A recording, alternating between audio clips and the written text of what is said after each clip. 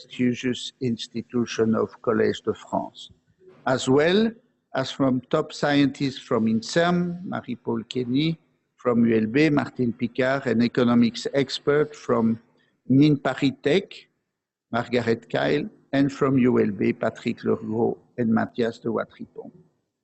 As far as stakeholders are concerned, you will hear high-level speakers delivering the perspective of industry, Jean-Christophe Tellier, CEO of UCB, that I thank to be here, player organization, Joe de Kock, head of INAMI, thanks also, and patient organization in the name of Bettina Hill from Melona Patient Network Europe and Simone Boselli from Eurordis. We are grateful to all of you for your participation, as well as to Renil Vögelers from KU Lever and André Jacques from the Financial Times, who together with Michel Goldman will moderate the debates and draw their conclusion, and wish you a fruitful conference. Have a nice day together.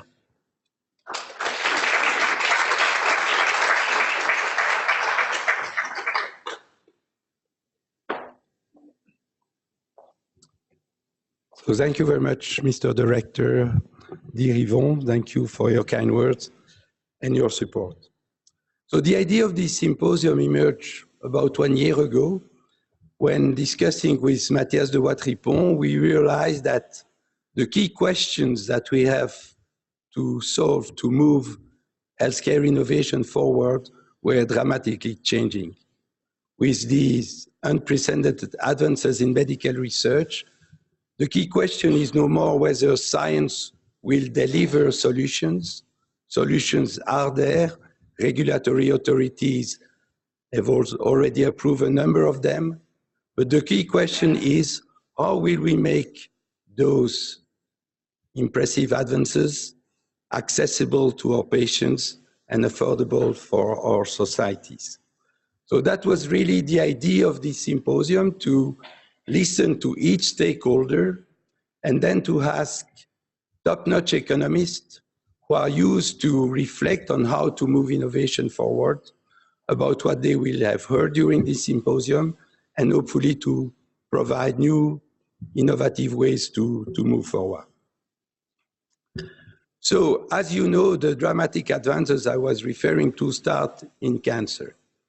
So we decide to open this symposium with a presentation by Martine Picard, who is a world-leading expert in breast cancer. As you know, she's professor of oncology at the Palais Institute here in Brussels. She has led a number of important cancer organizations worldwide. And most importantly, she creates the big project, which has been really a pioneer initiative in the development of tailored and better adapted treatment for women suffering from cancer. So, without further ado, I give you the floor, Martine, and thank you for being with us.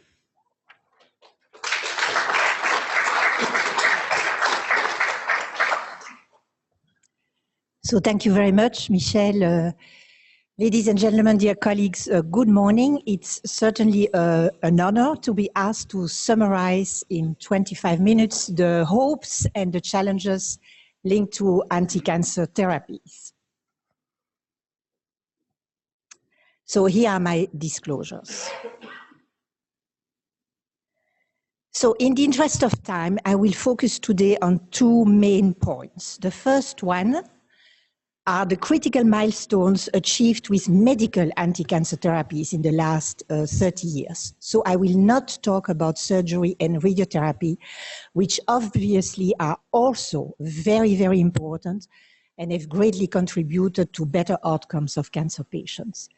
The second point will be a short description of the challenges that we face today, and there I will take breast cancer treatment as an example. And what I hope is that today we will have some time all together to discuss potential ways to transform the dream of personalized anti-cancer therapy into reality.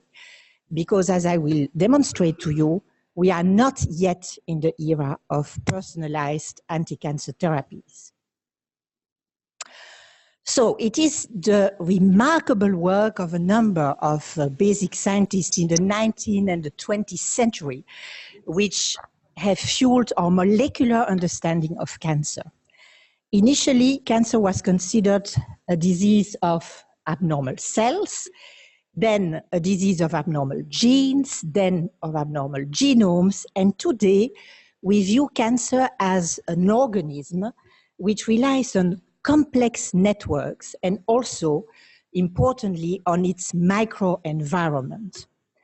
And this exponential learning curve in the molecular understanding of cancer has translated into an increasing number of effective anti-cancer therapies, starting with empirical chemotherapy, which is still used in many patients today, and then translating in the 1990s into a growing number of targeted therapies, and finally, in the last 7 to 8 years, the development of very efficient immune therapies. And as a result, you can see that today 1 in 2 people with cancer is expected to live 10 years at least, in comparison to only 1 in 4 people 30 years ago. So let me try in the next few minutes to explain to you some critical milestones in the progress in anti-cancer drug treatment. First, our better understanding of the molecular basis of cancer. Well, this was the cancer cell in 1975. This is the cancer cell today. So essentially, basic scientists have dissected all these signaling pathways that help the cancer cell to survive, to grow, and to metastasize. And from time to time, we are lucky, and we discover the Achilles heel of the cancer cell. And this has been the case for 1 in 5 breast cancers. These breast cancers are characterized by the amplification of a particular gene, the oncogene HER2.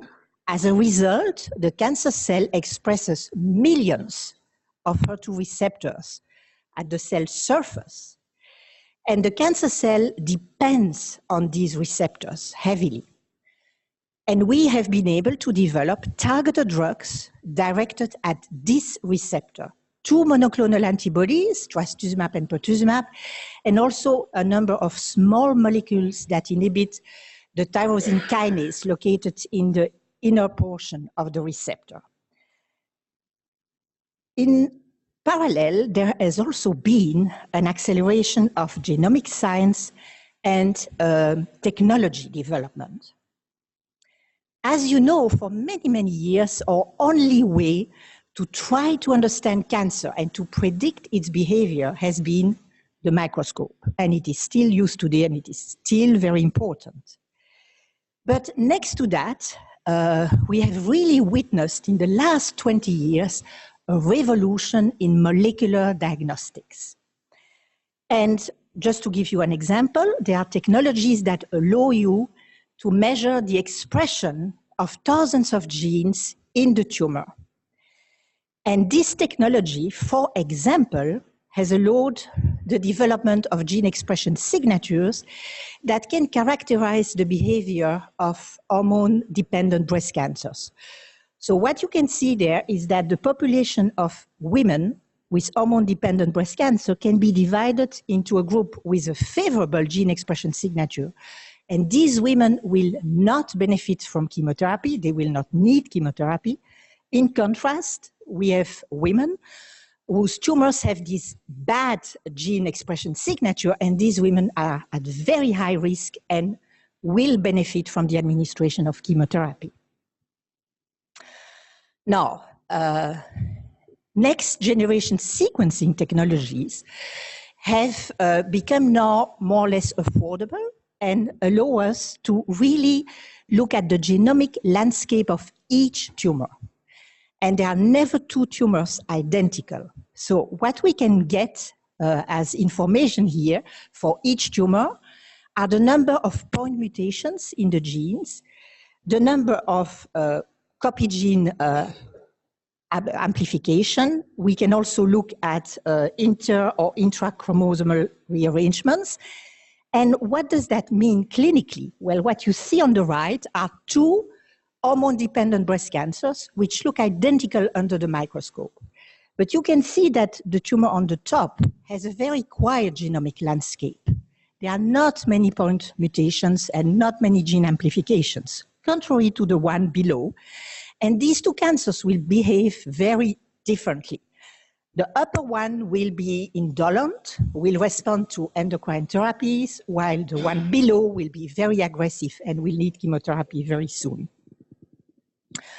We have also, for example, discovered that 1 in 3 breast tumors develop mutations in the estrogen receptor, which is a key target for treatment. And when these mutations occur, the cancers become largely hormone resistant. Another really interesting diagnostic revolution is the liquid biopsy, which is easier to perform than tissue biopsies and is better suited to capture the evolution of clonal populations of cancer cells. So what we can now measure and evaluate are circulating tumor cells. We can characterize them, and we can also measure and characterize very small amounts of tumor DNA in circulation. And clearly this technology is going to impact the way we treat patients, allowing to be more precise in the selection of cancer therapies. We have been able to translate all these genomic data into an exponentially growing number of targeted therapies. Look at all these drugs which have been developed in the last 15, 20 years, which are now FDA and EMA approved for use in a large number of solid tumors.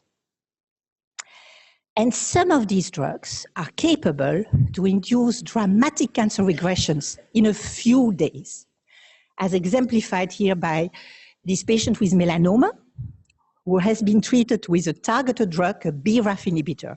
In a few days, you see all these these skin nodules disappearing. Unfortunately, very often resistance to these cancer therapies develop within a few months to 2 to 3 years. And that's obviously one of the challenges we have to face today. So in summary, what we can deliver to a cancer patient today in the rich countries where you have access, of course, to all these technological developments is a kind of molecular passport describing the characteristics of the individual patient tumor. But now comes the next revolution, and what I think will happen perhaps in 5 years from now is that we will also be able to offer to patients a second molecular passport that does not describe the tumor characteristics, but the characteristics of the tumor microenvironment. And that is very, very important because we are becoming more clever at putting the immune system of the patient at work against the tumor. So this is just a very complex picture that shows you that the microenvironment of a cancer is incredibly complex. What you see there in blue are the breast cancer cells, but they are surrounded by a lot of other cells, macrophages, cells of the immune system. And in general, the microenvironment will be tumor-friendly, will allow the tumor to grow, and will also prevent the immune system of the patient to recognize the cancer and to eliminate the cancer. And here we know today that we have 3 clinical scenarios. The first one is the worst. The tumor is completely invisible to the immune system. So there are no immune cells surrounding the tumor. The second scenario is that the tumor is visible to the immune system, but the immune cells, the T cells, which are supposed to kill the cancer cells, are not functioning. And finally, the third scenario is that the tumor is visible, but the microenvironment is strongly immunosuppressive. Now, today's development of new drugs able to put the immune system at work is truly exponential. And it's mainly in the second scenario that we have been able to make progress, because the brake that cancer cells exert on the immune system, on the T cells, has been molecularly characterized. And what you see there is the liaison, the linking between a key receptor on the cancer cell, PD-L1, a key receptor on the T cell, PD-1. When these two receptors connect, the immune system is put to rest. The T cells are completely inactivated. And what we have seen now in the last few years is the exponential development of drugs that are targeting one of these two receptors, anti-PD-1 or anti-PD-L1 drugs. And they can be remarkably effective. For example, in lung cancer, a disease where we had very little to offer to patients 15 years ago. This is a remarkable shrinkage of a lung tumor just with an immune checkpoint inhibitor, an anti-PD-L1 drug. And today, as you can see, we have access in Belgium to a number of these immune checkpoint inhibitors for a number of tumors that are listed on this slide. It is also fascinating to see that immuno-oncology is a highly viable market with, for example, an estimation of total sales in the year 2018 amounting to $15 billion. It is a little bit worrisome, however, for us working in academic research to see this explosion of cancer trials with exploring drugs that are very similar, that belong to different companies, to the point that we are wondering if there are going to be enough patients to do all these clinical trials.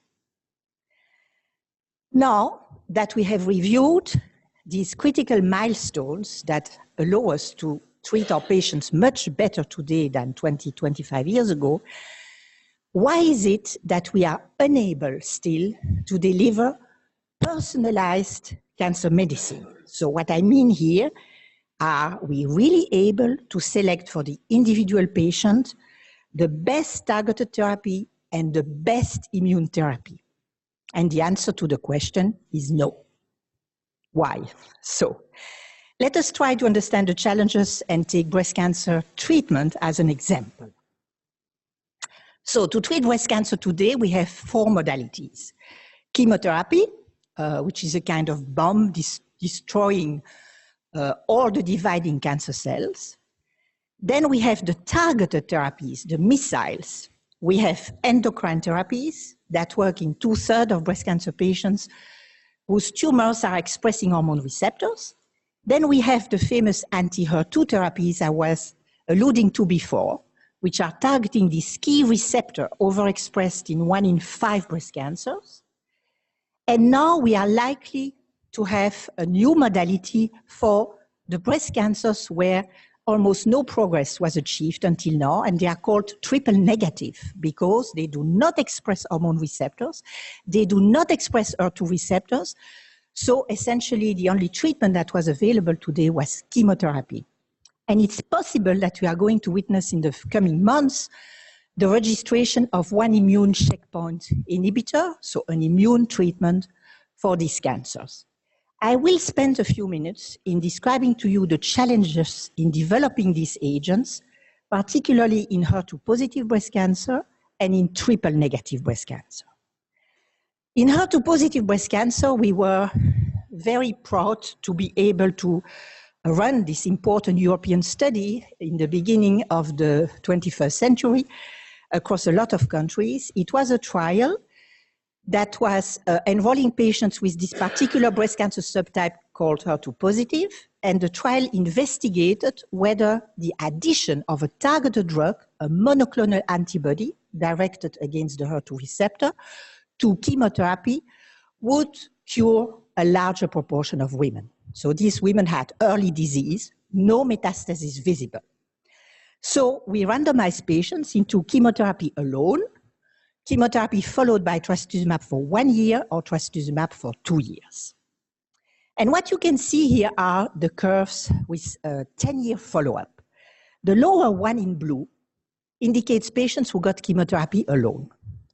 The two upper curves are the ones referring to patients who got the monoclonal antibody trastuzumab for 1 or 2 years. So what you see is a clear improvement in cure rates, about 6 to 7%. More women are cured from this aggressive disease with the use of targeted therapies. But if you look critically at the curves, there are questions. For example, 62% of women treated with chemotherapy alone never relapsed. They didn't need trastuzumab. And those who got trastuzumab, you see that there were still a substantial proportion of those relapsing in spite of receiving trastuzumab. So there we clearly have a problem. Not all patients benefit from this targeted drug. And why is that? We don't know. So what is very striking is that the literature is full of publications looking on potential biomarkers of resistance to this drug, trastuzumab. Not a single biomarker has been validated and can be used by clinicians. So all women with this disease today receive trastuzumab, probably 1 in 2 only benefits. So the HERA trial, in fact, indicated that trastuzumab works on average. So we cannot tell who are the patients who really need the drug. That means that we are in the era of stratified oncology. We stratified breast cancers, HER2 positive, HER2 negative, but we cannot tell who benefits from an anti-HER2 treatment today.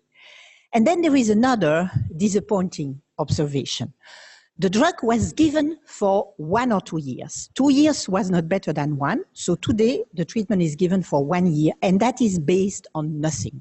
There is no science behind the 1 year duration.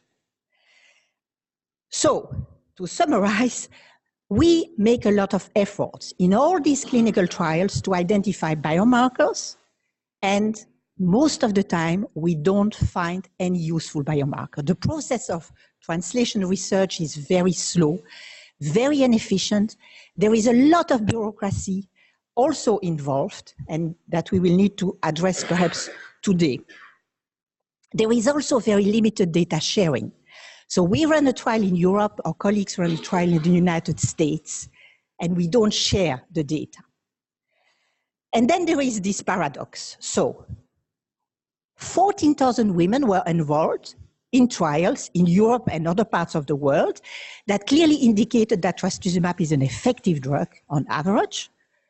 And then governments, when they saw the price of this drug, more than 36,000 euros for 1 year for 1 woman, they got a little bit nervous. And they decided to support trials looking at a reduction in the duration of the treatment. 6 months instead of 12 months, or 3 months instead of 12 months. And look, 13,000 women were entered in these trials looking at the duration of the drug. And guess what happened? Well, I give you just 2 examples. France supported a large study of more than 3,300 women and could not demonstrate that 6 months is equal to 12 months.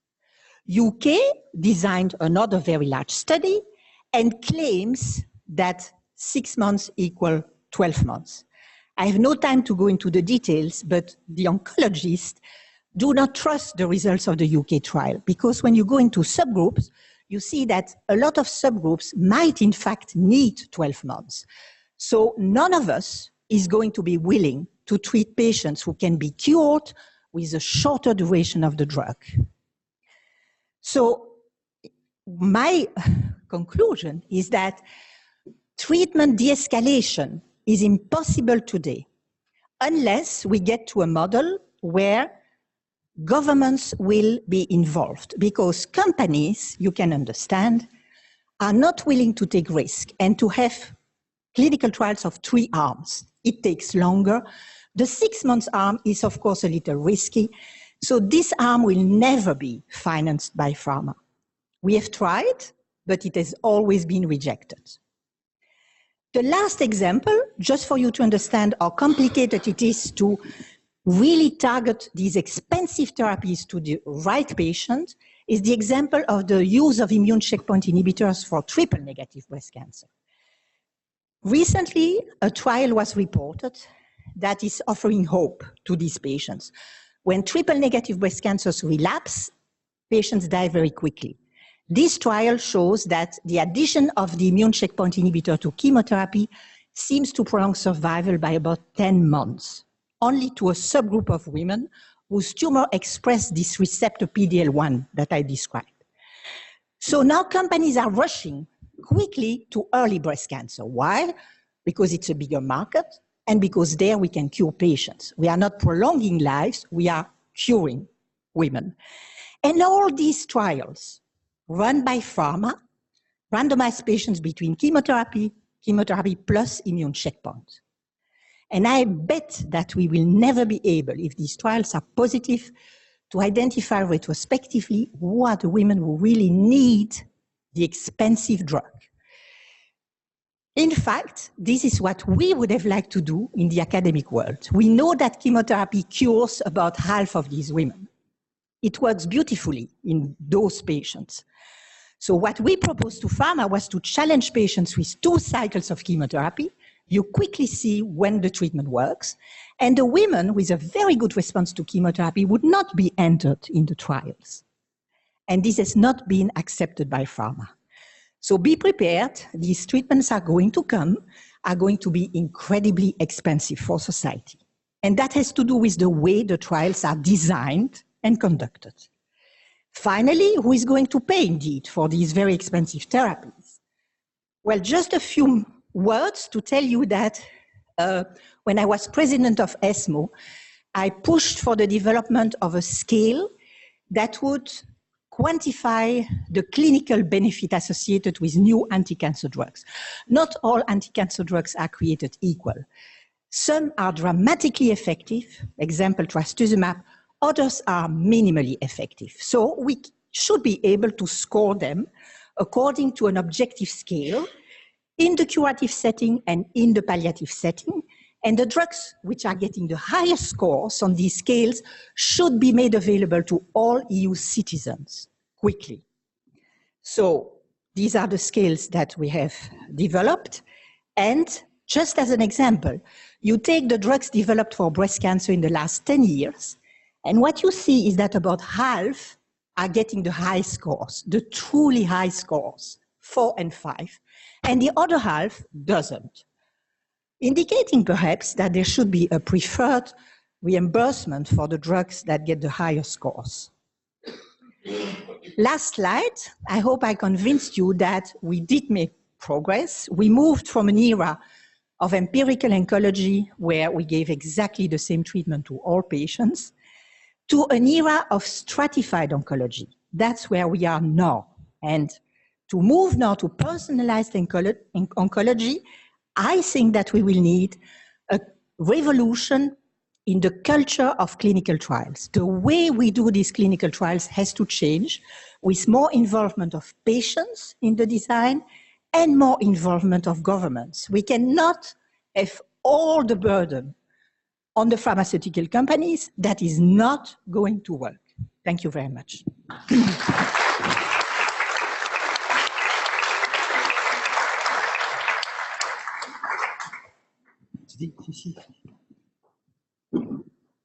So thank you so much, Martine. I think this was really an impressive overview, and also I think you really emphasized the key issue we still have to address. So we have time for a few questions. Please raise your hands and identify yourself. Perhaps I will ask you the first question. You talk about 6 months versus 12 months treatment. In terms of real cost, for example, cost of production of these antibodies, does it make such a difference? Well, I can tell you that 6 months versus 12 months would still be less than 36,000 euros for one patient. I don't think it would be exactly half, you're right, but it would probably be 60% of the cost. But there are other intelligent drugs coming that I didn't describe for you, which I find fascinating. The antibody-drug conjugates, where you link a cytotoxic drug, very powerful, to an antibody. And you use the antibody to bring the drug to the cancer cell. Then the antibody internalizes and the cancer drug enters the cancer cell. So it's like a Troy horse. It's a fantastic treatment. And there is one new drug like that for patients with HER2-positive breast cancer, a wonderful drug called Kadcyla. Very efficient in advanced disease, moving now to early disease. And these drugs are very difficult to make because the link that you need to make between the antibody and the drug has to be stable in the circulation. So these drugs are very expensive. So 1 year of this drug versus 3 months makes a difference. The same for immunotherapy. If you look at the immunotherapy trials, the duration is 1 year. Why? It's the time that the Earth takes to go around the sun. You know, this is something stupid like this, but there is no scientific rationale. And immunologists are absolutely convinced that you don't need to give these drugs for 1 year. Once you have built an immune response, it's there. So these trials about the optimal duration of these expensive immune checkpoint inhibitors are very difficult to run. Pharma are not interested, and I fully understand that. Where do we find the money to run these trials?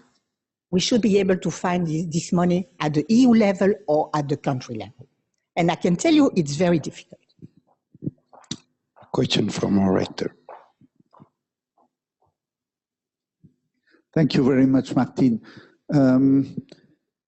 If I'm right, what you played for is something who will come beyond the demonstration and the identification of an effective drug.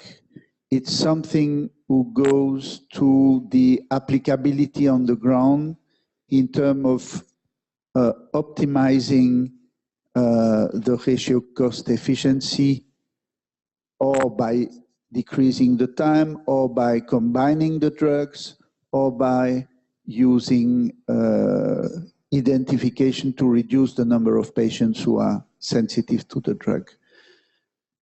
Couldn't that be already included in some phase 3 trials? Does it has to, because it's not included in the price because it comes after. Should that always comes after? It's a very good question, Yvon, because after running all these trials for 25 years, I start to wonder if we are not doing the wrong thing. So I take the example of HER2-positive breast cancer because it's a nice example with a targeted drug. When we apply the modern technologies, next-generation sequencing, to HER2-positive breast cancer, what do we discover? That it is not one disease, but probably 4 diseases. And when we run the trials, we allow all the patients with so-called HER2-positive breast cancer to come in. We run the large study, we collect the tumor samples, then we try retrospectively to understand for whom is this drug really working, and we never succeed. And it takes so much time that even if you would find the biomarker, 7 years later, things evolve so quickly today that at that time there will be a new standard. So the cultural revolution that needs to happen, but it's not going to happen tomorrow, unless we write about it and we fight and we do strikes, I don't know what, is that we should characterize the disease at the beginning. So if we would do that today, if we would characterize these HER2-positive tumors with the technologies that are available, I can tell you that I would already, based on what I will see, I would never put all these patients in the same study. I would probably design different studies, at least for half of these patients. And what does that mean? That means that molecular diagnostics needs to be reinforced. And nobody wants to pay for molecular diagnostics. And companies, therefore, are desensitized, you know, because developing a molecular test is a nightmare. It takes 15 years, it's incredibly expensive. And even when you demonstrate the utility of your test, like MammaPrint, then you see that it's approved by Blue Cross Blue Shield in the US, and that in Europe there are still hesitations to pay for the test. And the test is helping physicians not to prescribe too much chemotherapy to women who don't need it. So it is a fundamental problem. We pay for very expensive drugs, but we don't pay for a new type of molecular test, the PET scan. There are very sophisticated molecular diagnostic tests coming from nuclear medicine. And then what you hear, no, we don't want to pay for a test that costs 3,000 euros. But you are willing to pay for an immune checkpoint inhibitor treatment that costs 120,000 euros for one patient. And that is a real problem that we have today. I don't know how we are going to change that, but I think there must be more incentive to develop molecular diagnostics. That has to come, because otherwise we will spend money and probably waste a lot of money, in fact. Yes, well, thank you for a very nice presentation. I mean, you gave us a lot of insights about, indeed, the difficulty and the various interests in designing the controlled experiments, because indeed everybody's trying to push their own interest, which is to be expected. Is there a way in the current European system to have a more kind of coordinated way to organize all this? And there, I guess, one advantage, of course, of industry is that they are indeed international. In terms of Europe, on the one hand, you have a EMA that is European, but then the funders are national. Is it possible to organize something where Europe is able to coordinate in a way to set up rules that would be indeed for the common good, where every stakeholder would manage to find its own interest? That's also a very interesting question. Well, first of all, the EMA, I learned that it's not of their business to go into the design of trials. We went to them and we said, why are you not imposing in the initial design of a registration study a shorter treatment duration arm? The answer was, this is not our business. We are there to protect patients. We are there for the safety of patients and just to see if the treatment works. So there was zero hope to get their support. So the support has to come from somewhere else. You know, there is this grant mechanism, which is fabulous in Europe, called ERC for researchers, mostly laboratory researchers. This is fabulous. These are very important grants given to teams working in Europe. We would need something like that for clinical trials. We don't have that for clinical trials. It's a little bit like clinical trials are not interesting enough to be supported at the EU level. But I can tell you it's very, very difficult to imagine currently to get support from the EU for clinical trials. But there must be a way to do that so that the risk is not only in the hands of the companies, because that's not going to work. I tried to convince Roche, for example, to go for a shorter duration arm of one of their recent studies with 2 antibodies. The trial is positive. So the next financial challenge will be that now governments will have to pay for 2 antibodies, at least for the high-risk patients. It's very expensive. It's not 36,000 euros, it's more than 100,000. The shorter duration arm was refused by them.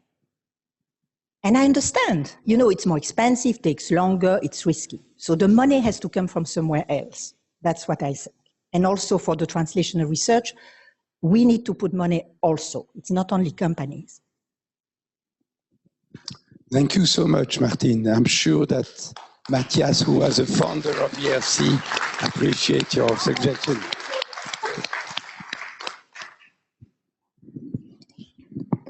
So now it's my great pleasure to introduce Alain Fischer, who is professor at the Collège de France. And as you know, our academies, and I see the presence of Didier Vivier, are very keen to establish collaboration between Collège Belgique and the Collège de France. And Alain has been the founder of really a unique institute for genetic disease at the world level, the Institute Imagine. He is well known as the scientist who discovered a number of primary immunodeficiencies, but also is one of the important father of gene therapies. And I must say that when I invite you to attend this symposium, I thought that you should speak, although you would speak about the challenges related to making gene therapies affordable. And I was so happy over your answer. Told you know what, Michel, I think that the problem is much wider, and I would like to talk about the problem of access to therapies in general beyond cancer. So thank you very much for accepting to be with us today, and the floor is yours.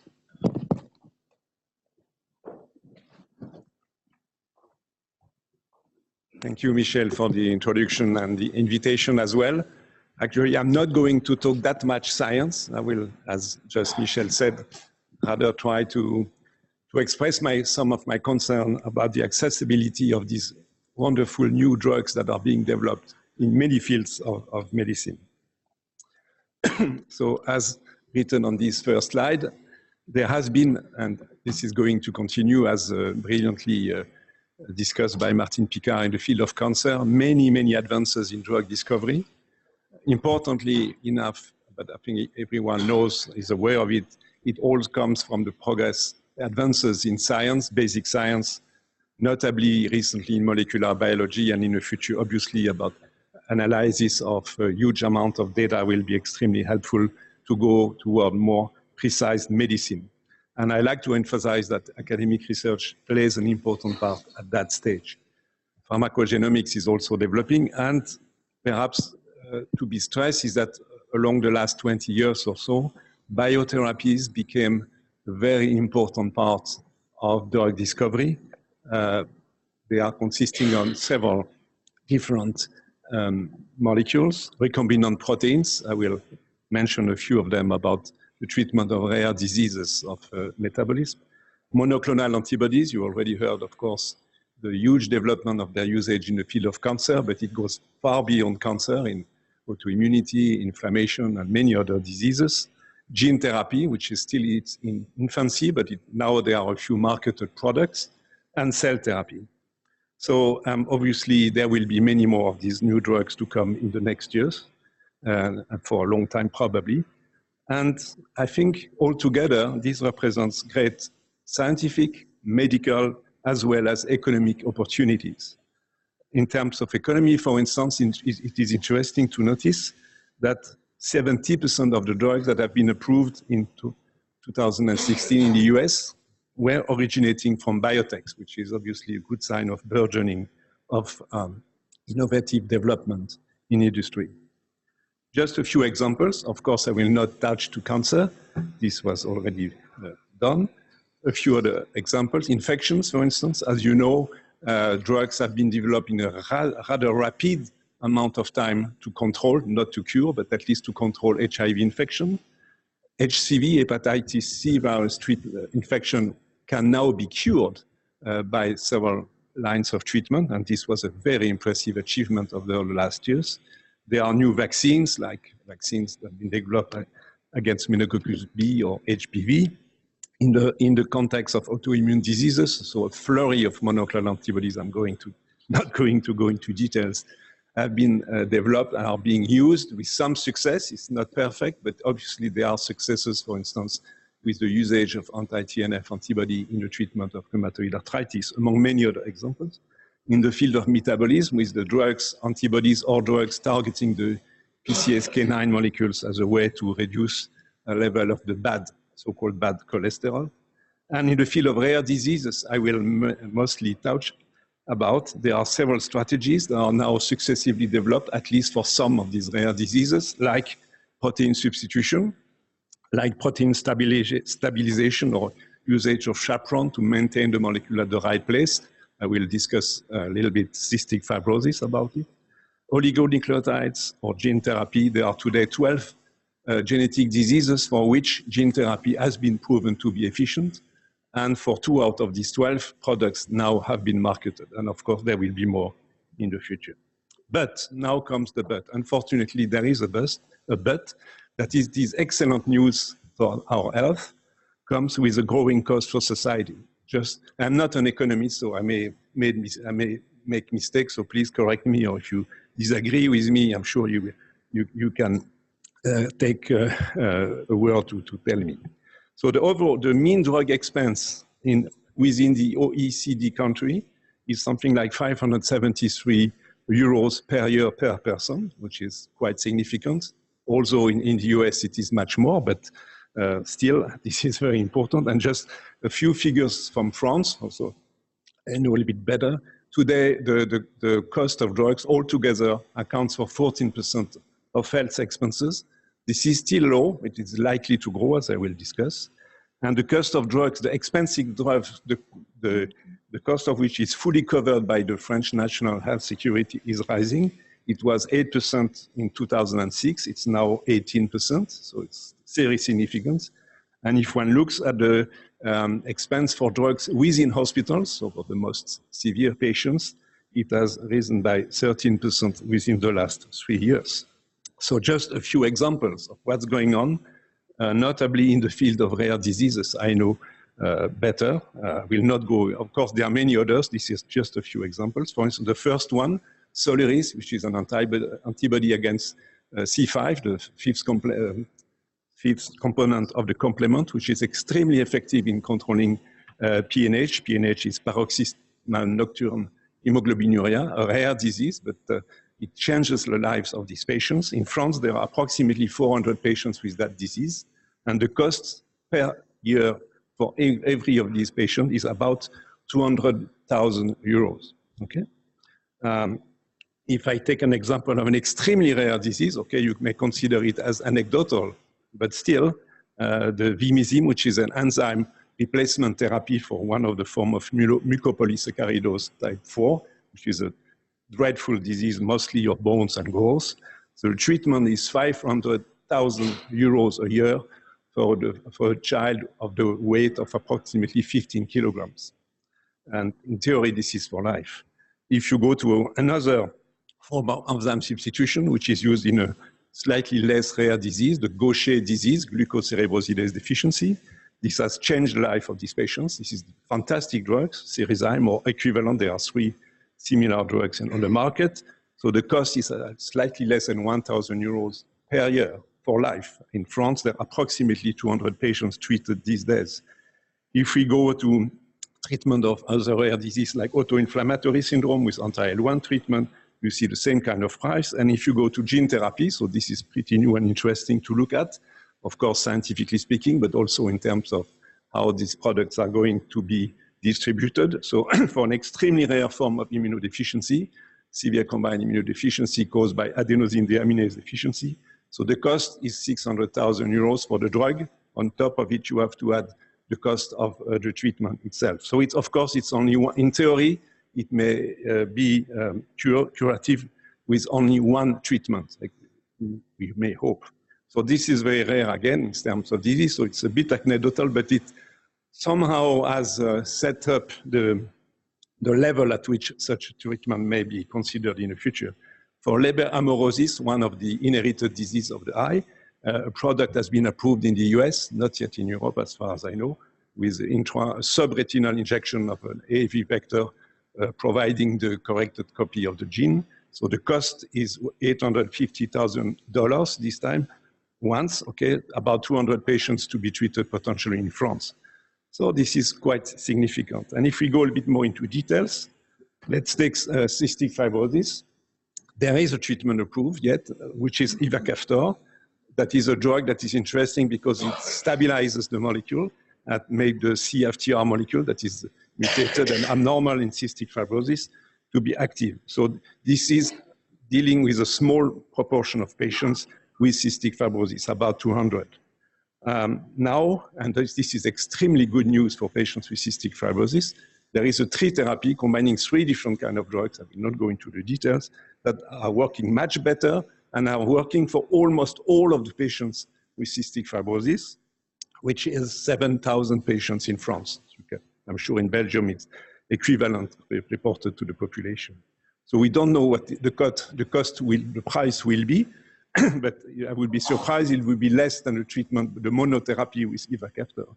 See, if I make the simple calculation, let's assume the price will be 200,000 euros a year, multiplied by 7,000, that will account for 5% of the budget, of the global budget for drugs in France. So here we have a problem, that's for sure.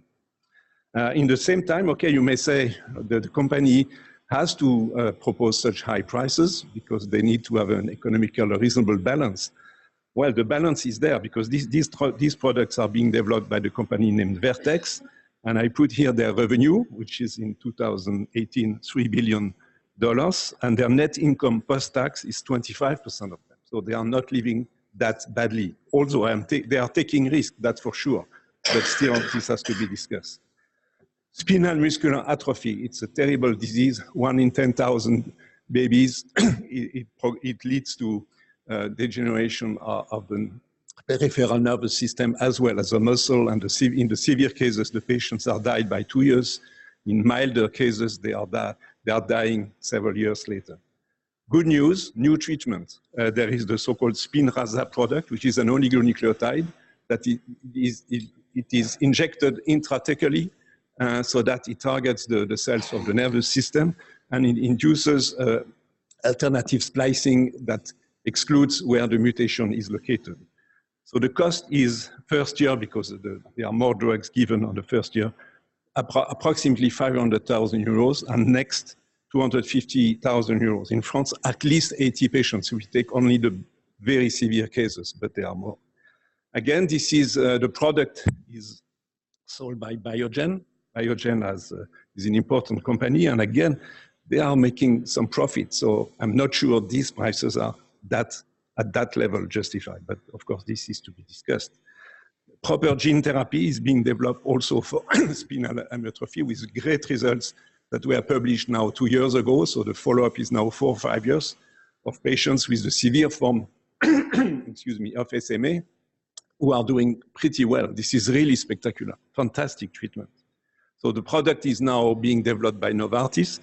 Interestingly enough, they bought the biotech that developed the product, and they bought it at the extraordinary price, at least for me, this is the company Avexis, of $8.7 billion. So that indicates how important, how strategic is for Novartis the fact to buy this company. So what Novartis is proposing today is to sell the product has not been marketed yet, but they says this is November 2018.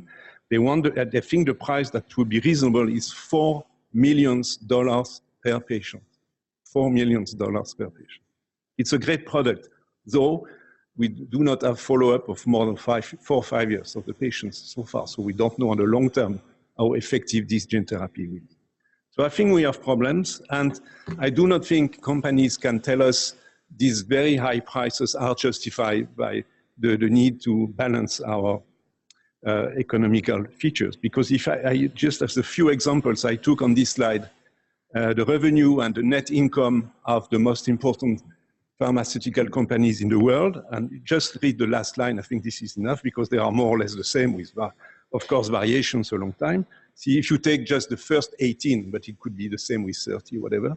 So the median net income, so post-tax, is 17.4% of revenue. So I think there may be some space to do something about it.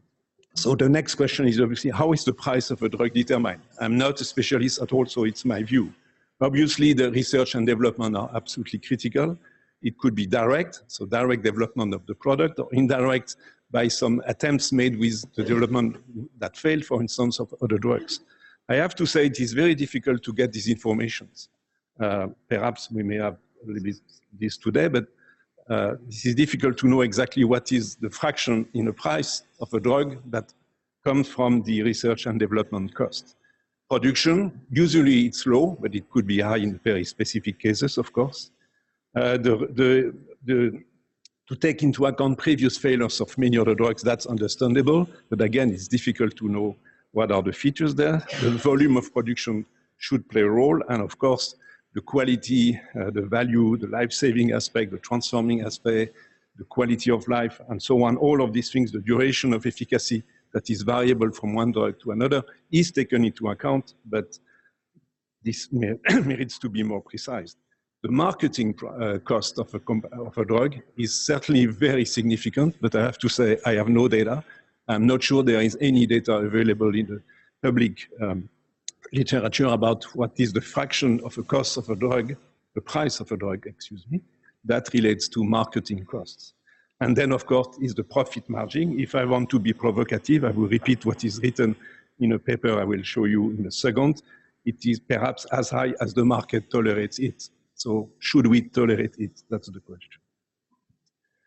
There are some aspects that are both very interesting and maybe today a little bit arguable about the development of these drugs and their marketing.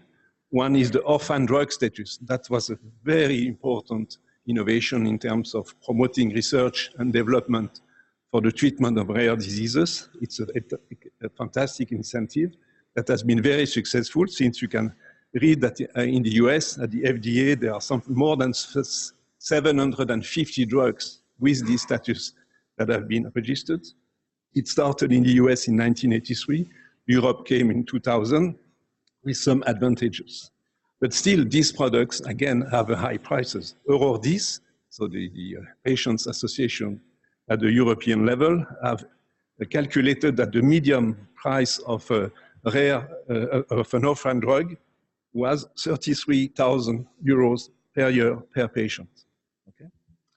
And I think this status is a little bit utilized today by so-called disease slicing, that is to cut into small pieces diseases that are not so common. Obviously, there are good scientific reasons, as we just heard, for cancer, but still, today, 40% of the orphan drugs have been registered for the treatment of a rare form of cancer, like uveal melanoma, which is extremely rare for sure, osteosarcoma, and so on and so on. So the question is, how is it acceptable to go into this usage of the orphan drug status? Is the market of drugs that free? Well, not so. By the way, it's justified, it's not free. And there are very frequent monopolies for good reasons, protection by, of course, by of the product in the past and licensing. But of course, the monopoly may be a problem economically wise by limiting competition and price reduction. And sometimes there are things that are not that pleasant. For instance, if you take the Gaucher disease example, I already told you about. So there are 3 equivalent drugs in the market. So it's an exception to the monopoly because they are very similar. But the price of these 3 products is just the same. So there is no real competition. And also there is sometimes a problem with the repurposal of drugs, which is obviously very important in new indications. For 2 examples, there are others like hydroxyurea, a very, very old product that was described already in the 19th century. It is used to treat patients with chronic myeloproliferative disorder at a cost, this is now in pounds because these data are coming from UK, of 0.24 pounds. So it's almost nothing, it costs nothing. But the product has been used for the last 10, 15 years also in patients with sickle cell disease. And now the price went up by a factor of 80, the same product. Same story with a monoclonal antibody, alemtuzumab, Compass antibody, which was used in the past in some patients for bone marrow transplantation, and now is indicated in some patients with multiple sclerosis. But now the prices is multiplied by 29, same product. I'm not sure this is exactly where we want to go. So there are concerns, but first perspectives, again, just to reiterate what I said at the very beginning of my talk, there will be, I'm sure, and this is of course very important to follow up on and to have more research and development performed. There will be more treatment for rare diseases, especially both chemicals and gene therapy, more usage of biologicals for autoimmune diseases, allergy also, which is of course very important, new cancer drugs, vaccine, and so on and so on. But there are concerns now that are expressed by many people, and I want to share them. So what is the sustainability of making accessible to everyone these great drugs? The drug market worldwide, I have read, I hope this is not wrong, will be next year of 800 billion US dollars, with a gain of 6.5% per year. So this is just increasing. Many people have expressed concerns. It started in the US, for instance, about cancer drugs with a petition to lower the high price of cancer drugs. It went to France and other places, but so far with little success. This was discussed once at the so-called G20, so the meeting of the presidents of many countries, but without any effect. Interestingly, in the US, there has been the creation of the Institute for Clinical and Economic Review, that are reviewing very carefully and discussing prices, but of course, this is just a body that is expressing opinion, not taking any decision. The FDA commissioner has expressed warnings. Interestingly enough, there is a philanthropist in the US, Mr. Arnold, who was a trader, became very rich, but now is very concerned about the price of drugs and is trying to lobby to reduce the price of drugs. So concerns are everywhere. This is a paper in Nature.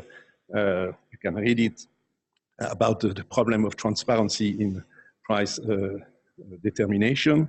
This paper is a very good paper, to my opinion, but that was published last year in The Lancet by a group of eminent scientists working in the field of rare diseases. You can read the title. Many of the information I have provided to you come from that study.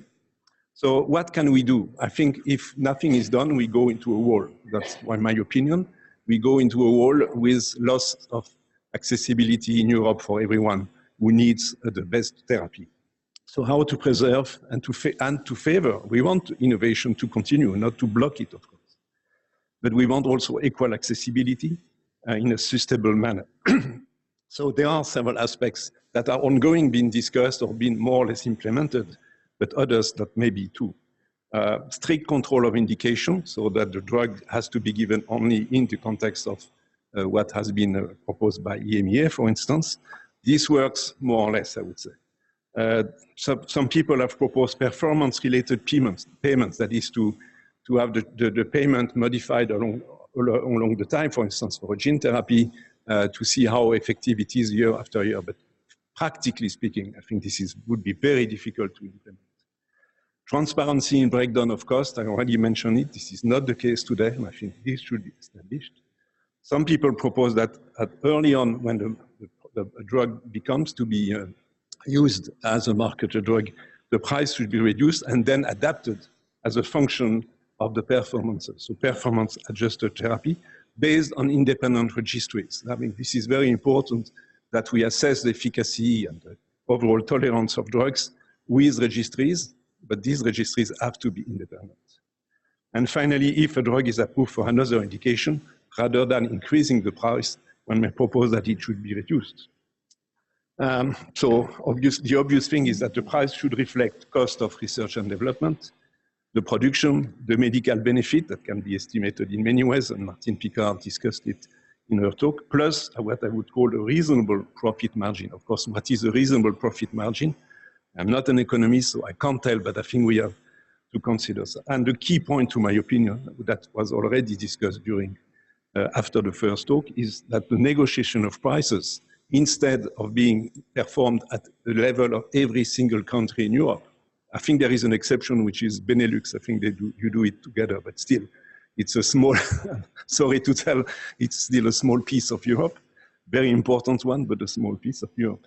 So the obvious way to go is that prices are negotiated at the European level instead of every single country, and that countries will accept to lose their independence, but I think at the end of the day, they may win a lot. The European market is the biggest market in terms of drug consumption in the world.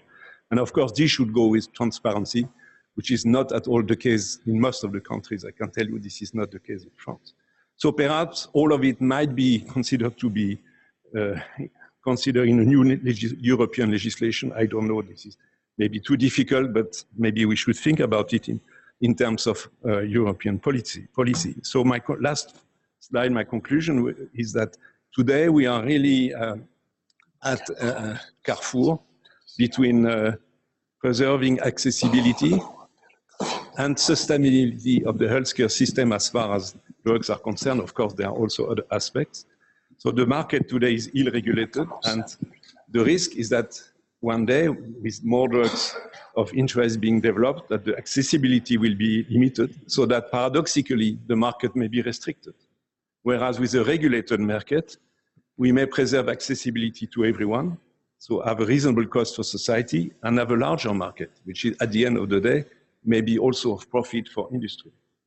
That's my opinion. So that everyone, it would be a one-one negotiation. So in any case today, I think there is a need to increase awareness of the society altogether and policymakers to modify the rules. Again, if not, I think we are going into a war. Thank you very much.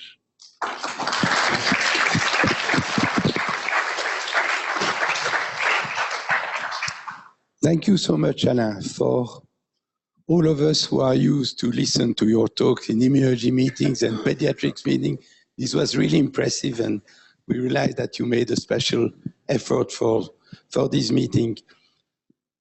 Let me start by telling you something about some of the examples that you took and that were solved more or less. Let's take Soliris, who was with Jürgen de Kock with us. This problem was addressed in Belgium, I think in a rather satisfactory manner. I think what's changing is what you said about cystic fibrosis and these new 3 therapies, because then the number of patients involved is dramatically increasing. Of course, few patients, you can understand the cost of the therapies are high, and we might find solutions. But let's take cystic fibrosis and another examples, which are the CAR T cells. Because also for CAR T cells, I know in our country this is under discussion. I'm sure that we will find solution for the children with resistant leukemia. But then we already know that CAR T cells are working with lymphoma, much more patients, and then probably multiple myeloma, and probably also some solid tumor. So I think that one of the points you are raising is that now it's time to find more sustainable solutions. We cannot address the issues, issue after issue. We are facing a much larger problem. And as far as I'm concerned, this is my conclusion of your talk. Can I make just one comment? I fully agree, Michel, with what you said, with one tiny exception. When you said that, well, for the very rare diseases, we will find a solution anyway. This is true, and maybe also not true, because then it is used, and the example of SMA is clear about that, that based on the price of gene therapy, for instance, for a very, very rare disease, then it is advocated that for a slightly less rare disease, we may use the same price, more or less. And this is a problem now. What is coming in the field of gene therapy, of course, there's nothing to compare with cancer, at least in the Western world, but is gene therapy for sickle cell disease. So if the gene therapy of sickle cell disease is going to have a price of something like 500,000, 600,000 euros, how can we manage? Thank you. Any other question, Françoise Meunier? The microphone is coming. There was a mention of pay for performance to be considered. And Martin Picard showed beautifully that many patients receive drugs without any significant benefit that they don't need. Where are we in Europe with the concept of pay for performance? And there was once a notion that industry would reimburse the cost in a patient without any benefit. Does it make any progress?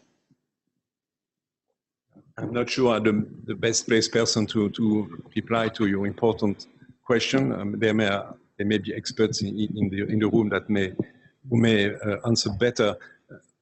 Just one comment is that I think payment based on performance is certainly in real time. I mean, every single patient could be a fair way to go, but it's not easy because it's very rarely black and white. So you will have a mild effect. And then you have to collect the information. So in principle, I find it a very good idea. Practically speaking, I'm not so sure it will be easy to implement it. But maybe I'm wrong. I'm not sure about it.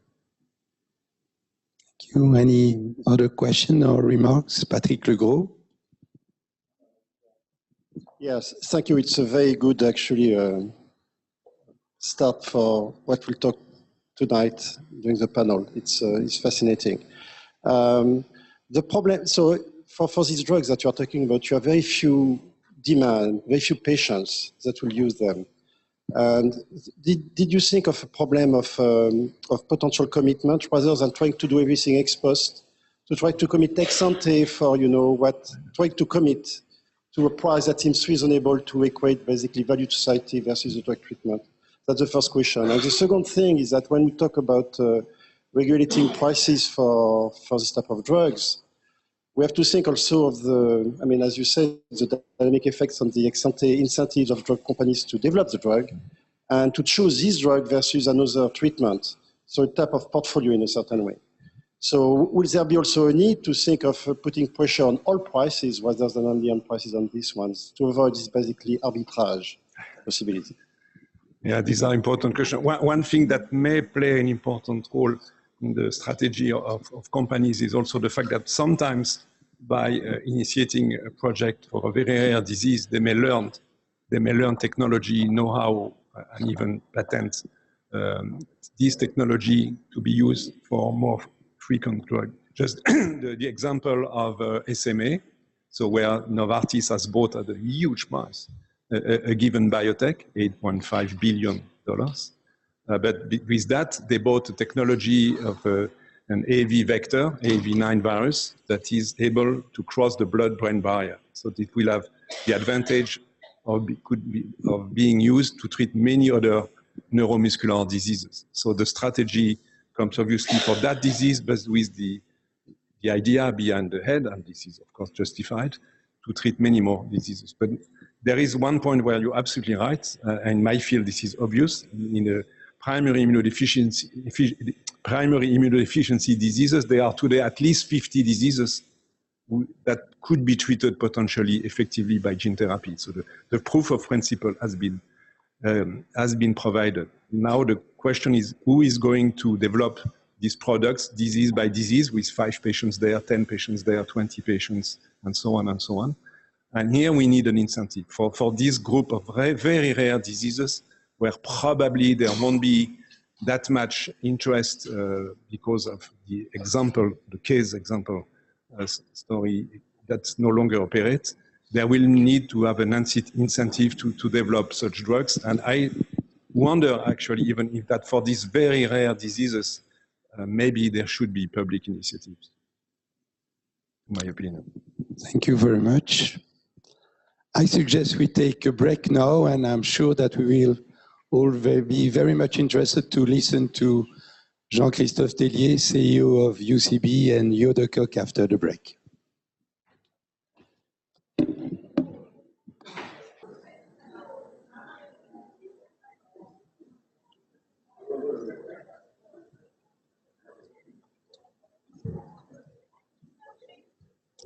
So we already heard a lot about pharma companies, and it's my pleasure to introduce Jean-Christophe Tellier, who is not only the Chief Executive Officer of UCB, but also the Chairman of the European Innovative Medicines Initiative, which remains very close to my heart. And I understand that you will be very soon the new Chair of the European Federation of Pharmaceutical Industries and Associations.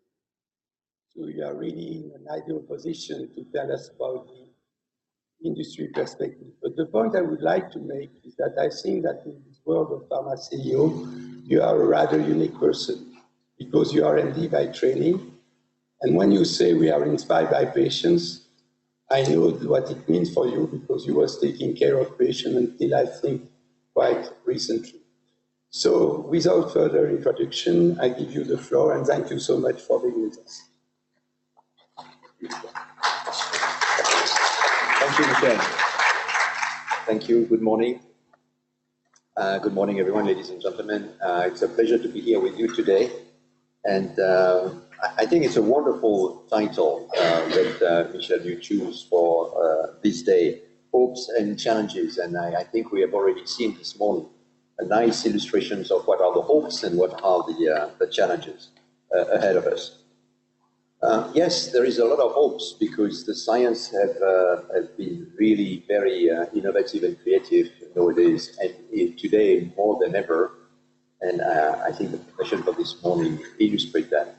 You can see that there are more and more hopes to treat patients and to allow people who live with chronic diseases or very severe diseases to live the life that they want. Oh, sorry. Does it work? No, it doesn't work actually. No, it's just. It doesn't. I can do that. Can you hear me? Yes. Thank you.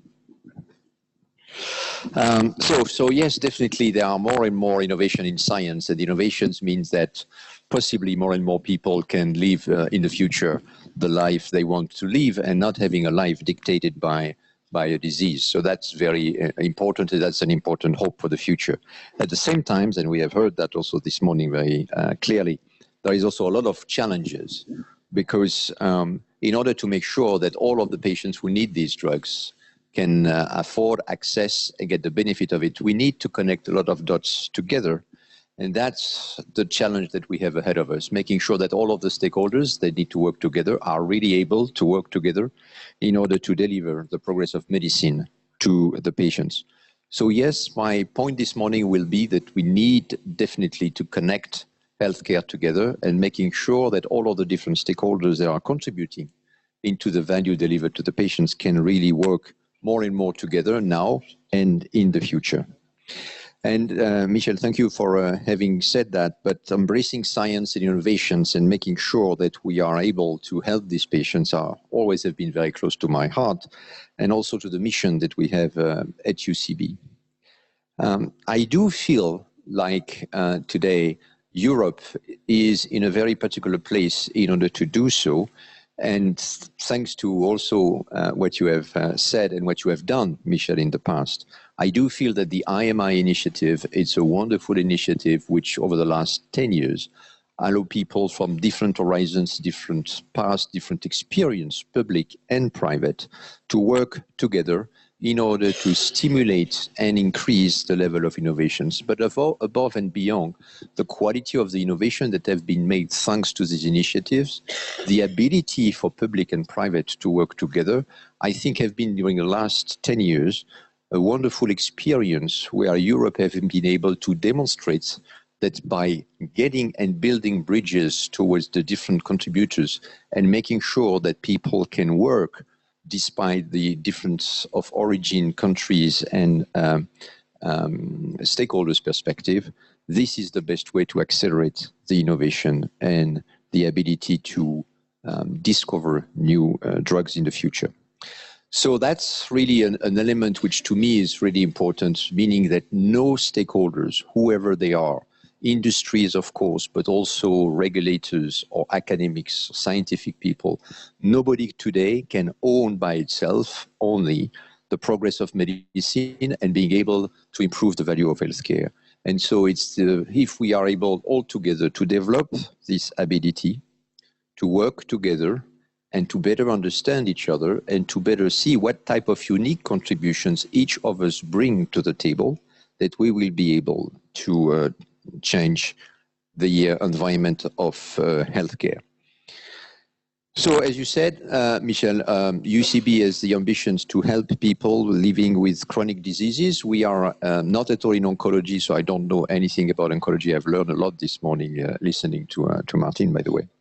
We are focusing on neurology and immunology, and in immunology, mainly in immunoinflammation, so autoimmune disease. So this is my bias and this is my lens. And on top of that, by background, I'm rheumatologist, so I have another bias there.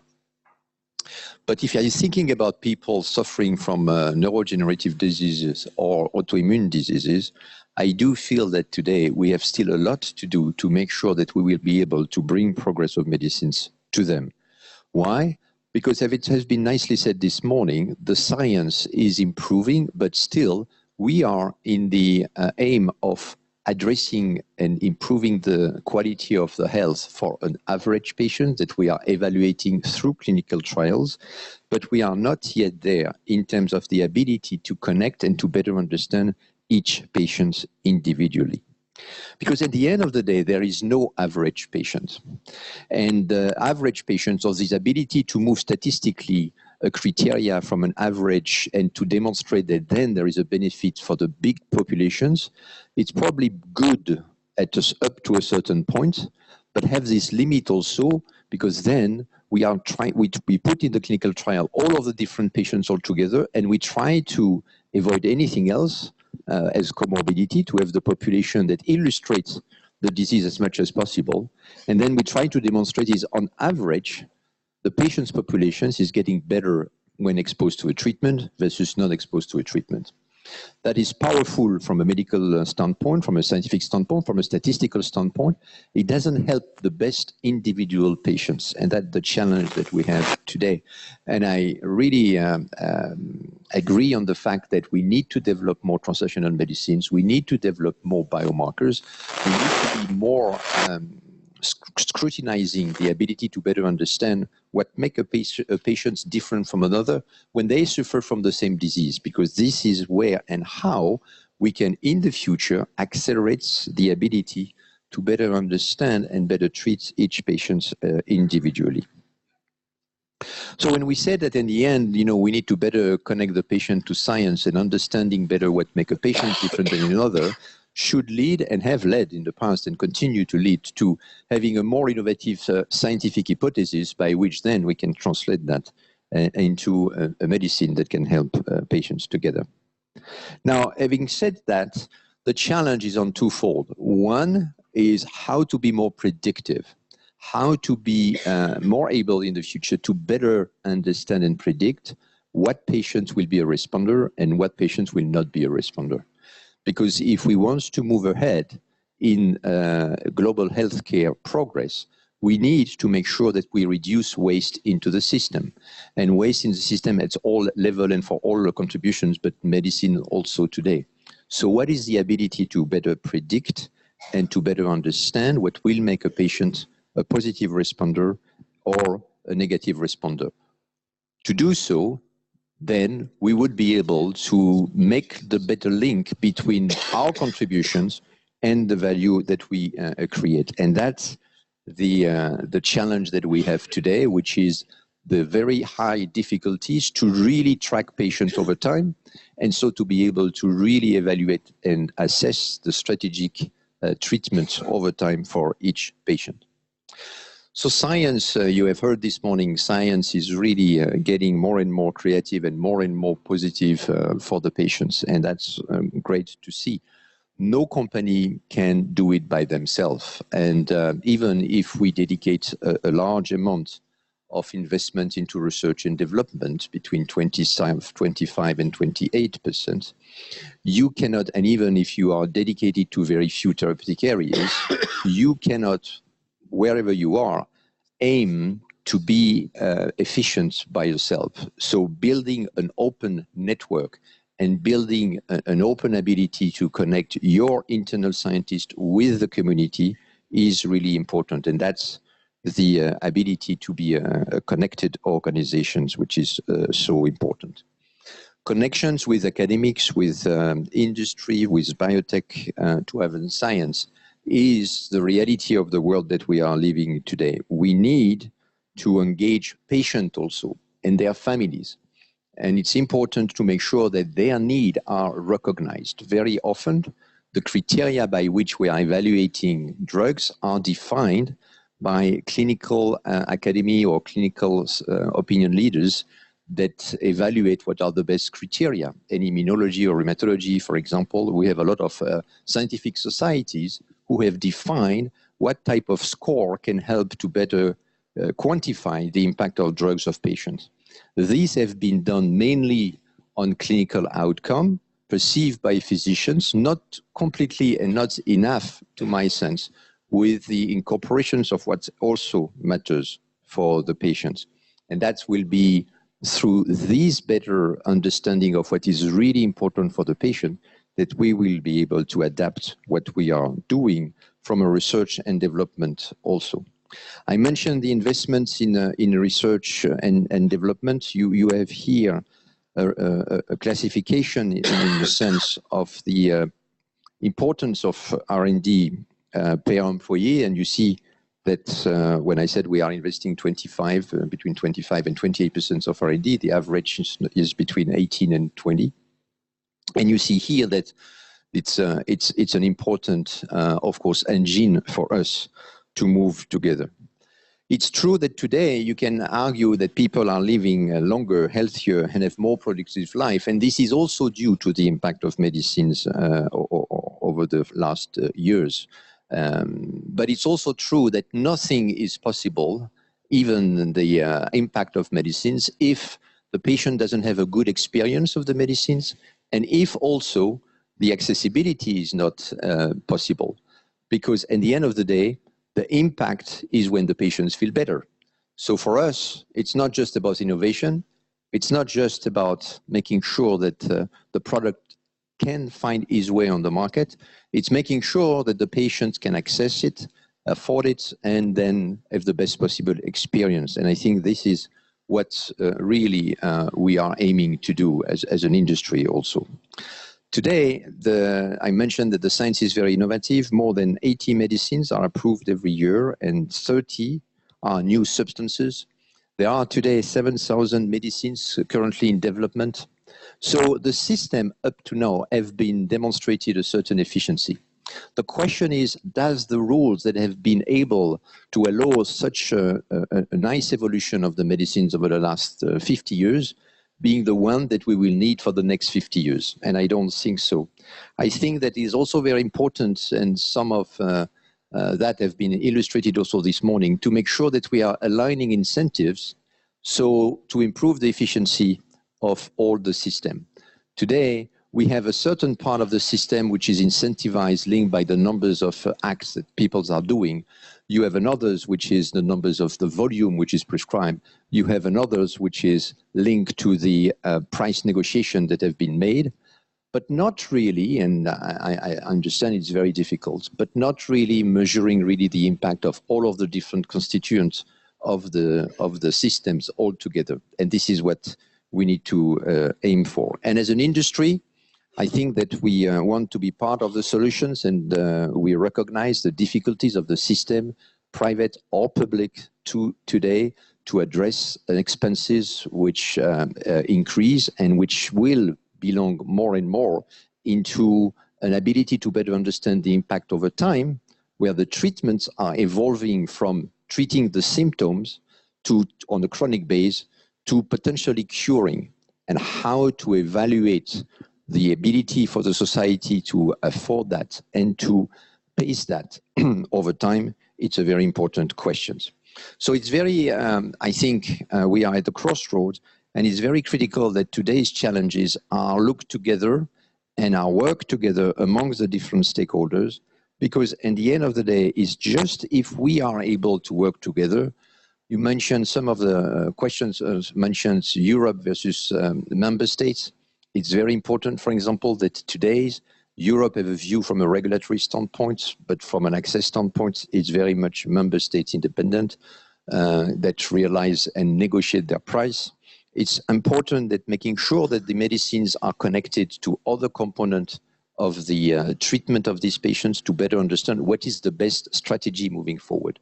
And I do feel that there is opportunities along the chain, from science, from clinical development. Does the clinical trial and the way we are running clinical trials today the best way to evaluate medicines moving forward? I do feel that the continuous evaluations are probably what will create more value for the future. How to ensure that we have an ecosystem, an environment, and a platform that allow each patient to be evaluated over time, and so allow these tactics and techniques to be evaluated over time. And that's the reason why working together, it's really important to make sure that we are enhancing the healthcare performance in order to ensure the sustainability of the systems. I think all of the different stakeholders, industries, regulators, payers, governments, physicians, hospitals, needs to be working together in order to find this solution that will, in the future, ensuring for patients a better future. Thank you very much, and thank you for your attention, and I'm open for questions. Come with me? No. So, thank you very much, Jean-Christophe. That was really great, and I'm really very happy to welcome now Andrew Jack from the Financial Times. Andrew was in charge of the health sector for a number of years at the FT, and now he's responsible for the educational aspects of the journal. Andrew, thank you for being with us, and thank you for sharing. Thanks very much. I'm just helping to modestly co-moderate with Michel, but Jean-Christophe, thank you very much. So we have about 10 minutes or so for questions. Maybe I'll ask you one to kick it off, but you know, from the different countries and systems that you see as UCB within Europe and outside it, is there one that's got it right or got it better, let's say, in terms of others? I mean, what is really no. So the quick answer is no. And if there was one, I think it would be well known and perceived, and hopefully already copied. It's interesting, although, that each time that you are, not each time, but very often when I'm visiting a country and I have a dialogue with the Minister of Health or representative of a government, a lot of countries introduce themselves as, we know that we have the best system in place, which frankly means that every country seems that they have the best system in place. So I don't know if there is one which is above the others, but I think the perception from each of the countries, or a lot of them, is that they have a very good system. The second key element is that there are very different logic behind the different countries. Culturally, that have translated into healthcare, and the systems have been built after the Second World War, and you can feel that today we are living a situation where the systems have been managed since, but difficult to transform and to reform, and that's the difficulty that we have today. The third element is there are very few countries who are able to integrate the different components of cost together. And a lot have managed budget by silos by silos. So budget of managing hospitals, physicians, medications are independent from each other. So to me, that's also a difficulties to manage it. Moving forward, I do feel that by the ability to better understand the impact of everything that we are doing collectively, will be a way forward from a resource allocation perspective. But there is still a lot to do in order to do that. One is on the data, and it has been said this morning. Data are very fragmented today, are not really integrated, meaning that we are not really understanding the reality of what we are doing every day. And the second is the ability to track patient over time. We have sometimes an electronic medical record in a lot of different countries, but not all countries have put in place the platform and environments that allow by integration of the patient's data over time to make sure that we can evaluate the impact of treatment. Do you think a shift towards a more pay-for-performance, pay-by-results system would be a more effective one? What I've said this morning is relatively difficult. I can tell you from a personal experience in the last 5 years, I've asked every time, is there a way to pilot or to innovate a more pay-for-performance type of stimulations or environment for certain of our product? It's very rare today to find a system that really allow that, except sometimes certain hospital or very integrated healthcare network where all of the different components are integrated. So it's possible here and there to evaluate that. So Northern Europe, for example, has by nature an history and a culture of integrating the patient over time. Certain healthcare systems allow that punctually, but it's very difficult as of today. But I will continue to push for that because I do feel that it is the way moving forward. Okay, thanks. Let's open it up. Please. Thank you for your talk, and I am agreeing with every single word you have said. But still, I feel a bit of frustration. Because if now we go to practical questions, or let's take 2 examples that we discussed briefly this morning. Cystic fibrosis, it's going likely, if I take the example of France, it's going, the budget to treat all of the patients with a great combination of drugs is going to cover approximately 5% of all of the drug expense of France. So this is not going to be sustainable over time. If we take the CAR T cells, there will be thousands and more patients to be treated in every single country because there are more and more indications. So how are we going to cope with such advances? By the way, there are advances, but how to cope with them? Yeah, no, I mean, it's difficult to answer at a certain moment of time at this question, because I do feel that, first of all, the systems have been built today with some logical, which were not the logical of the current therapy. So it's very difficult today to say, well, how to evaluate this therapy with an environment and systems and rules that have not been made for this therapy. So I think that is one. The second element is, I think we, collectively, but we have failed by in our ability to help and to work with the system in anticipation of the solution. Healthcare system cannot change overnight. The way we are building, and I understand that, you know, the management by budget and by envelope cannot disappear overnight. Although, in a sense, just looking at healthcare costs from a medicine standpoint without understanding what does it mean from the overall cost for the society is also a debate that needs to be put on the table. And I don't know all of this disease you are mentioning on, so I cannot talk of that. But it's very important to understand what is the impact on the society that one medicines can also help positively or negatively in terms of numbers of consultation, number of hospitalizations, quality of life, ability of these patients to be back in the real society, having a job, having an ability to positively contribute to society. And this should be, in a sense, part of a valuable dialogue that we have with the healthcare environment.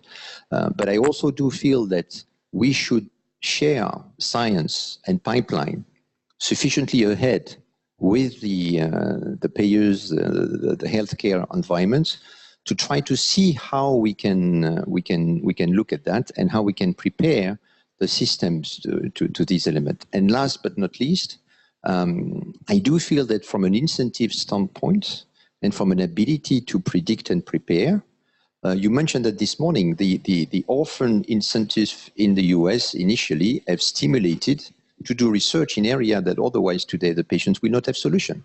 So that should be also stimulated and continue to be done. Now, what is the real ability to 10 years ahead, defined with the environment? This is the likely what will happen, how we can imagine a system that can define on what criteria you will evaluate the value and so define a price. Is it volume-based? Is it integrated? Is it through the incentives? And because the problem is when these drugs are on the market or try to be on the market and then the pricing is made based on current systems, it's probably already relatively late. And so then you have this bottleneck where is it affordable and how to define affordability. So I do feel, to answer your questions, we need a dialogue. We need to anticipate much more. We need to help the systems to really work together. And we need to integrate all of the different stakeholders and values together also. Because and then it's a societal debate. You know, what is the value for a patient who are blind to recover view? What is the value of that? You can answer that from a nice standpoint, value of life, and then you share a certain percentage of that to the contribution that you are making. Yeah, thank you for your presentation. One question I had in terms of, well, as you just said, it's for society to decide how much they are ready to pay for drugs in particular. Would you say that once this choice is being made, that the direction to go would be to be more generous in rewarding true innovation and less generous than now in rewarding marginal innovation? It was said that there are indeed many new, somewhat marginal cancer therapies. You said there were 7,000 drugs being evaluated. This looks like a lot. Should we kind of think of overhauling the system in order to better differentiate in terms of authorization and so on that dimension? Is that one way to go? Yes, I do feel that that the starting from a patient standpoint and starting from value delivered to the patients, meaning differentiations in terms of outcome, experience, and access, is something that can help to better understand. And I mean, the journey has been already, in a sense, done. If you compare the evaluation of the focus of science today and the research of the pharma industry today versus what it was 10 or 20 years ago, I think there are more bet for more innovations today than it was before. Although in oncology, I think it's 38%, the latest number I have seen, 38% of the current research, which is in oncology, which is, you know, very, very important. So there are always certain diseases where people maybe are interested and more doing some research, but it's also linked to the hypothesis, right? If you have a new hypothesis, and in oncology there have been a lot of very innovative hypotheses in the last 10 years that stimulate a lot of research. But building a model which recognizes the differentiation and recognizes this value, I think it's important. Meaning that, and that's, I think, all of the industries, pharma industries are pushing for that. It's very important for us to get a good level of protections because, you know, it's the way, in a sense, to monetize the importance of research which has been made. And you know, the Deloitte publication of this year mentioned that it's now, to answer your question this morning, it's 2 billion to put a product on the marketplace, roughly, right? So that's roughly the cost. From the Deloitte studies of this year. So it's important to recognize the value in differentiations. And so IP is important, but it's also very important that we have an active generic market after when IP is lost, because we need this money to be reinvested into innovation. So that's the circle we are in. But yes, I do feel that differentiation is a way to have more value link-based system. There was another question, so yeah. Yeah, thank you. Yeah, Jean-Christophe, coming back to the answer you gave to Alain Fischer, at UCB, you are particularly well known to consult patients and patients associations quite early during the development of the drug. So how early do you also consult the payers, or do you encourage your teams to do some sort of payers advisory boards or to consult the payers early enough, or earlier than in the past during the drug development as well? Yes, more and more. I do feel that that's the reason why we put this into a circle or a triangle, because I mean, it's beyond the symbol. The objective is to realize that there was different expertise before that was supposed to work in sequence. So science first, then clinical development, then access and payers, and then commercializations in a sense, which are now linked together. First, because we learn a lot about the reality of the market to help to stimulate science and do some innovative translational effort. You mentioned PET scan. It's for example, it's really an important element to try to track really what the drugs are doing for neurodegenerations in particular. So that's one. But payers also, because we need to better understand what is in their mind and how they will see that. The advantage of, I think, of the current period is that people realize that the systems need to evolve. So working together, I think we have an opportunity somewhat. Because the rules of yesterday, everybody agrees that it cannot work for tomorrow. So this ability to recognize that the rules needs to evolve, to me, creates a window of possibilities for people that before never really talk or work together, or just through negotiation, may work better together. But what is still a challenge today is this difference of cycles. You know, when you are talking with payers, you are still mainly talking with people who have to manage the year to come. And so it's difficult to imagine something which will arrive in the market in 5 to 6 years, and to think about how we can create an environment that support that. So it's work in progress, but yes, the ability to better integrate earlier is very important. Yeah. Last question: would a significant extent in patent protection, provided that the company would reduce the cost, be a possible solution? Because what we see now there are companies which are truly innovating, and then companies which are doing copy-paste, the generic drugs.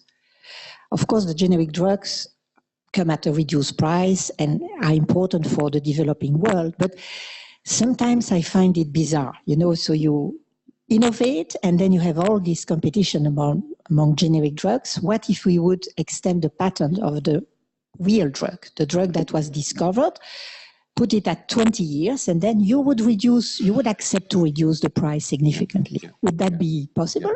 Yeah.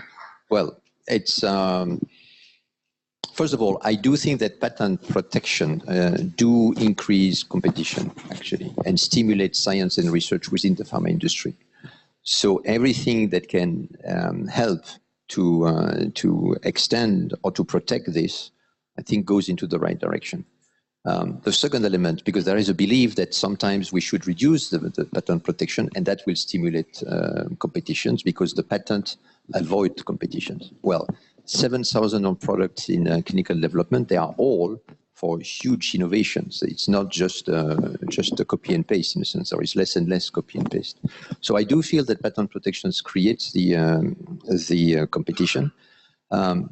But I do feel also that the objective tomorrow is to find a system where really we have a link between this is what is created, and so this is the price that we are ready to pay, and then project that over time. So not per year, but per patient, as soon as the value continue to be delivered to the patient.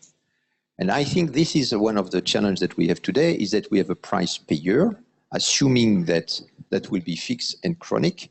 We don't know yet exactly what is the best. I mean, in oncology is ahead, but I can tell you in autoimmune disease, we don't know yet what is the best strategy for these patients over the next 20 or 30 years. And so to answer your questions, yes, as long as we are able to connect that also with a better understanding of what makes sense from a patient from a long time. Chronic disease sometimes have stopped 40% by the patient themselves after less than 1 year. We don't really understand why. Right? So what makes a patient adherent to the treatment or not? And so all of that are very important criteria that was completely out of the scope. And that's the reason why I think there is one element which is duration of life of patent. There is also another element which is, does it make really sense to spend all of this money before the product is on the market? And all of these phase 3 trials, how can we find maybe another way in the future to be more precise on what is tested, and more a continuation of improvement of the drug versus there is a development, then you have this decision, and then you have something which is fixed for the next 20 years, or the next at least 10 years, right? I think this is a model which was too rigid for the progress and the speed of science, and we should have the ability to have a better understanding of what is really the impact of our treatments today on the real life. Okay, unfortunately, we better move on to our next session, but please do thank Jean-Christophe.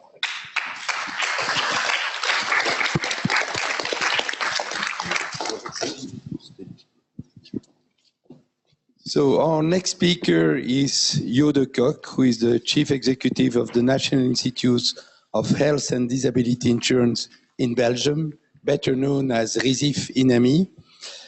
And in his capacity since 1995, you have been really a key player in shaping the healthcare system in Belgium. So we are so happy to hear now your thoughts about how to move innovation forward.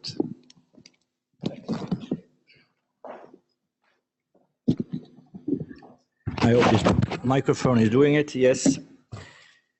Okay, thanks you for the kind invitation, which allows me, of course, to share with you my vision and concern about pharmaceutical innovation affordability and access to medicines. Of course, you have asked me to see it from the viewpoint of the payer, which is, of course, very logic. But nevertheless, all our reflections should span across the life cycle of medicines, from R&D, benefits and risk evaluation, until value and affordability issues, and that on a flexible way. I've divided my presentation into 3 parts. First of all, I will try to give you an overview and analysis of the existing facts and figures related to pharmaceutical expenditure trends, both in Belgium and on the international scene. Secondly, I think it's useful to share with you some insight of the main conclusions and recommendations which were formulated in international landmark reports coming from the EU, OECD, and WHO.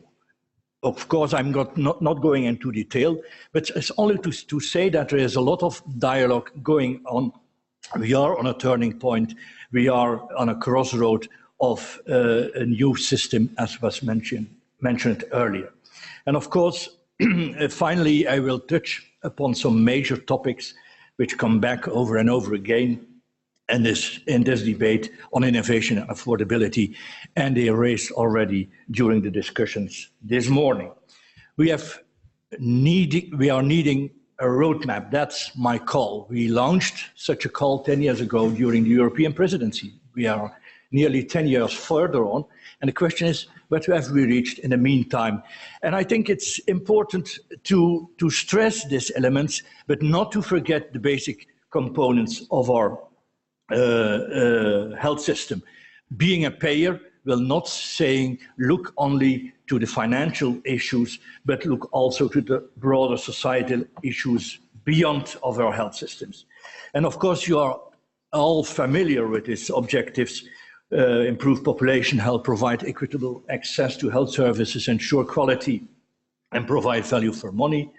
And of course, innovation is also an inherent part of these objectives. And I think it's very well summarized by the conference which the WHO organized last year, in which was the title entitled Health Systems for Prosperity and Solidarity, Leaving No One Behind. It was built upon 3 overarching topics: include, invest, and innovate. Improving coverage to include all the people, access and financial protection for everyone. Invest is making the case for investing in health systems. Health expenditures are also an investment. Innovate is harnessing our innovations and systems to meet the people's needs. And of course, access is a broad notion, and it's clear that there is little value in new medicines that patients and health systems cannot afford. And there is, of course, no value in medicines that do not exist. And the main challenge is to overcome, of course, the fundamental tension between ensuring the availability of new medicines in the future and ensuring the affordability of those medicines that exist today. And of course, translating this principle with many faces into practice is not an easy business. How to prioritize and select pharmaceuticals, to what extent and in which situations society should intervene, which are the decisions, which are optimal decisions for some patients, may not be for others. And this we have to look in a global vision. And the last year, the notion of access, of course, is become mainstream, not only from patient organizations, but as well from the European Parliament, the American Academy of Sciences, Engineering and Medicines recently making medicines affordable, which is of course comprehensible in the United States, where co-payments for innovative medicines are very common. And the last year, of course, patient organizations, for instance, recently the Association of European Cancer Leagues published interesting manifestos on access to this medicine, as so many patients' organizations have done before. And the field of cancer therapies, we have heard it this morning, is evolving rapidly. And new medicines reach the European market every year.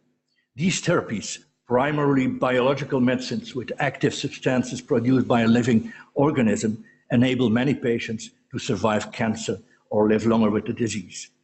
But, as we heard already this morning, there is no mere reason for euphoria, as there are many obstacles to overcome.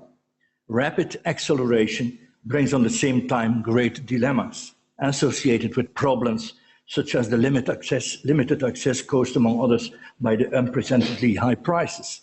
Moreover, despite promised value and innovative price tags, clinical efficacy and the effect on patients' quality of life often prove to be marginal in the real life setting.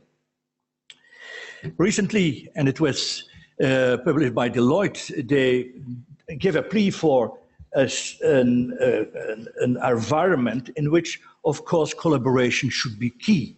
But they say, okay, in an environment where payers may soon know as much about real-world medicine and world medicine effectiveness as pharma does, the burden of proof for outcome is shifting and the bar is rising on this element, on this issue. But let's have a look to the figures, facts and figures. First, this is the estimation for 2018 based on 11 months of the evolution of pharmaceutical expenditure between 2012 and 2018. You can see that the overall growth in a period of 6 years is 16%, which is not overwhelming. When you look closer, you will see that there are different trends in this. Of course, the public offices, public pharmacies, have seen a decrease mainly due to the use of generics and cheaper medicines. In the ambulatory setting of hospitals, we see an enormous increase of 184%, and the inpatient we see a decrease also for treatment. The issue is this in this field, and we will have a closer look. And of course, we should take into account rebates, as Jaime Espin of the European School of School of Andalusia, Health Economics School of Andalusia, has documented recently. It is, of course, necessary to take into account also the financial mechanisms behind, and mainly, for instance, rebates. And, as he said, our results suggest that pharmaceutical expenditure is under control and in line with long-term economic growth rates. I disagree with that conclusion. It could lead us to an attitude of laissez-faire, laissez-passer, or the impression that everything will be business as usual.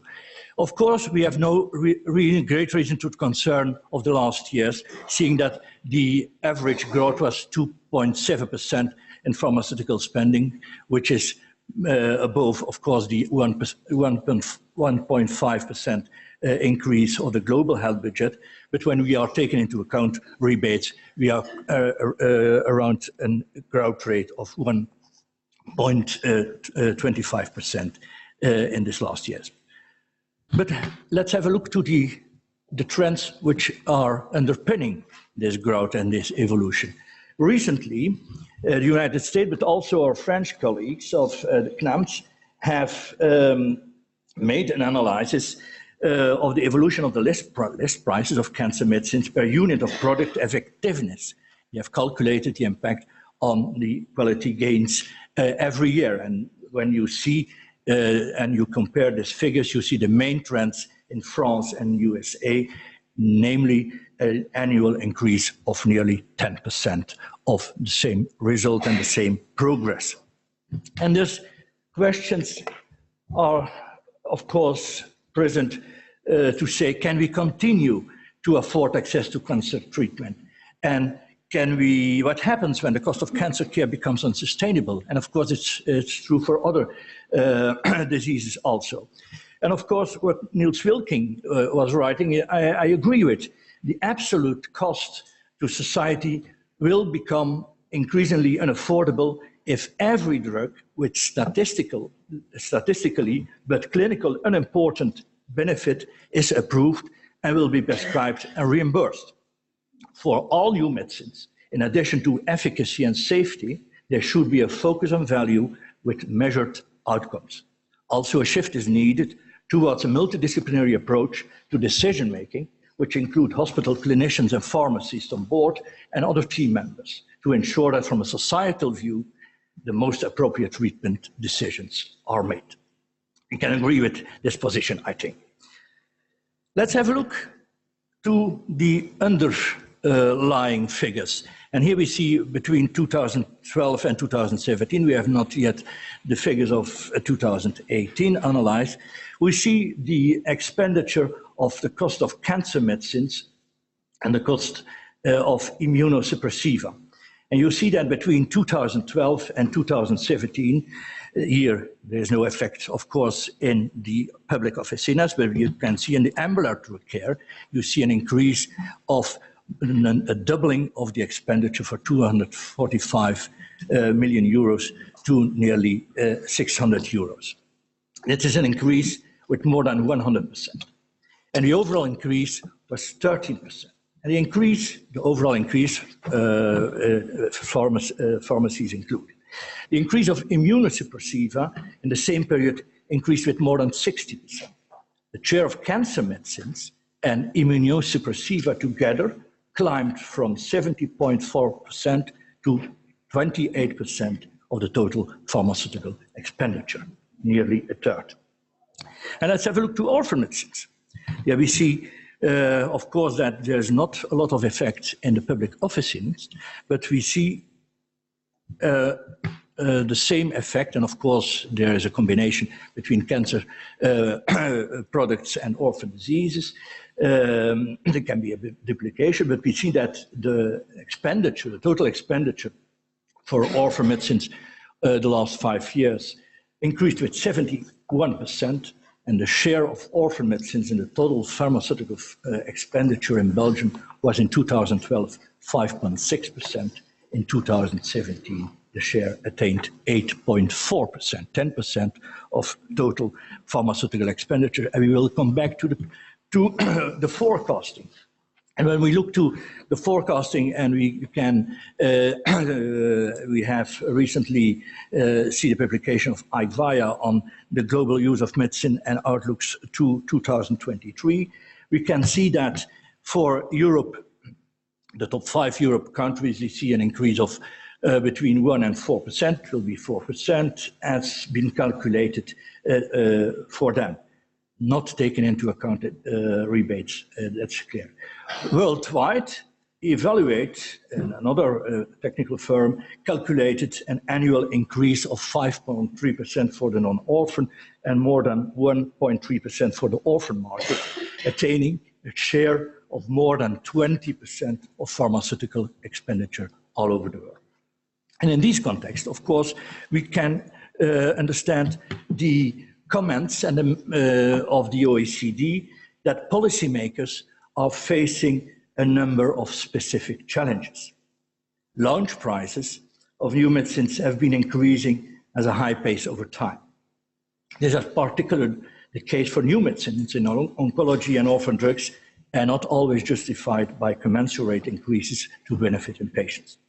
The high prices of treatment for highly prevalent diseases have raised concerns about budget impact, and countries are not always well prepared to that. And pharmaceutical treatments with high cost are not always available to patients who need them because of this cost, but also of other reasons. And what's, of course, one of the main problems is the crowding out effect we see in the long term, and the question is how to deal with that. And therefore, some international expert groups analyzed and made some proposals and try to draw a roadmap for the future. First report, which was published in the beginning of 2018, came from the expert panel on effective ways of investing in health, a think tank of the European Commission, and they identified 10 major issues.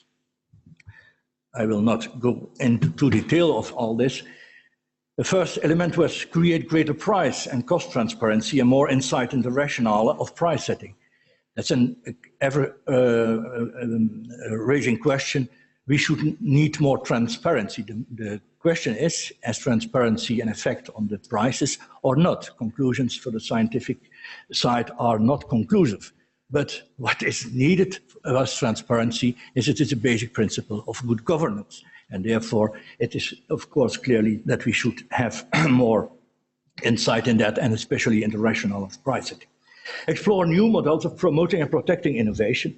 And then there are the question, of course, we're confronted as we are in Europe with the question of antimicrobial resistance.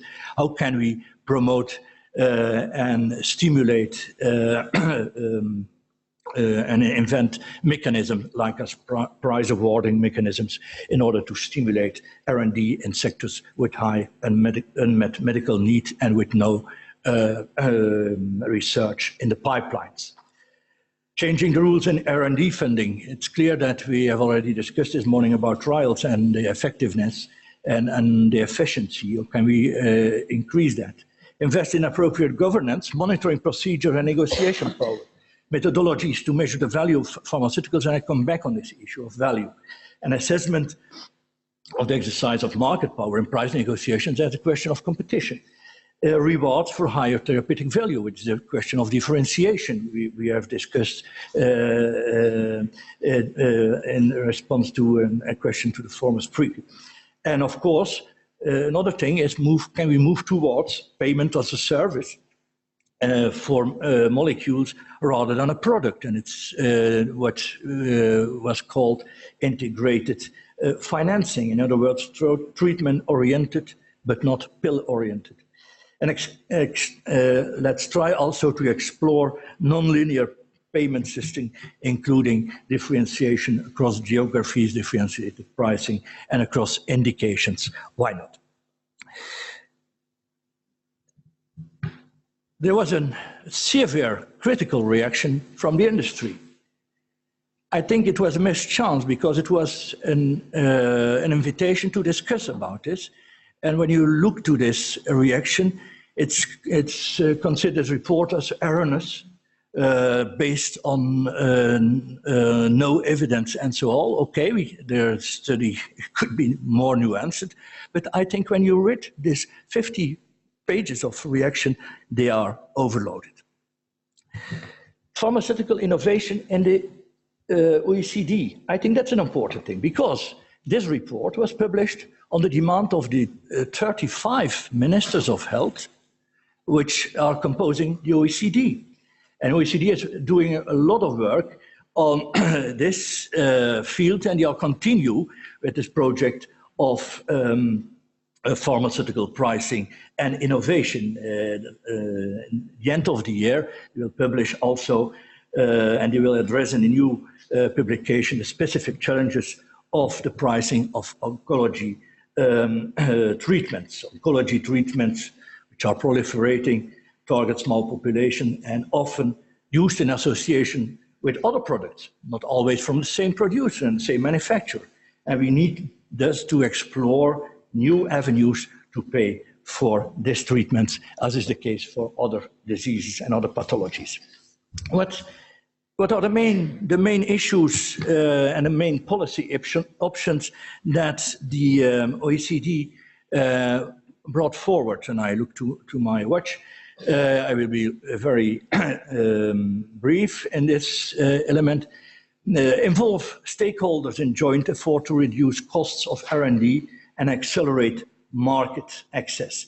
And the challenge is, for instance, to gaining agreements among agencies all over Europe and all over the OECD, and on appropriate methods and outcome measure methodologies. Accelerating market access for medicines with significant potential benefits. Of course, that's the question of speed access. We are under great pressure sometimes to give this access, but astonishingly, as we set up a program of early access to medicines and giving rewards to industry, we have not a lot of reaction for introducing new molecules in this scheme. Facilitating cooperation for health technology assessment, you know, that is one of the big issues now in the European scene, seeing in which way we can harmonize or we can standardize health technology assessment activities, which need, of course, collaboration and cooperation. Encouraging cooperation in price negotiation, contracting of procurement. Benelux was already mentioned. Ireland became member of the club. What we did is not only discussing about negotiation on prices, but also to set up with 16 countries a scheme of horizon scanning. Horizon scanning, which allows us or will allow our countries to have a better insight in the pipeline and to organize as early as possible dialogues with the partners which are involved. Assess the performance of medicines in routine clinical practice and adjust coverage conditions and prices. That's a question, what's happening after market authorization? And of course, there are some other elements we can take on board: increase spending efficiency by promoting competition in the off-patent market. I will come back on it. Exploring bundle payments, same remark as the European element, the European report. Determine willingness to pay to new treatments. That's a tricky one. Should we define explicit criteria for coverage and pricing? How to do so? What is of course, the signal we give to the market? That we should give clear signals is normal, but it's a tricky one to put that in practice. Special rules when the budget impact is high, I come back on that, and optimize the use of managed entry agreements. In fact, these three elements are interlinked. Develop push and pull incentives for innovation. Push when, of course, when we are confronted with unmet medical needs, unmet with a T, I see there's a, excuse me, and exploring pull incentives to encourage R&D for specific needs, for instance, antimicrobial resistance. Review orphan disease policies to target areas of unmet medical need. You know that there is an open consultation which was closed in Europe about the review of the directive on orphan of the regulation on orphan diseases. This consultation closed end of January, and we are waiting on the results of this open consultation, and see also forward to the discussion which will follow. Strengthen information-based, increasing price transparency, and horizon scanning. I already mentioned that.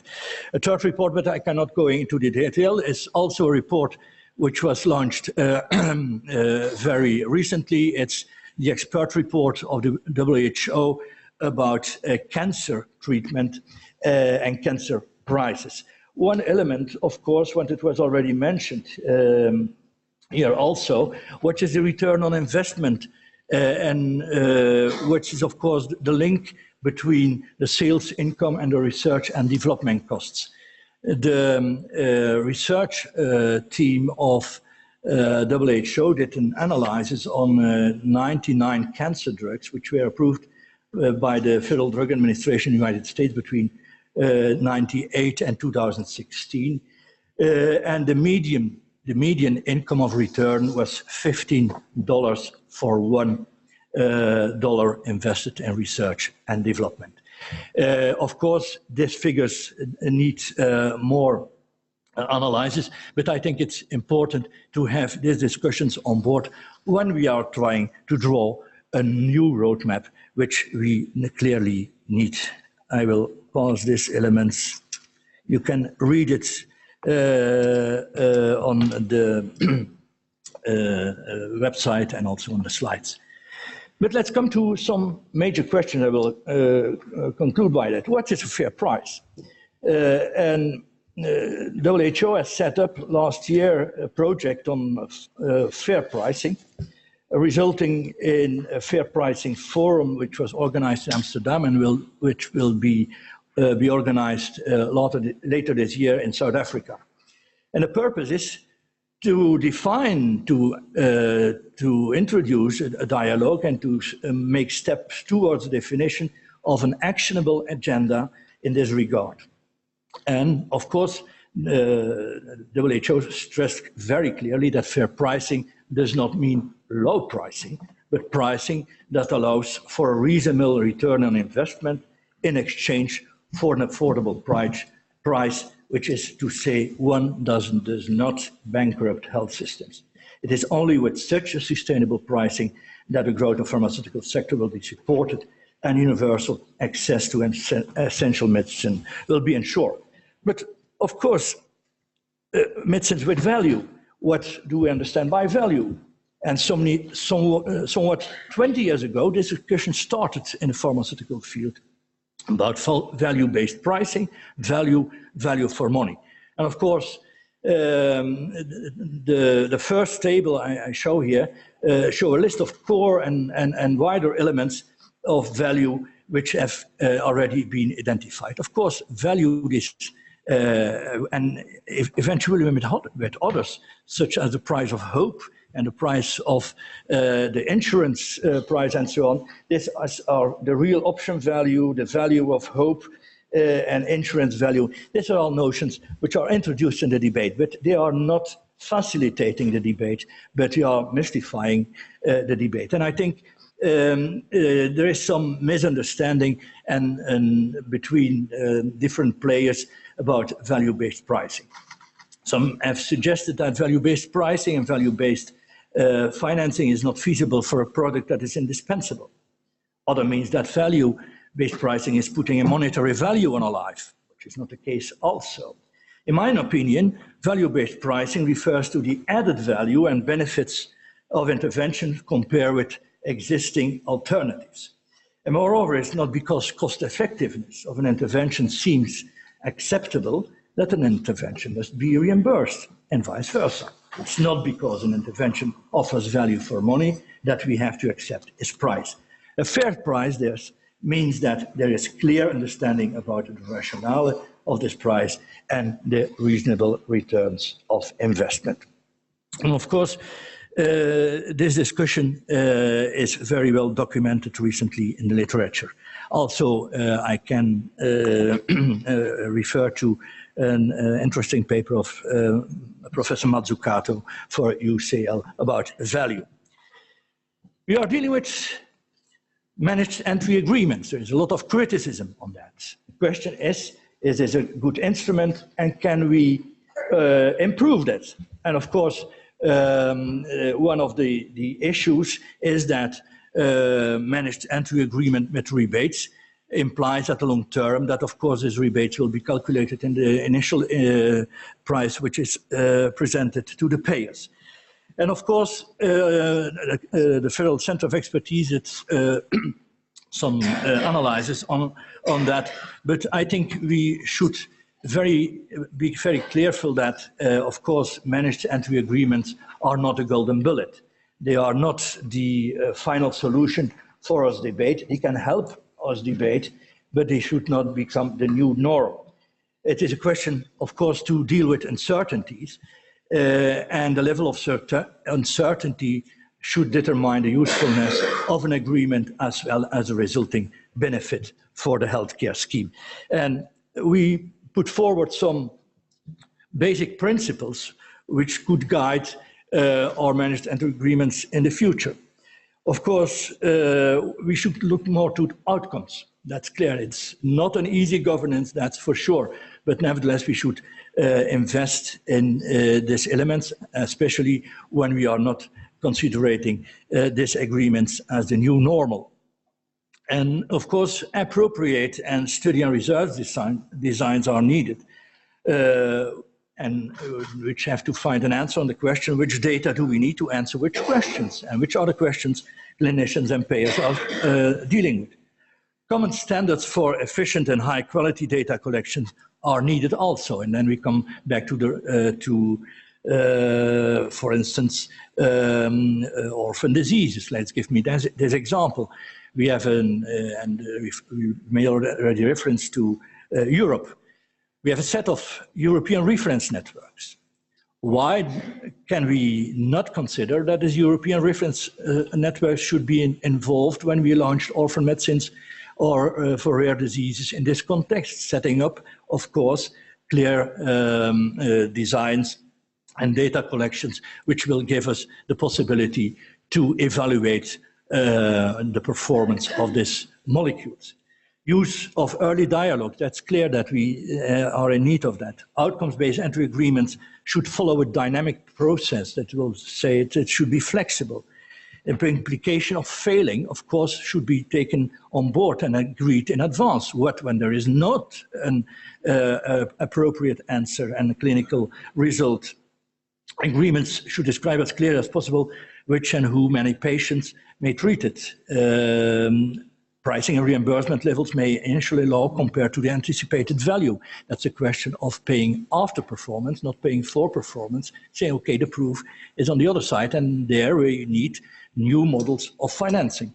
An agreement, of course, should involve also health providers, promote stakeholder partnership, and health system reforms. For the moment, I think there is not sufficient impact of the clinicians on this field. And agreements should not be considered only on a national, but on an individual country level. We proposed these principles last year in a meeting group on the European Commission. I think it's useful to continue this debate and to, with the new results we have now and the new reports, to see, okay, how can we progress in order to come to reasonable answers, fair pricing, value for money. Some have said, okay, let's ask the competition authorities to intervene because these prices are too high. We have to battle against these high prices. Of course, it's clear that we can see for the moment that there is an increasing reliance on single source products. In the round table on excessive prices of the OECD in November last year, we have seen that 40% of the generics are supplied by one payer, which is, of course, a tremendous, by one manufacturer and one provider, which is, of course, a tremendous problem. Price increases by producers with market power is another problem. That's the question of abuse of dominant position. And last, of course, we can see that for the moment, there is a limited impact of so-called wrong competition on the pharmaceutical expenditure.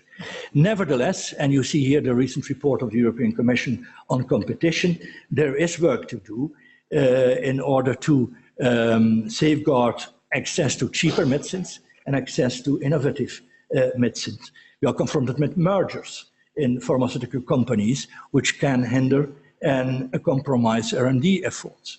We are confronted with unduly delays of generics, which can, in order to extend market exclusivity by the manufacturers. And of course, we are also confronted with in tendering procedures with rebate schemes with an exclusionary clauses for hospital tenders. I think all these elements show that there is not an easy solution, but there is a global vision we should try to overcome, and it is find a fair balance, not only a fair price, but also a fair balance, paying enough for medicines in incentivized future, in investment in R&D, but not paying more than necessary to be such an incentive. That's what the incentives will set. And a last referral is a recent article, international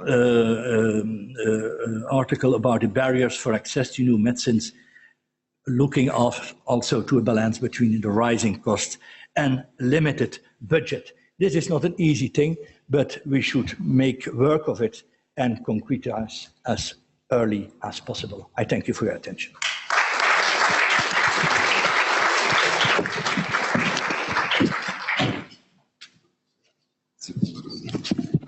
I excuse me for not respecting the time. It was a little bit excessive.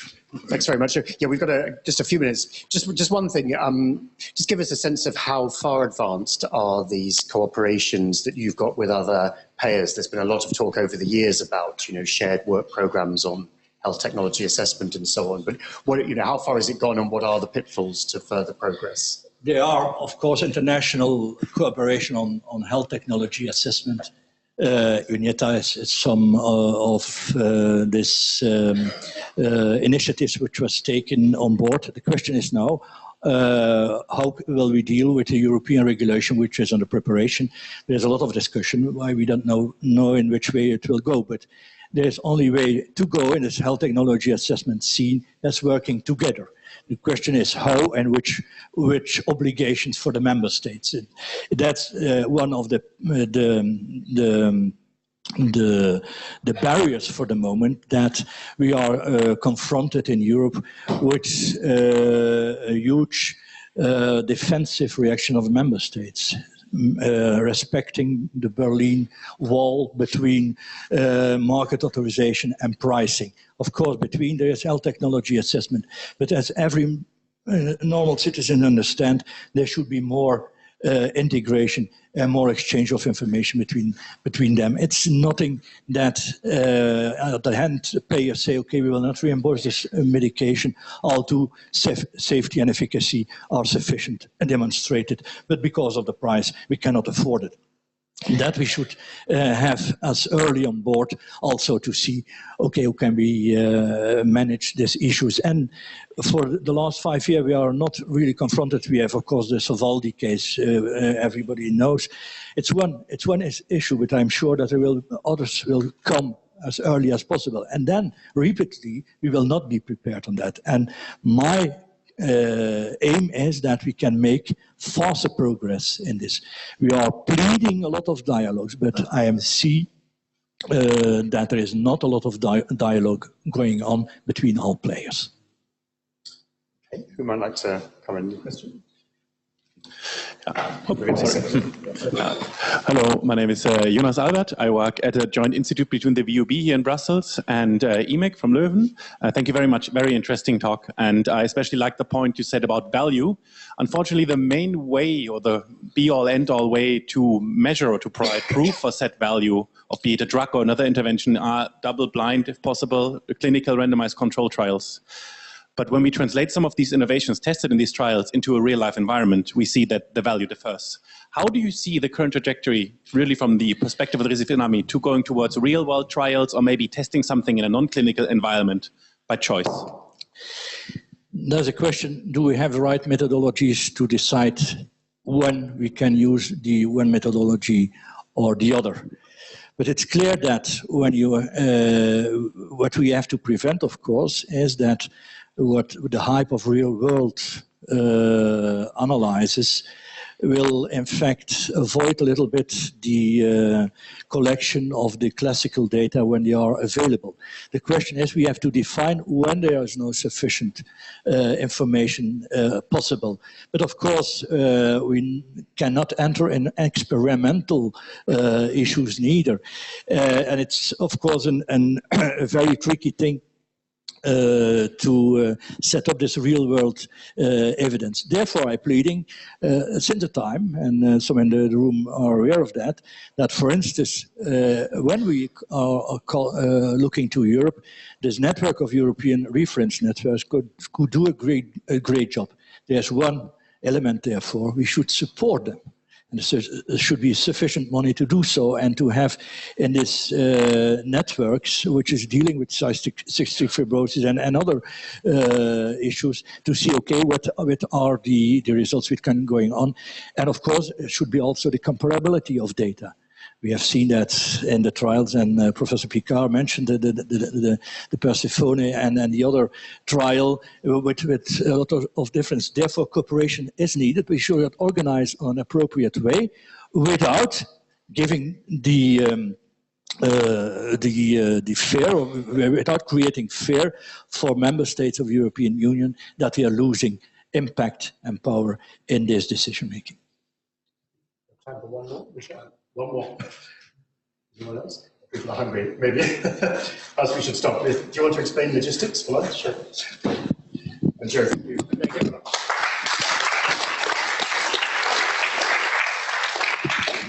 So thank you very much. I think that was really a fascinating morning.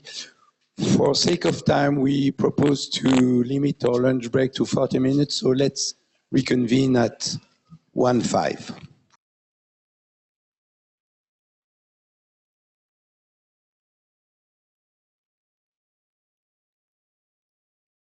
Easy to use, affordable, even in very poor countries, field adapted and not patented. So the first one, which was in collaboration with MMV, was a treatment for malaria, a second treatment for malaria, then the first treatment, modern treatment, if I may say, against sleeping sickness. More recently, a treatment for visceral leishmaniasis, a treatment for Chagas disease, another treatment for VL, and also boosted ritonavir treatment with lopinavir with rifampicin to treat pediatric HIV, where the children are also infected with tuberculosis. As you know, pediatric population is among the most neglected population in terms of access to medicines. So we are on track also to deliver 16 to 18 new treatments by 2023. So this will be cumulative. So we have 7 of them, which are high probability of delivery, 4 medium probability, and 4 which are, we don't know exactly how it will work out. So this is the story of sleeping sickness, for example. So sleeping sickness is a horrible disease, as you know, and 15 years ago, there was only one drug, melarposol, which was toxic, and also the parasite were very quickly resistant. There was another drug, eflornithine, but it was simply not available in countries with sleeping sickness.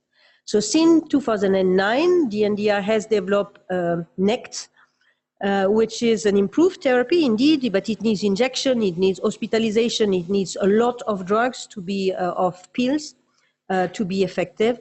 And now we have, as of this year, we will start the rollout of a new drug, fexinidazole, which is an oral drug, which works in 10 days. And we hope by 2021 to add yet another new drug, acosiborole, which would work as a single oral treatment, single dose oral treatment. So fexinidazole is the drug that we have now to start to implementation and access. It had received at the end of the year a positive opinion by the European Medicines Agency to Sanofi. So of course, I didn't say that.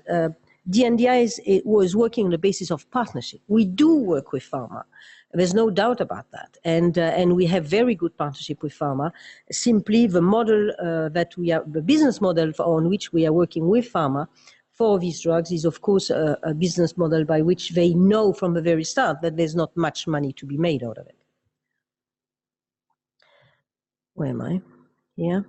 So all this, so there are 2 aspects of the NDI. One is to develop drugs, and this is what I have just demonstrated to you. The other one is about political advocacy and to try to influence the R&D landscape for neglected patients. So there has been a lot of discussion, and the discussion also of the fatal imbalance.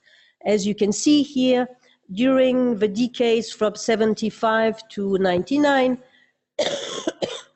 of the more than 1,000 new drugs which were approved, only 1.1% were 16 drugs for neglected diseases. But this hasn't changed really, because when you look at the decade between 2000 and 2011, there has been only 4 new chemical entity developed for neglected diseases as compared to 330 for the other treatments.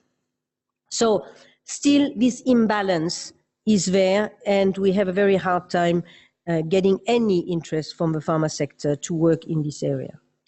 So in spite of that, there has been a lot of discussion on the political agenda on innovation and access. So there had been, in particular, 13 years of discussion at the World Health Assembly with 6 resolutions, and I was very much involved in that, starting from here, the consultative expert working group. All this was under my group in WHO.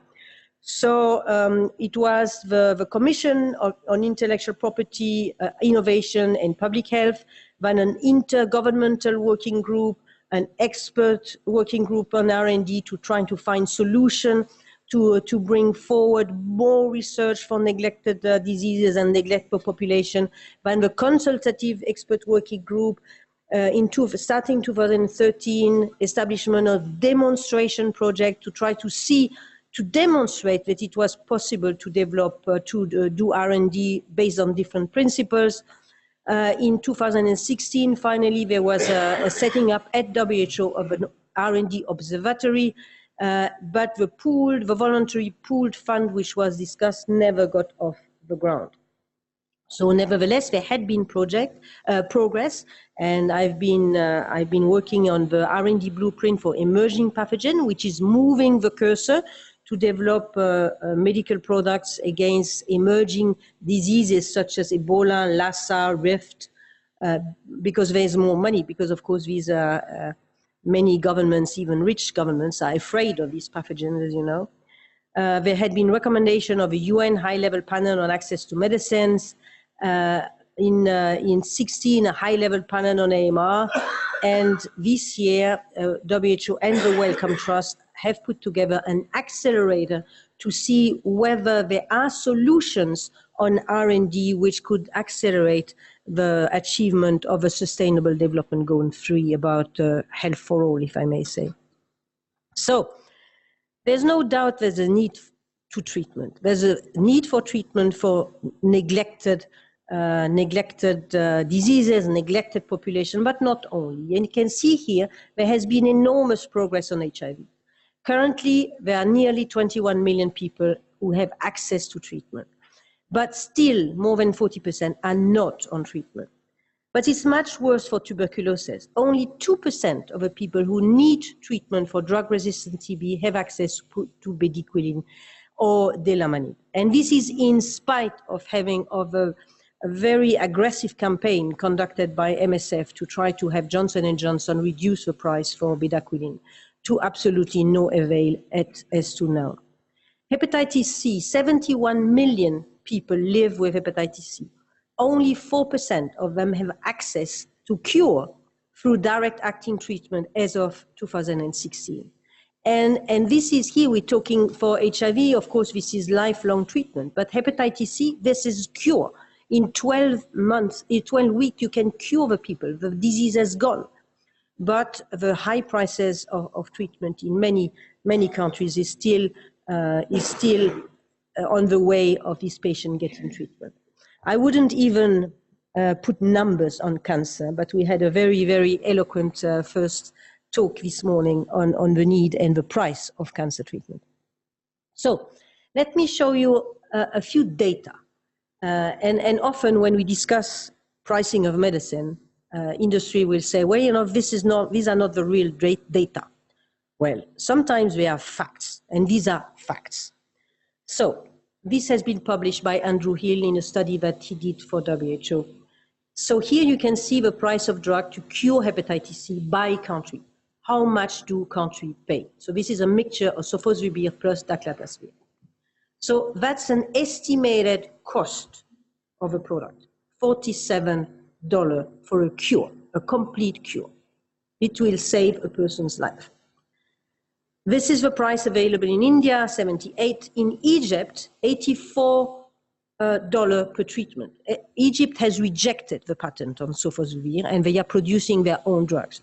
Actually, there are quite a number of patients who are going, all our, how they say, our reimbursement agencies would have a good deal in spending the HCV patient for a few weeks vacation in Egypt to get treated in Egypt than to pay the price that they pay for sofosbuvir.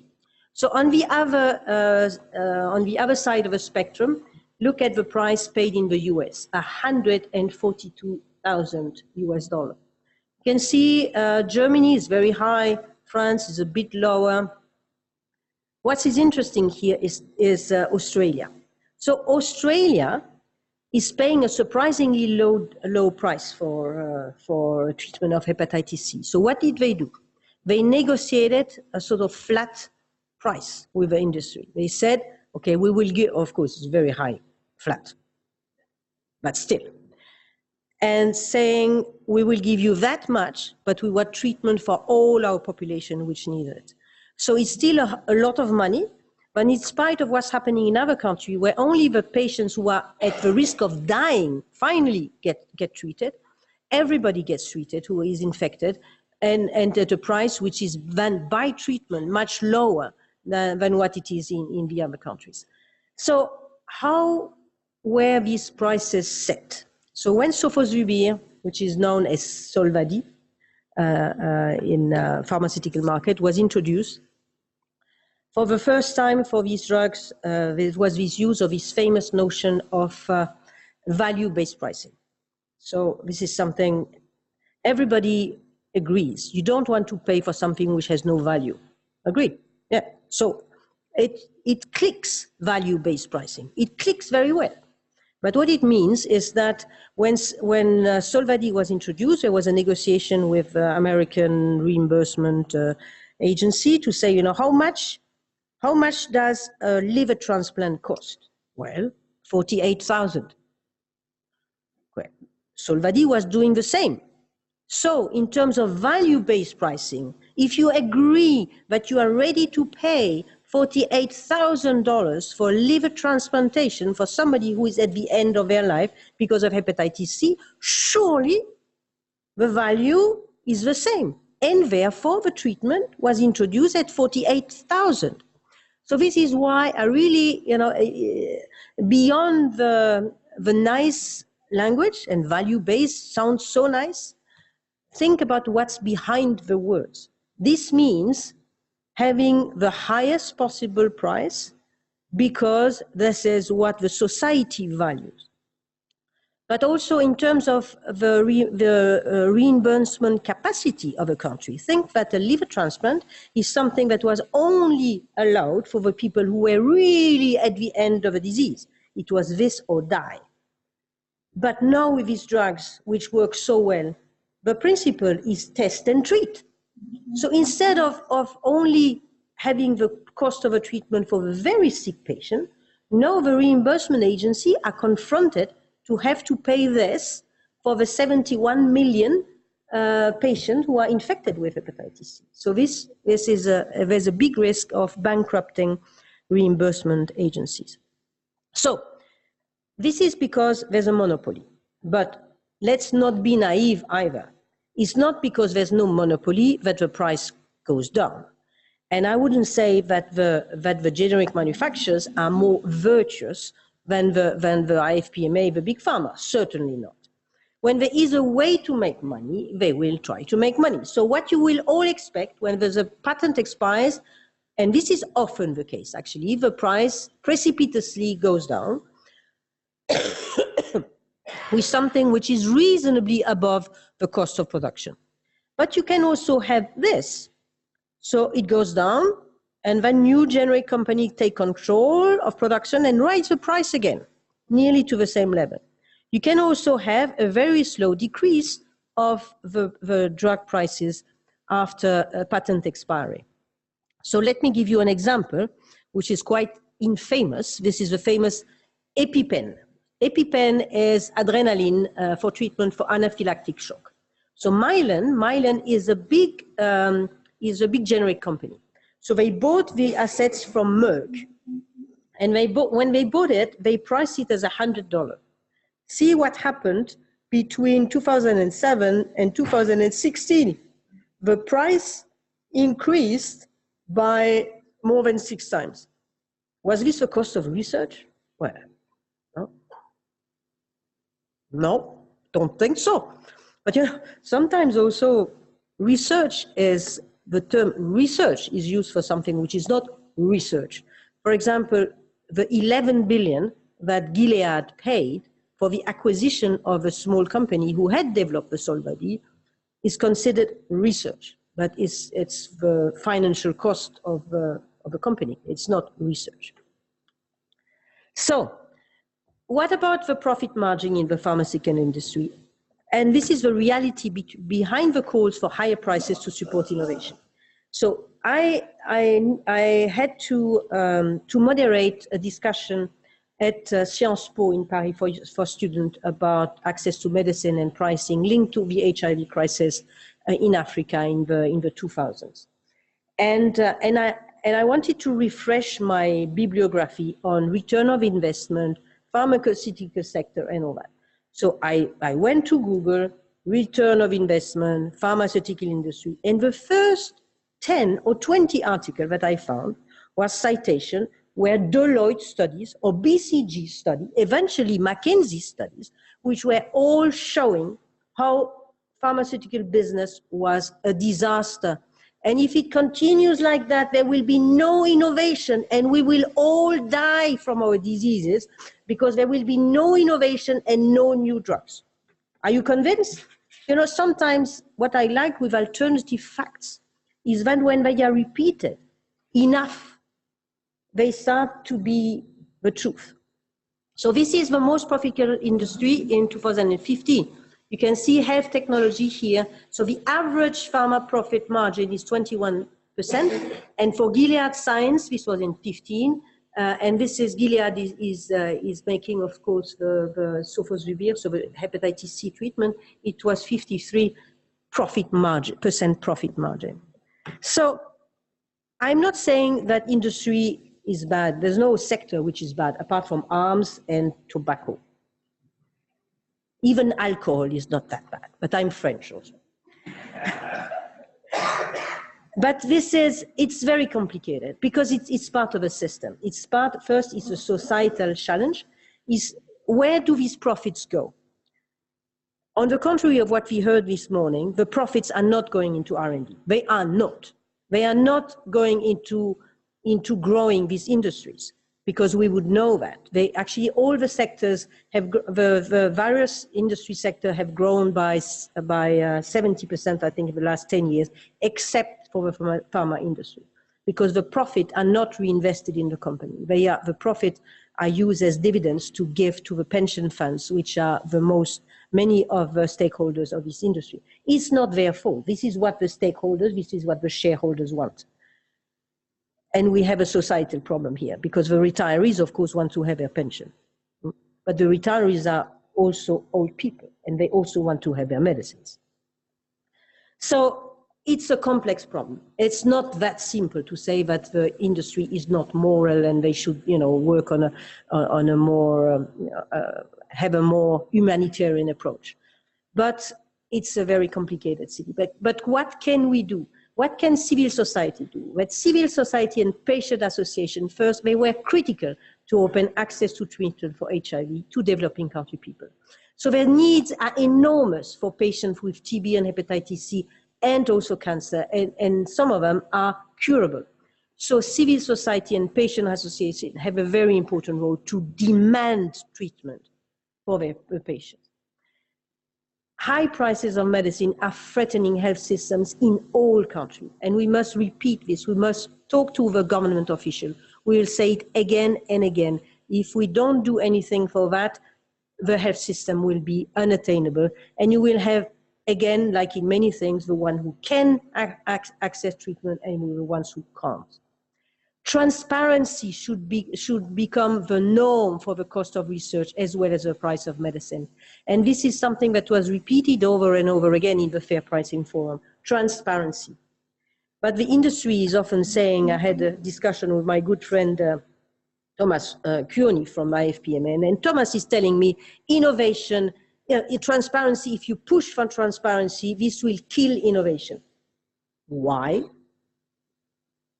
We were interrupted, so we didn't have a time to explain to me why. Next time, I will ask him to tell me why.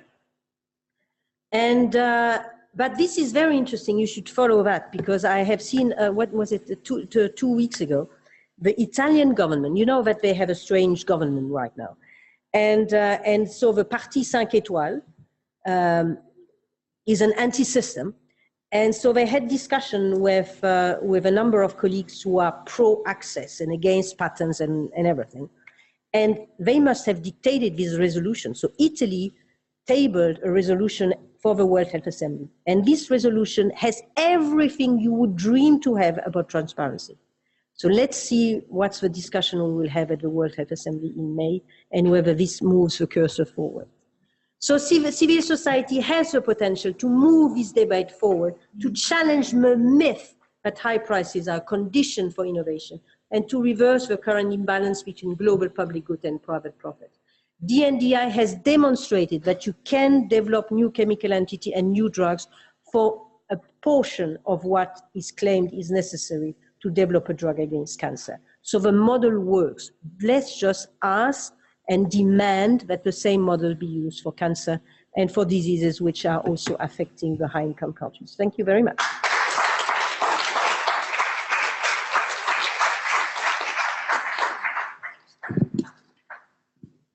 Thanks. I guess we have a few minutes for questions. Maybe just one thing you want to say on DNDi and how its model has evolved, because as I recall, when it first began, it was actually very anti-pharma industry, actually. Over time, it's become, you know, rather more in favor of a partnership model. So are there some lessons from that about how industry can work together with what you might call the non-profit sector, I suppose, for drug development? Well, you know, as I said, DNDi has come out of MSF, so it's not very much of a surprise that it was anti-industry or anti-system. But there is a way to have a win-win partnership with industry. But all the attempts of both parties should be on the table at the beginning. So for industry, they know that for these drugs, there's no profit to be made, but at the same time, they won't lose. So it's some of the drugs have been repurposed. And so they have also a social responsibility sector, which is happy to engage with DNDi and others like DNDi when it's about neglected population, neglected diseases. Where it's becoming much more complicated is that when these developments are touching their profit-making business, and this is where it's very difficult to discuss anything. I'm also the chair of a medicines patent pool. So the medicines patent pool is negotiating voluntary licenses on innovative drugs, and the objective is to relicense it to generic manufacturers to create competition and to decrease the price. This has worked very well for HIV. It's working to a certain degree for tuberculosis, but not that well. But for HIV, the companies know that there's not really money to be made in the low-income countries. And they play the game. But when we talk to them and say, you know, what about doing the same for cancer? It's very difficult to still find somebody to discuss with. Who wants to raise a question?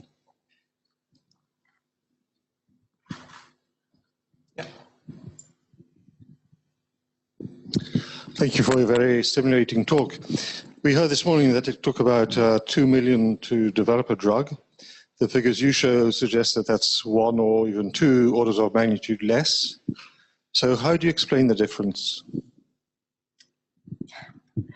Well, you know, this is the issue that we have, is that we have never data on the actual cost. And as we said, and as I said, if you consider 11 billion of investment in the biotech which had developed the sofosbuvir as research, then of course the research is very expensive. But if you agree that this is not research costs, then it's becoming much less. I think it's a question of accounting. Sorry, I can't really accept that because the 2 billion number has been going around for at least 10 years, so it can't be completely wrong. And yes, you can say people count the cost of failures or don't count the cost of failures. You can rule out the cost of acquisitions, etc. But still, it must be something about the way you're doing the trials, the way that you have to do the trials and industry doesn't, and things like that also account for the difference. Industry will agree that actually the cost of doing trials in low-income countries is not that much lower than doing it in high-income countries. So it shouldn't be that. It's maybe regulatory costs that some of the trials may not be needed. It's the extraordinary regulatory complexity that we have right now, which actually the industry itself is complaining about quite often. But if it would be less for them, it would have another cost. The cost of the entry of new players would not be that expensive. So it's at the advantage of pharmaceutical sector to have a very expensive regulatory system. I don't know, but I can tell you that you've seen the drugs that we have developed and we have raised nothing like more than that, 500 million. But you know, as I said at the beginning, when you repeat alternative facts a large number of times, it's become the truth. So these 2 million, maybe one of those. The other factor that's often talked about, but which you didn't cite so much here, and you can't see so clearly from the DNDi figures, is the cost of failure. Yeah, you know, if roughly from phase 1 to launch, you're talking about a 99% failure rate of new drugs, there's a huge amount that you have to write off, right? As well. Yeah, true. But you know, quite often the cost of failure at the beginning, the early stages have been quite often financially shouldered by the public sector. The discovery phase, even the early stages of HIT, working on improving the characteristics have been done not in the large pharma, but a small one. So by the time it is really taken up by a big pharma, many of the risk of failure have already been alleviated.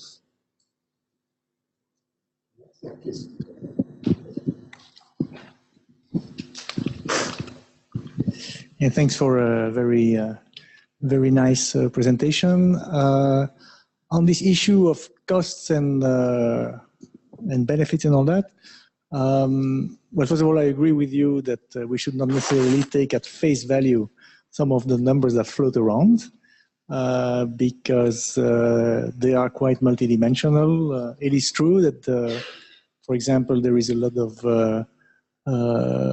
failures, the so-called valley of death.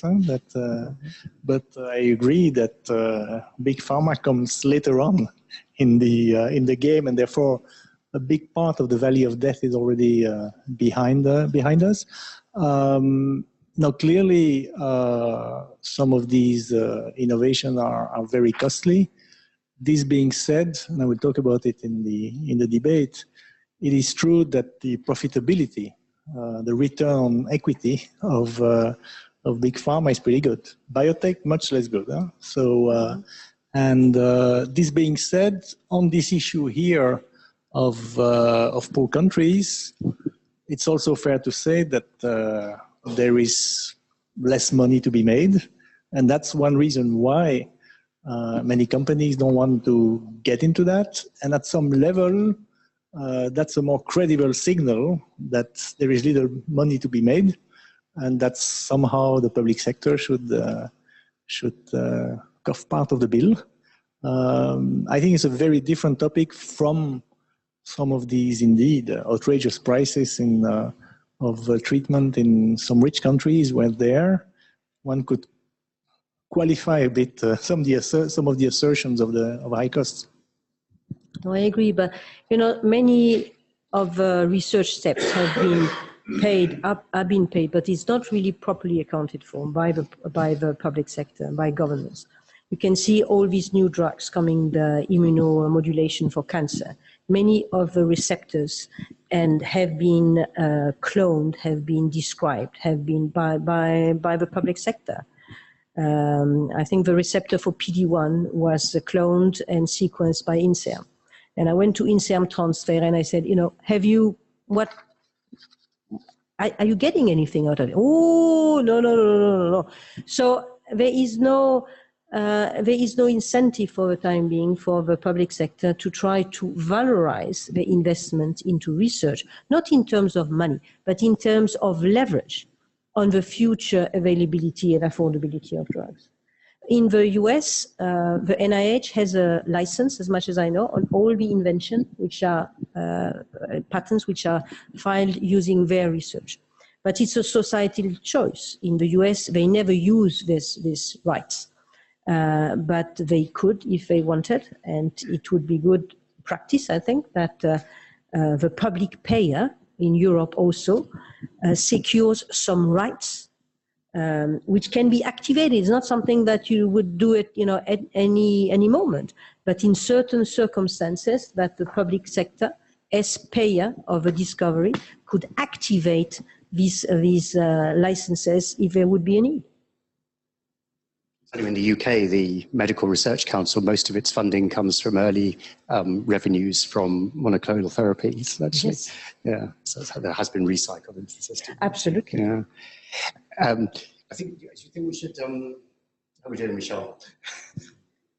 Sorry, but I'm sure we can come back in the panel discussion afterwards. So, Marie-Paul, thank you very much. You're welcome.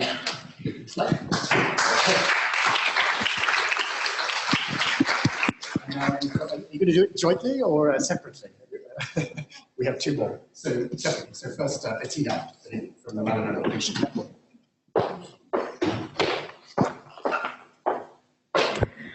Thank you very much for that. And I think I will have pretty much the complementary perspective to just the previous talk, because my experience is in melanoma, which is a cancer that has profited greatly from the advances in immunotherapy, as we have just heard. And my perspective is the one of a patient, or actually rather the one of a carer. So my approach to the problem is very much the inverse of the one of the previous speaker, because as a patient, you start in a very difficult place. You are between a rock and a very hard place.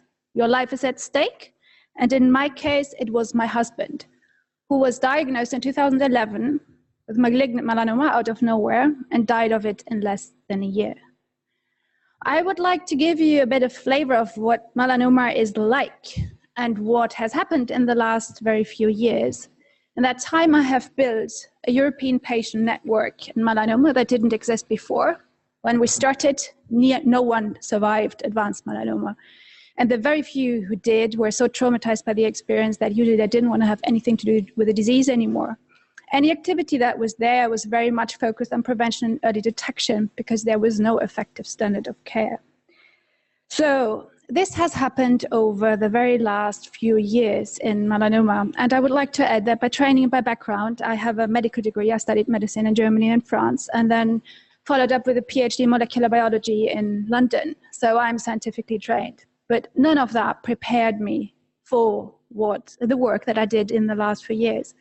So my approach to innovation and to access to therapies is based on actual issues that we've had. Because I spent most of my time in the last few years, when I'm not standing here, to get people on drugs. So access to therapies is something that is very close to my heart. Quick recap. Melanoma is a cancer that starts from the pigment cells in our skin mostly, but can start also in the inner linings of the body, in the eye, or basically any place in your body where melanocytes can migrate to, and they do migrate a lot. When I went to med school, the standard of care was chemotherapy. Chemotherapy does not work in melanoma. Median survival 6 to 9 months once metastatic, and a 2-year survival of 15%.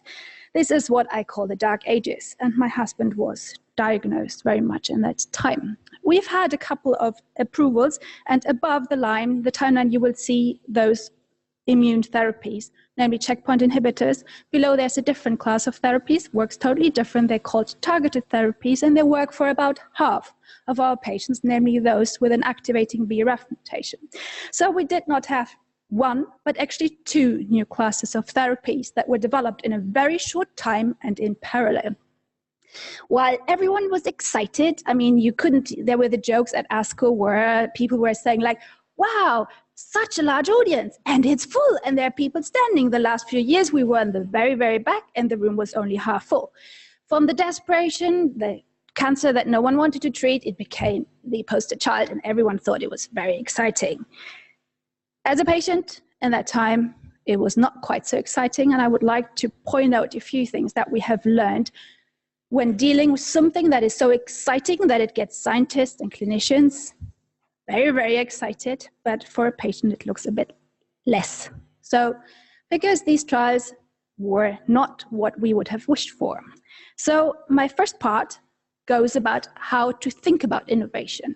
Innovation is one of these buzzwords. Everyone likes to talk about breakthrough, innovation. Actually, I can't hear it anymore.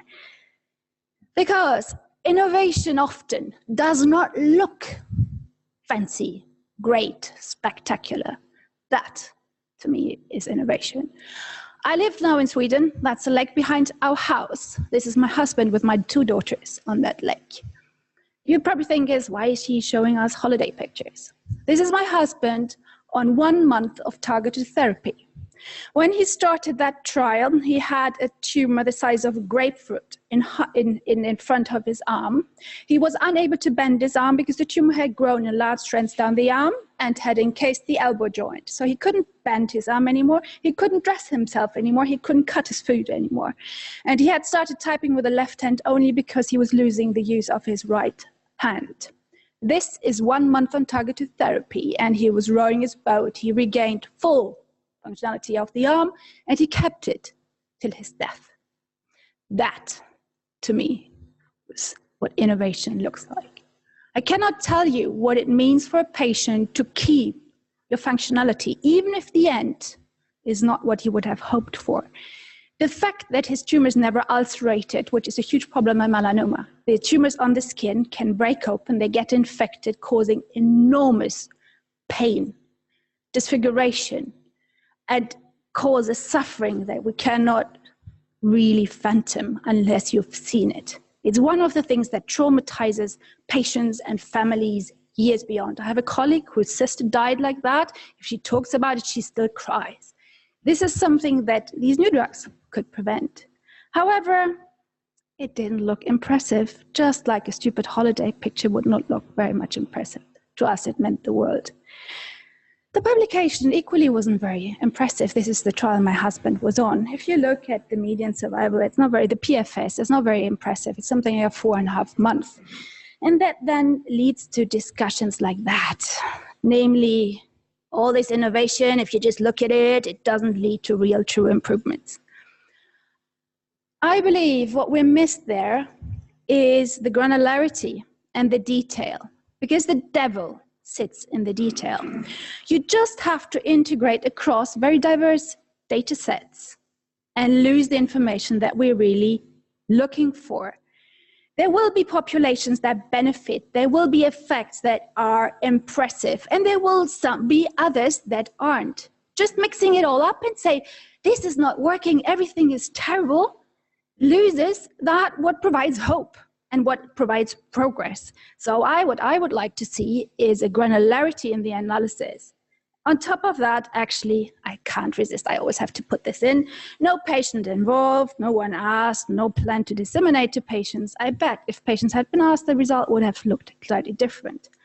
Because you see, what mattered to us was the speed of the response. After 3 days on treatment, the first tumors the size of like, well, I don't know, a big cherry had disappeared.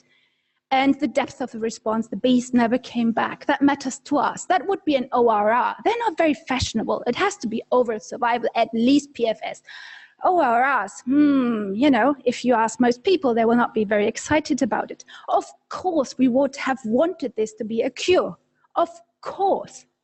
But if you can't have this to us was highly meaningful. So I think we have to be a bit more specific. We have to go digging what matters to patients, what is the context, and what is the benefit.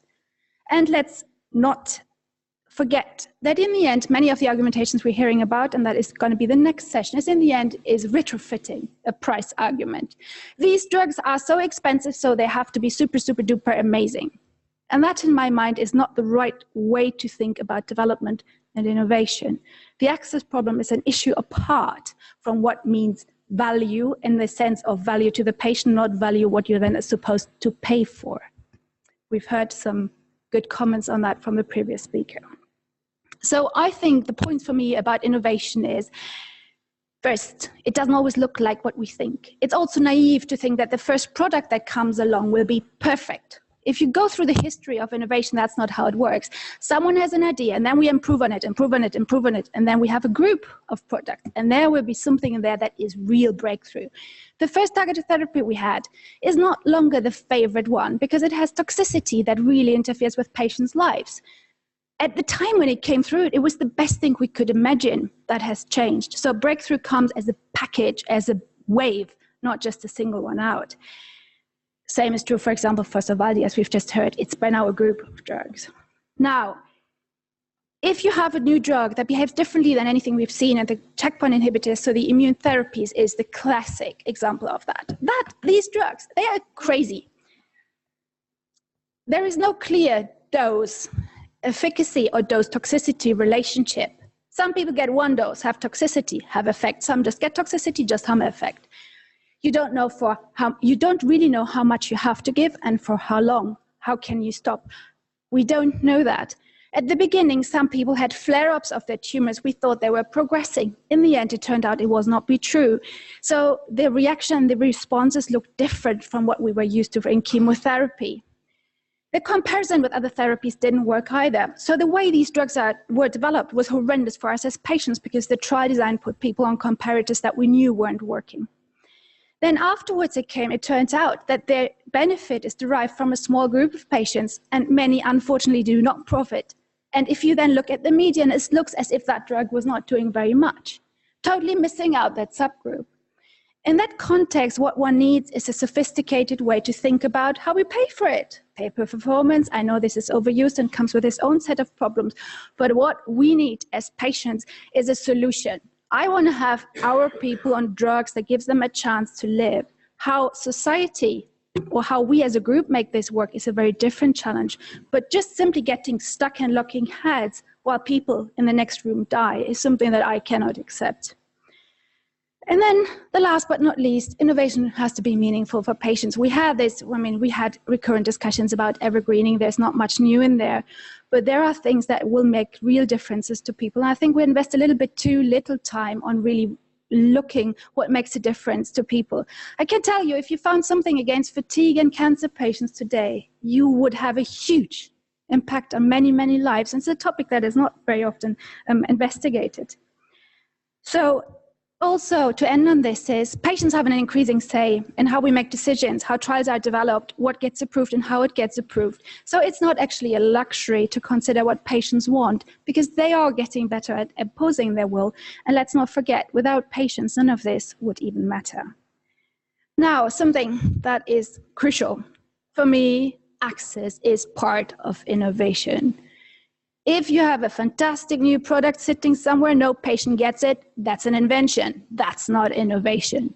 Innovation comes if that product goes into a patient and causes a positive outcome. That's innovation, and that's where we should put our effort when it comes to actually incentivizing innovation. That's a publication. It's a bit old, 2016. It was published in the Annals of Oncology. It was ESMO work where they looked at the accessibility of cancer treatments. This is melanoma. I shadowed a part of it because these are the drugs that you wouldn't want anyway because it's chemotherapy and it never really worked. That's what we call the standard of desperation. On the other side, you would like to see a blue, as in that would be access, unrestricted access. What you, however, see is anything dark colored here means restriction of access. This is very early data. These drugs were amazing. They were breakthroughs. Ipilimumab is it's an antibody targeting the CTLA-4 antibody. They won the Nobel Prize for Medicine and Physiology last December. So this is something that will truly classify as breakthrough, but access was not consistent or not immediate, though that I think is actually not quite the entire picture. And I will give you a bit more detail on this. This is work we've done in our own network comparing Romania and France. So you see that before 2017, so this is basically when the product received market authorization. These are our available products. The last two are actually missing because we did that before. This is when the drugs became accessible. Before 2017, and you will maybe remind, the first product was approved in 2011. In Romania, these products were not accessible. While France had, thanks to an ATU, so an autorisation temporaire d'utilisation system, is able to give patients access to these products. And you can see there are lots of ATUs in there. The system has its own hang-ups, but that is already a systemic difference between Western countries and Eastern countries. Eastern countries often even do not have the legal basis to run these early access schemes, which meant that all of a sudden we had drugs before everyone died. All of a sudden we had drugs. People in some countries survived, while people with the same condition a few kilometers further eastwards died. And I think something as Europeans, that is something we should not accept. We're living in such a small place. How can we justify that in front of ourselves? This one. What we then did is we took all the products with market authorization and melanoma in the EU, and we mapped them against the, well, unit, if you want, where they were stuck in the country. And this is a summary of what we found. So if this is the market authorization after which a product can be sold in the European Union, it will usually go for a cost-effective assessment. Not all countries have HTA assessments in place, especially in the East. That is not always the case. Afterwards, in many countries, there is a gap between the HTA assessment and the reimbursement decision. Countries handle this very differently. If you look at Italy, for example, I3h has a combined role. In most countries, it's two bodies. So in the UK, this would be a nice job, and the NHS would then make a reimbursement decision. And then afterwards comes utilization. That's something that's very often forgotten. People think that this is the problem, or well, maybe this is the problem. But in the end, a drug has to be taken up. And we actually found problems all along the way. And they very much depend on the country you live in, where your problems will be localized. At the time when we looked at it, the problems were like in the East were very much high upstream because there is no HTA, it was mainly a reimbursement decision. But even in the Western part, drug utilization turned out to be a problem. At a time when everything was reimbursed in Germany, we had stage 4 patients on chemotherapy treated by local oncologists. And that's something that I find equally unacceptable in a country that reimburses everything. It depends, it is the level of training that your treating physician has or who is allowed to prescribe. So that is something we should not forget if we really want that innovation really happens, because for that the drug has to reach the patient. That's a step that becomes increasingly important once you've sorted these problems out. What I don't like in there is the luck bit in there. I don't think that your chances to survive cancer should be dependent on luck. But we always found it was like living in the right city, being by accident in the right center. And that I find is very hard to tolerate. This is also adding another level of that. If you're educated, if you can read medical information, you can get yourself to the centers where you increase your chances. If you're not familiar with how the system works, or English is not your native language and you're not able to read English literature or medical literature, that type of knowledge does not exist for you. And that's personally something that I find I would only have to look at my own grandparents. They would have no chance. And that's somehow something I think we as society have to tackle. So there are different areas of access. Access is highly, highly complicated and split in different parts of it, depending on where you live. And something that I'm very worried about, and we have thought out a lot, is what I call the black hole by the time when clinical trials end and before there is true access in a country. And that's something where we still lose a lot of patients, because there come the access restrictions. And that's what I think this is the blue scale I showed you before is not granular enough, because lots of the blue bars were actually not real access. There were access under conditions. There were restrictions, imposed restrictions by the system that were not always science-based, but were just like rationing, if you want. So, once more, a drug, a therapy is not innovation unless it includes access. And where we put our money and our incentives should include the access bit. Now, I'm totally aware that I don't have a solution. This is actually, I just found the name and I took a snapshot. It's someone, I found this on Twitter actually. That's one of the most succinct versions that I have seen about the innovation dilemma as we're currently facing it. Because remember when I started, as a patient, you're between a rock and a hard place. You do not have time to build an entire research system up from scratch to invent something new. What you need is access, and access actually pretty fast. And we're stuck in this. On one side, there are conditions where there are no drugs, and people die because there are no drugs. In our own melanoma, there's a subtype of melanoma. It's a rare type. It's called uveal melanoma. It starts in part of the eye. Standard treatments that work for skin melanoma don't work for uveal melanoma. It likes to metastasize to the liver, and our people still die, just as skin melanoma patients died a few years ago. It's a different disease. It's genetically distinct. You cannot lump them together. These people die because there is no drug. And then we have people, like say with skin melanoma, there are drugs, but they die because they cannot afford to access them. And this person who I turned out was an economics professor from Harvard. And he said, by trying to solve one problem, we make the other side worse. And I think that's a struggle we are currently facing. And that's why I think it is very important that we start thinking about different ways to incentivize the process we're going on. As a patient, you're stuck in there. If you need a drug and the drug is there, that is your problem. But the way we incentivize leaves us with this dilemma. We push progress on one side, but it means that in the end, it's just the rich who get it. Is that what we want? Is that what we consider fair? Is that something that we can justify in front of ourselves? I don't think we actually can. So, two more things that I wanted to, and you've seen this one before, that I would like to point out.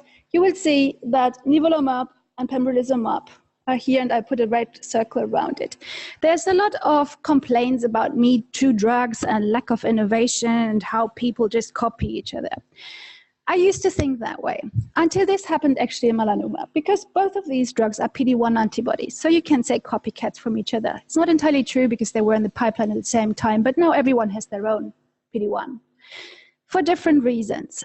Even a small part of a large market share, still a lot of money, is one reason, but also because we know that this is an efficient backbone. And any new therapy will likely be a combination on top of it.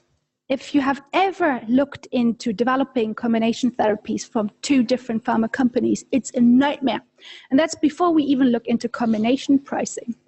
So it's very easy to play the moral one and say, oh, these Me Too drugs, and they just copy. If we don't fix the combination problem, we will not get out of it. The interesting bit in here is these are both originator drugs. They're both patent protected, but effectively Central and Eastern Europe treats them like biosimilars. They compete on price. They will not be at a biosimilar level, but they compete on price. Some countries have access to one and the others have to the other one. Is that bad? I would argue that this has facilitated access in many parts of the less affluent in the less affluent parts of Europe. So I think this is something to keep in mind. Everything is not what it seems at first sight.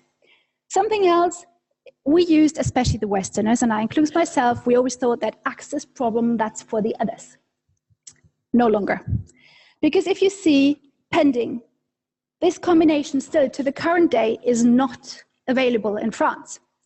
This is a combination that we know if you have brain metastasis in melanoma, brain metastasis is always dangerous. In melanoma, if you do not have the BRAF mutation, that's your best chance to get out alive, and it's still not available in France. So access issues have long reached the West. It's something that concerns us all. The level differs, but it's something we all have to get our head around, and it's nothing we can just say, it's someone else's problem. It's our problem. And if you are the patient, it will be your problem. So this is something I've been spending my last 5 years on. Now, to summarize, innovation, I think we have to think of in classes or in waves. It's never just one product. It's a landscape. And I think we have to kind of lift the focus from this single product and go a bit broader and look at the class and think about the class and also how we select within that class. And whether we can, for example, say we prefer that type of side effect profile over that.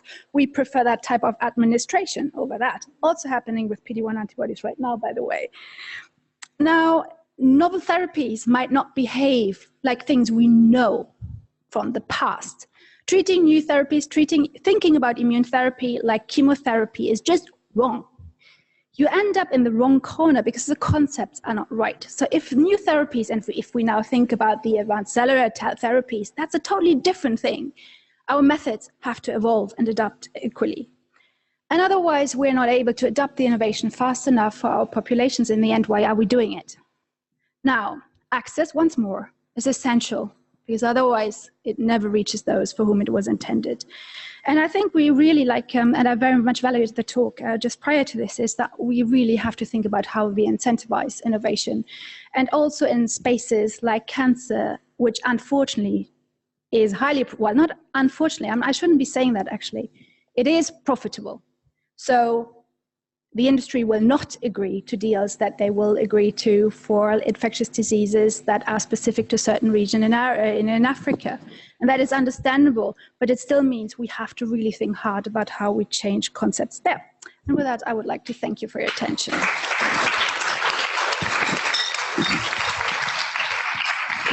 Thanks for that very powerful personal testimony, Betty. I think, yeah, it would be good perhaps if we hear from Simone, and then we can have a couple of questions for both, perhaps. Well, The slides have been put up. I don't think I should really be here after such a powerful testimony from Bettina. Bettina was fantastic in outlining how her personal experience has driven her to work on this. Now I have a very good fortune to be standing here before you after lunch, so I hope you still are much better awake than just after lunch. I think the previous speaker have probably raised up your attention level. I will go to the next, try to smoothly go to the coffee break. But I'm also in the good place to comment on previous speakers, not on Bettina specifically, but I hope that my intervention will complement what Bettina said so eloquently. As a matter of fact, when you posted that tweet, that is exactly what people with rare diseases feel at the moment. As there have been increases in innovation since year 2000 of when the European regulation on orphan medicinal product was adopted, but still this covers 1% of all rare diseases, of the 6,000 and more, and possibly 5% of the population. So and at the moment, as I will show later, there are problems in accessing also the authorized drugs, or problems because there are no drugs. So we are really between a hard place and a stone. So, and the other comment I wanted to make with one of my previous speakers, I don't see her, Mary, where is she? The 5-star movement in Italy, where the Minister of Health comes from, is also the promoter of the anti-vaccine movement in Italy. So let's very carefully choose who we go into bed with, just to say that. In the next 20 minutes, what I will talk about is a little bit about rare diseases. A lot has been said before, but I will just give you a little bit of background on what they are in the next 20 minutes. Michelle, I will try to be as quick as possible. Secondly, about Organised and what we are doing. Thirdly, why breakthrough therapies such as gene therapies, cell therapies, tissue engineered therapies are so breakthrough for the patients and for the systems. And finally, proposing some solution of from some of the recent development that we've done as Organised. So Organised is a patient organization, umbrella association of many different rare diseases organization. I've joined the Organised in April 2017, so almost 2 years ago. At the time, we had about 730 organization. Now we have 837 representing more than 1,800 rare diseases, not just in Europe, but also across the world. We have now approximately 40 plus people, national alliances in every single EU country, plus more, and a number of federation grouped in council, both Council of National Alliances and Council of European Federation, where they allied common areas. What are rare diseases then? What we're talking about, as defined by the regulation of medicinal products, diseases that are affecting fewer than 1 in 2,000 people, mostly genetic in origin. They have a prevalence between around 6%, and that's translated to between 25 to 30 million patients in Europe and around 300 million people in the world. So if individual rare diseases are rare, grouped together, they represent many people. For the vast majority of them, as I said before, there is not only no cure, but no satisfactory treatment, whether this is care or is medicinal treatment. What we do we structure our work in 3 main areas: is advocating for patients, empowering patients, and engaging patients in a number of different ways. But this is not necessarily the topic of the symposium. We want to put patient at the center, patient first, and no decision should be made without us. And sometimes I feel that in the talks that there have been today, patients have been talked over in a way, and we need to be really engaging. And in the last couple of years, I feel that patients are coming up, not just from us. We do try to propose solutions that others are trying not to look at. This is because it is extremely exciting times for people with rare diseases. And a combination of really three different points.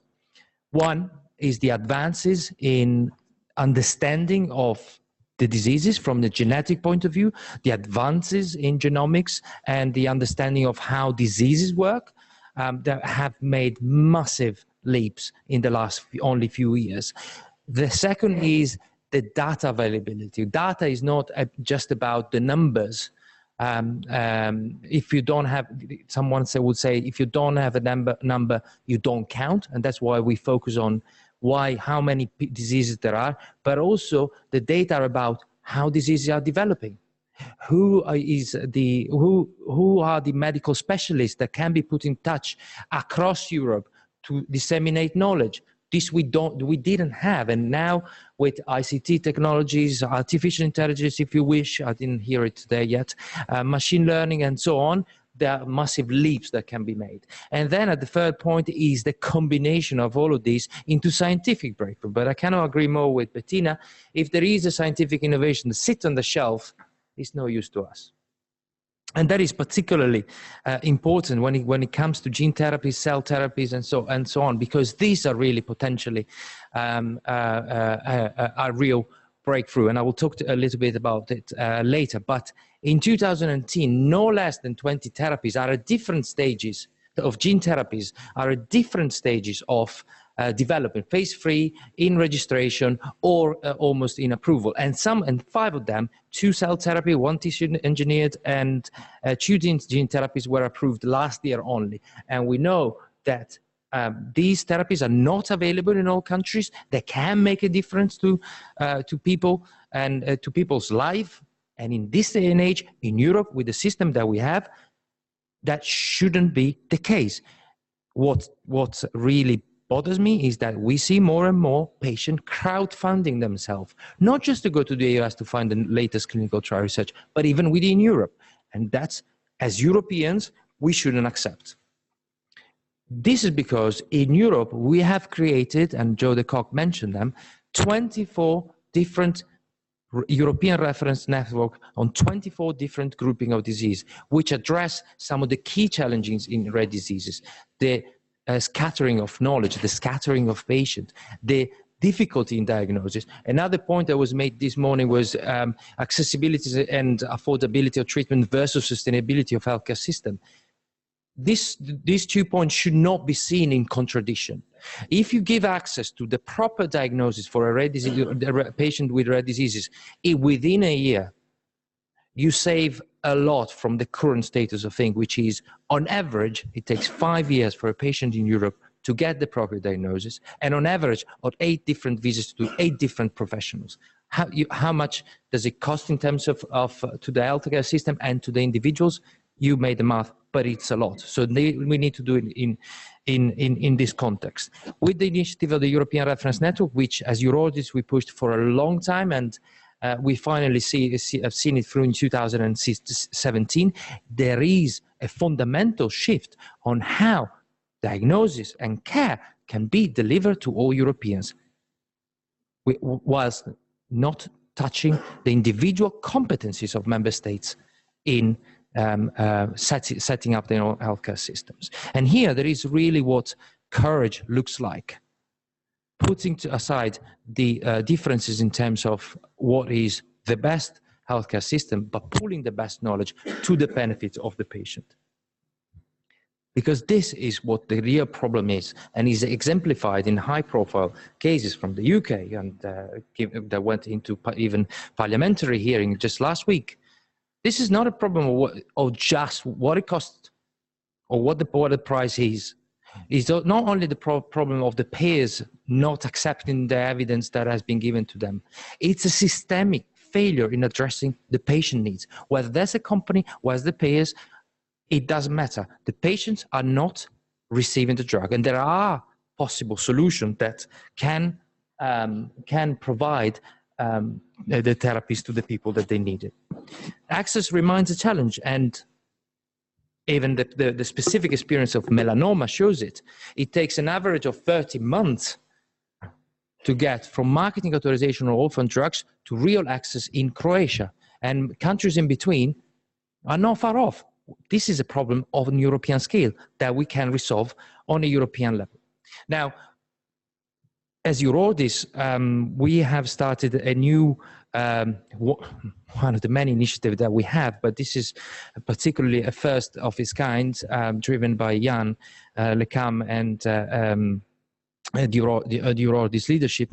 We have created a public, to some extent, a public-private partnership by creating a consortium of ourselves plus 18 manufacturers or producer of gene therapies or cell therapies or tissue engineers therapies across Europe, both private and not-for-profit, to really address what are the challenges to access for gene therapies, cell therapies, and or in general, advanced therapeutic medicinal products, because this creates a real European headache to payers, because these therapies will most likely be available in few centers, if not in Europe, a few centers in some countries. How do we give access to therapies that are working for 15, if sometimes 50, 100 patients throughout Europe?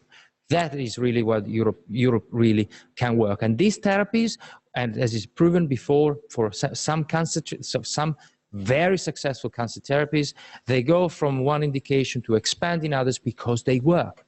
And that's what we are looking at. And here, the specific challenges that there are, I was asked by a payer's representative some time ago, why are you doing this specifically for gene therapies? Well, and not concentrating on orphan drugs in general, as Eurordis does. Well, this because it represents the real top of the iceberg. Here we have complex treatments for complex diseases that are delivering a cure, or hopefully a cure. There are question marks, but there are essentially the 4 A's, we call them, of ATMPs in terms of challenges and challenging on assessment on the available body of evidence at time of marketing authorization. At time of marketing authorization, we don't have the body of data that makes the certainly health technology assessment bodies and payers be really in agreement with the value that is proposed. The question of affordability, yes, some of the prices that have been put forward or have been touted in the media certainly are not looking very cheap, to say the least. But if we look at and Joe mentioned specifically some of the issues related to budget impact of orphan medicinal product and the increase that there has been in Belgium, although I disagree with some of them because there are different areas, particularly when it comes to cancer. 53% of all orphan expenditures are cancer. Joe showed cancer figures and orphan figures. Let's see whether there is a middle, how much money for orphan cancers are put there, and we could see a better picture, a more granular picture. Sorry, Bettina, I stole your adjective, but that's really the point. Granularity. Let's understand what we are really talking about. The availability. Availability is not just having a product on the market or officially on the market, is actually having the patient accessing it. And in the case of gene therapies or cell therapies, you will have very few expert centers that could deliver them. How do we do it? Funnily enough, at European level, we already have the legislative mechanism in place to do so. We just need the political will to back them up with incentives, with the right kind of money behind it. And that's on access. That will be the fourth A. We have looked at these issues for some years now. We have had the third edition of a symposium on improving patient access to rare disease therapies, where we try to really look at what the potential solution are. It started in 2016, and this was the third edition. And we have tried to look at the overall spectrum. Today, until Bettina, the discussion that I followed, focused on one element, and it was the price. How we arrived at the price. How is the transparency of the price done? If there is enough transparency. But let's look at how can we reduce throughout the life cycle of the development of a therapy, how can we improve the efficiency of the development, and thus reducing the cost and the budgetary impact. We're looking at how do we do better research and development, improving multi-stakeholder early dialogues. Everybody agrees on what the concept of early dialogue should be, but we don't have enough experience of how they should be done, and not enough experience of the involvement or the right involvement of patients. We need to look at how prices are set. We do not deny that there are prices that are pretty much out of this world, at least on what we hear about. We don't hear so much about the actual spending that there is. So we need to look at, certainly, and it's our view, because for rare diseases, the European level is the one that works the best, that a voluntary cooperation around a table of negotiation would make assessment better, but also availability better for the therapies. This based on a continual approach on evidence generation, so that the drug or the therapy can fulfill its potential, and at the same time, it doesn't have to break the bank. And specifically on the table for negotiation, which we're working on, but we are building on what the collaboration, there are many ongoing collaboration that there are. The point is that we are shifting from individual countries' inequalities to regional inequalities, but the inequalities will remain. So why don't we skip that and make a leap towards a much, at this moment, voluntary table of negotiation where everybody sits together, everybody can have a look at what the therapies that are coming from the market authorization are, and can see what we can really deliver for patients at European level. And let's not forget that the treaty that is founding the European Union gives to the European institution the duty to protect the health of every European citizens. It says that the health system are competence of member states, but if that is not possible, they have a complementary nature. And this is really where Europe can give added value. But moving forward, we have put forward, and we are putting forward, specific collaborative approaches that are focused on primarily on the high complex treatment that could go through voluntary joint assessment. That's why a proposal for a cooperation on health technology assessment at European level is so fundamental for rare diseases, and joint negotiation with interest countries and manufacturer, and can even go as far as talking about joint procurement. Discounts should be proportionate to our uncertainties, and flexible financial agreements should be sought based on the collection of real-world data. Belgium and the Netherlands have agreed on a joint contract, on a joint pricing and reimbursement agreement with the manufacturer of Spinraza, based on a multi-annual contract and based on flexible payments based on real-world data collection. So if it can be done between Belgium and the Netherlands, why cannot be done with other countries? And then financially, we could consider the creation of a European fund to finance, as a project of research, the collection of this data in order to de-risk the development of those therapies. But after all, the time for action is now. We have talked a lot, but we have a lot of solutions. It is time for having a little bit of courage, a bit of commitment, and a bit of creativity, and having this solution implemented for the benefits of people with rare diseases. Thank you very much.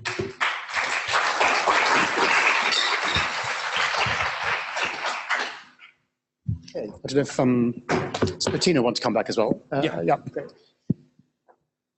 Just one thing actually, instead of Bettina, we talked about earlier was just, and you might also come into that as well, Simone, but just about access into trials and the issues sometimes of this rather complicated case of, if patients drop out and then want to come back in, what levels of access they do or don't have. Is there a policy message perhaps there to explore? Well, rather a personal wish. So I am sure you are all aware that if you travel to another European country and you have an accident, you are covered. The form for that is called S1. Less well known is that there is an additional form which is called S2, which is for treatment that is scheduled and planned, and that needs pre-authorization by your home insurance before traveling abroad. What even fewer people know is that that form, usually for most countries in Europe, specifically excludes clinical trials. So your home insurance, and I'm not sure how familiar you are with the financing of clinical trials. Usually it will be the home insurance that will pay the cost that you would occur as a patient in your country anyway. And the sponsor has to cover the top up, so any additional scans and clinic visits and bloods, whatever they want. Now, even if it's a multi-center trials in different countries, if it is running in your own country, let's say you live close to the border. I mean, lots of Europeans live close to borders. And you wanted to go to a geographically closer center, but it was in a different country. Even if the same trial would be running in your country, your home insurance would not pay for that. And that turns out that is a real issue if you have a small cancer with very few trial sites in Europe. You cannot just easily travel. Usually what happens right now is that people pay out of pocket and pay privately. And even that is not so easy. And now we have the first countries in Europe. The Danes have started it and the Norwegians have copied it from the Danes, who make this actually, who have a program out of it. So if you're running out of options in your own country, they will pay for you to join a clinical trial abroad and will finance the travel and even accommodation and that. And that's something that I think is a very, very good approach, especially if you have a rare cancer. Because, I mean, like if you rare, not in the strictest sense of you're rare, but if you're not in such a frequent condition, there will be fewer trial sites. And we believe, well, research is what is pushing the field forward. And I think we as Europe need a better structure to support that, to come to access. I'm not sure that answers your questions, because what we talked about over lunch was rather, I briefly alluded to that, is artificial restrictions on the usage of medicines that make no sense, but they're just our budget imposed, and which I think add to the problem of accessibility but also affordability. To be concrete, there was a therapy that was reimbursed, where people were on a drug and we didn't know how long you have to treat people. And in the UK, the session was that in other countries, when you had a complete response in melanoma, they would take the person off the drug. And if the person then relapsed, could have access to the drug again. In the UK, what happened is, because that re-challenge was not guaranteed, people just stayed on the drug forever, though they were fine. They were just getting more and more side effects.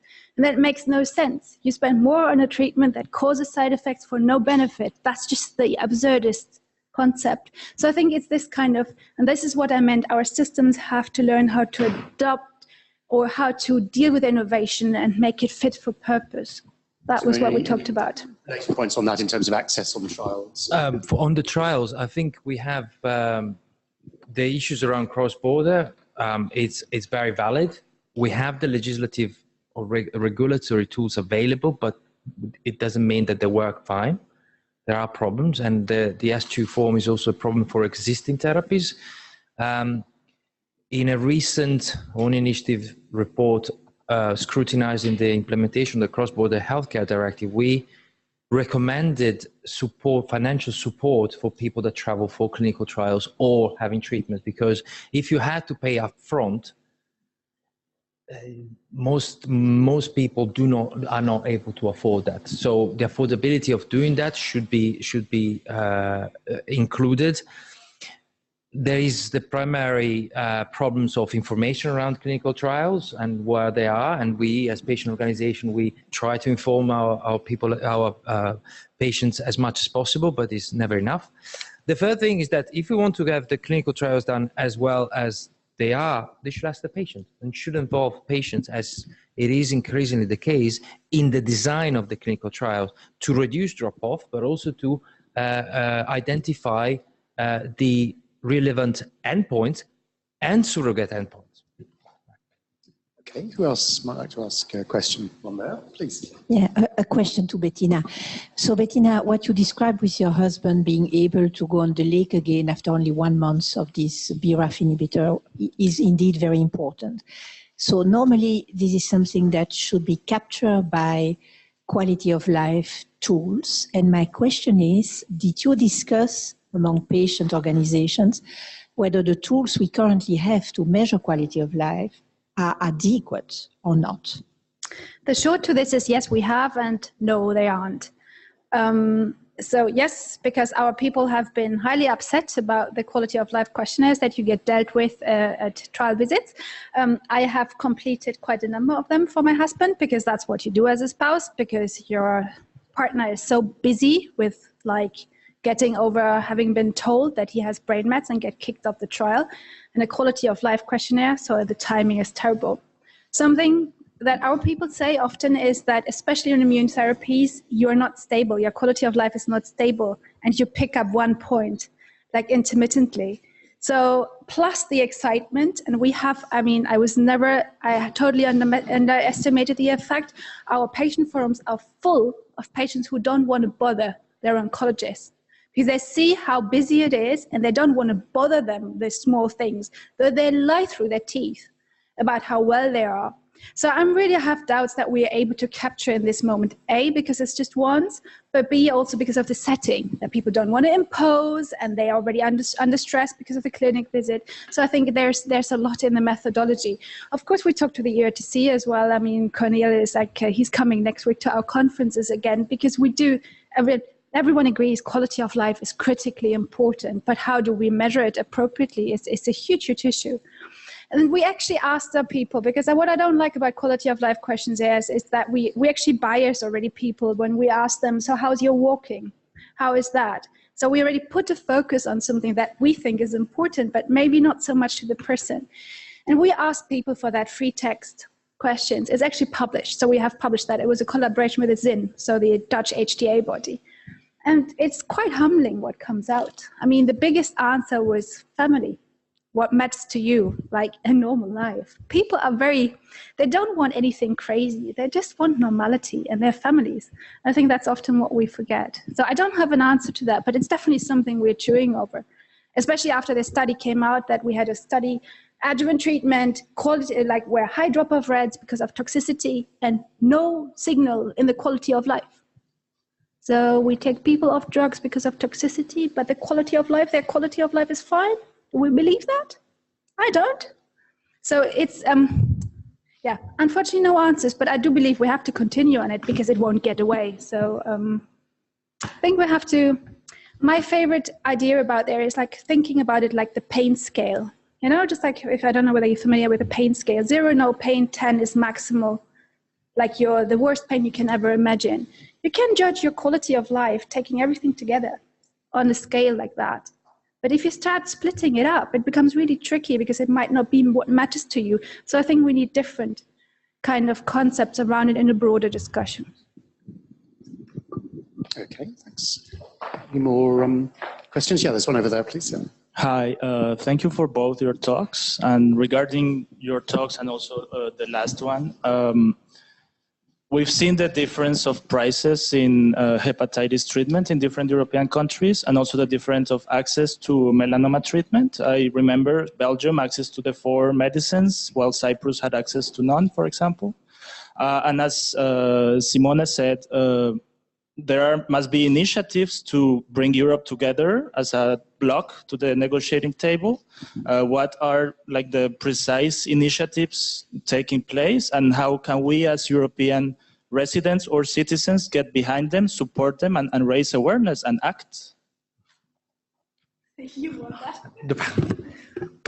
There are the European election in a couple of months' time. Vote there for people that believe that Europe is a good construct.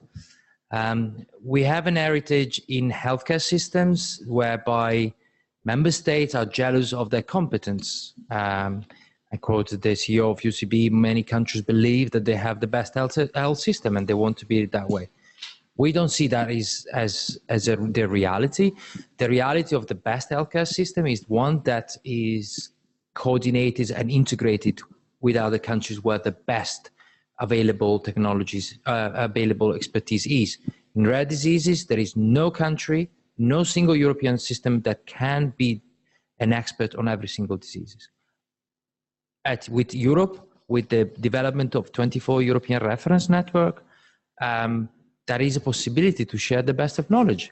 There is, if there are very complex cases, there is virtual consultation being put in place. I think now we have had, since 2017, more than 250 patients referred to, but those ERNs are not plugged in fully in the healthcare systems. So at national level, what needs to be done is to really integrated them so that if you are referred, and if you're the father of, usually your father or mother of a child with potentially rare disease, that this is referred to the European Reference Network of reference in that sense, so they can have a diagnosis faster. Because when you have a fast diagnosis, you can plan. In most of the cases, you don't have a treatment, but at least you can plan. You can start looking around. You can start seeing, okay, what do we need to do? What type of assistance do we need? Because in most of the cases, in about 70 to 80% of the cases, the rare disease appear in childhood. We're going to launch as Eurodis a sort of a pledge whereby we ask for more coordination and cooperation between countries in addressing this situation. Because certainly, if member states cooperate, they could have a much greater bargaining power, and certainly a less inefficient or less asymmetric informative gap. Just briefly, just what we're concretely doing. Simon already said, health is under national authority, so it's not quite easy. You come from the outside and tell someone else what to do, so that's absolutely not possible. What we do concretely in melanoma is that we educate people in their own country, because they are citizens of their own countries who can make demands on their own system, how to advocate for access to new therapies, and how to do this in a way that is not just the usual story screaming for access because you're desperate, because of course the pharmaceutical industry loves that, but that's the surefire way how to discredit yourself as a stakeholder. And it's also I don't believe that this is something we should be doing as patient advocates. You get the first drug and then the next one is coming and is better and you will not get it. So the thing is always escalating, escalating, escalating. So we have training, and it has been mentioned before, we have been training our people in risk sharing agreements, both financial and outcome based. So what are solutions that are fair on every party? What we can do is put pressure on the system that there has to be an agreement wherever that agreement lies. And the agreement will lie in different positions depending on where you are in Europe. So that's why countries in the East usually pay less than the countries in the West. And I think this is something as civil society, and it was said earlier on, this is our role as civil society, that we forced our societies to take health serious and to come to constructive solutions. I mean, this is like, you can talk a full day about how you can go about outcome-based measurements and what the challenges are, because if you don't have a good registry in place, you can talk all day long and it's not going to happen. So in the East, you have financial risk-sharing agreements. So I think there's a lot about it, but we do a lot of training about it and to find solutions. And it's like, I mean, it's like a thriller. We have people who get bribed. So we have then ministries going to single advocates and say, oh, we give you the drug for your mom if you shut up about the rest, that kind of stuff. So, you know, it's like Wild West. Okay, I think unfortunately we're probably better stop for coffee. Michelle, you have for about 15 minutes. So do please thank our speakers.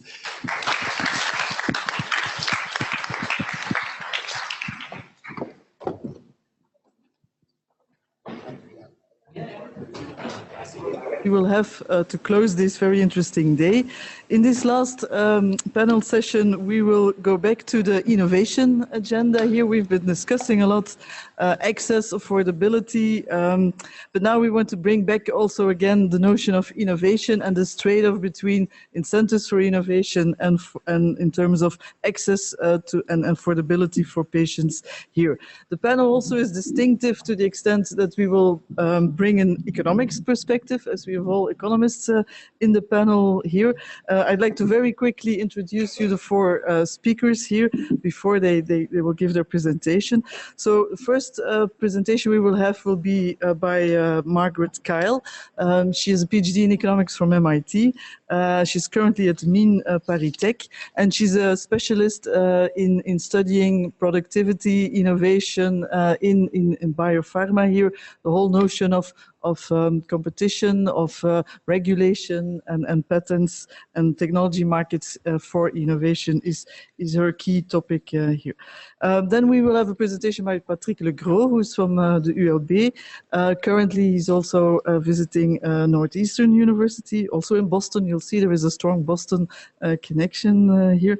Patrick Legros works also in industrial organizations, studying contracts, regulation, competition policy arguments here, and will definitely also apply that to biopharma markets.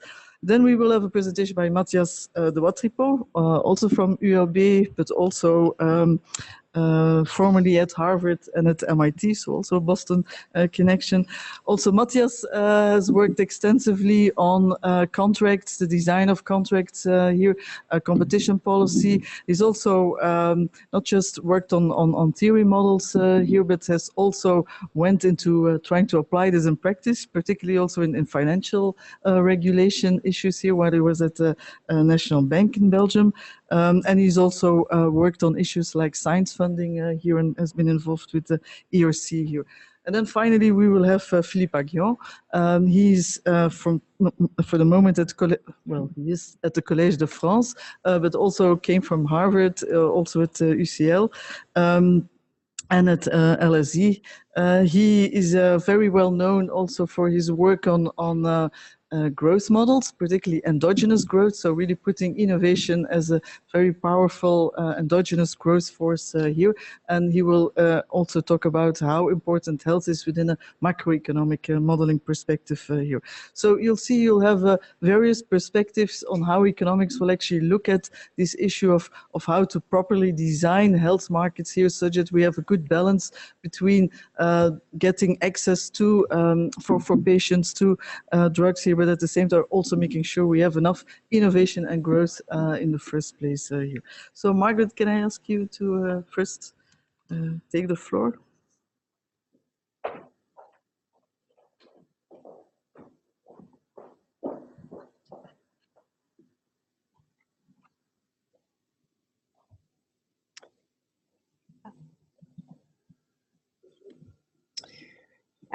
Thank you very much for the opportunity to be here.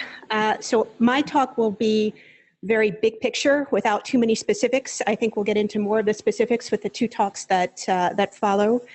But let me just start by talking about how economists think about innovation policies.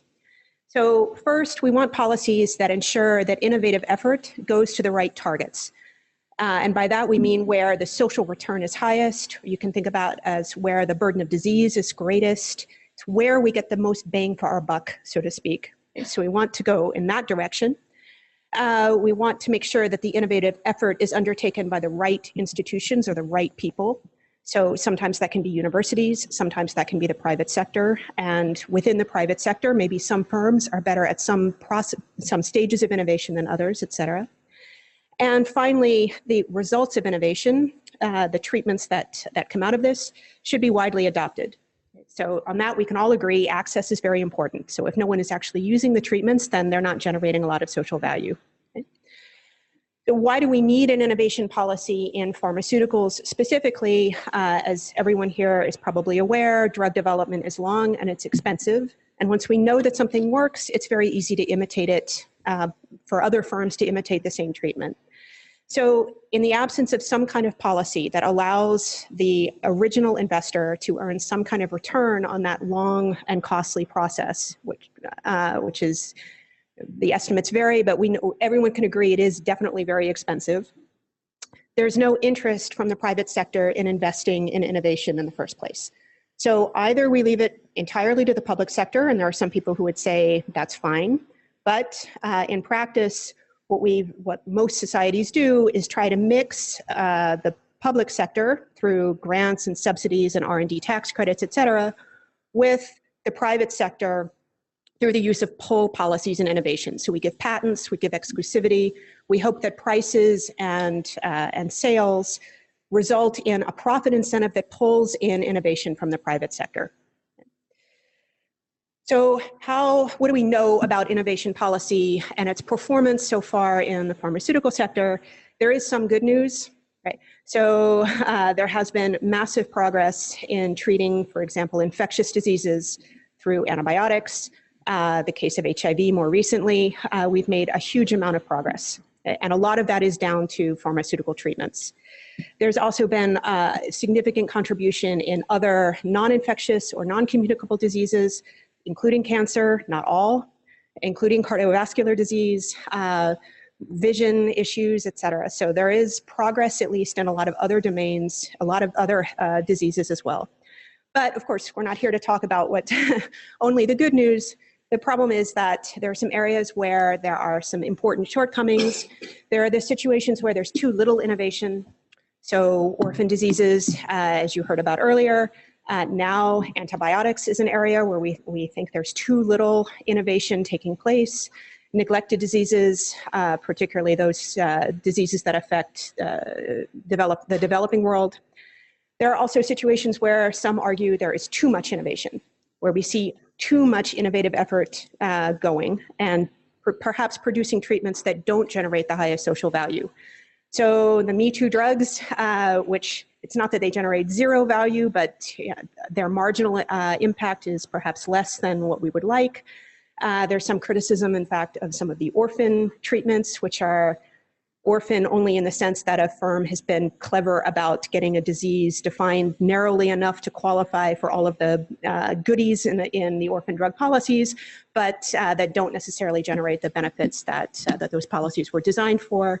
And of course, the problem with a lot of pull policies that rely on market forces, that rely on the promise of high profits, is that we end up with treatments that are too expensive or unaffordable. So these pull policies, relying on the market, they depend on a number of important conditions. So the primary condition here for pull policies to work is that we need a strong link between profits and social value.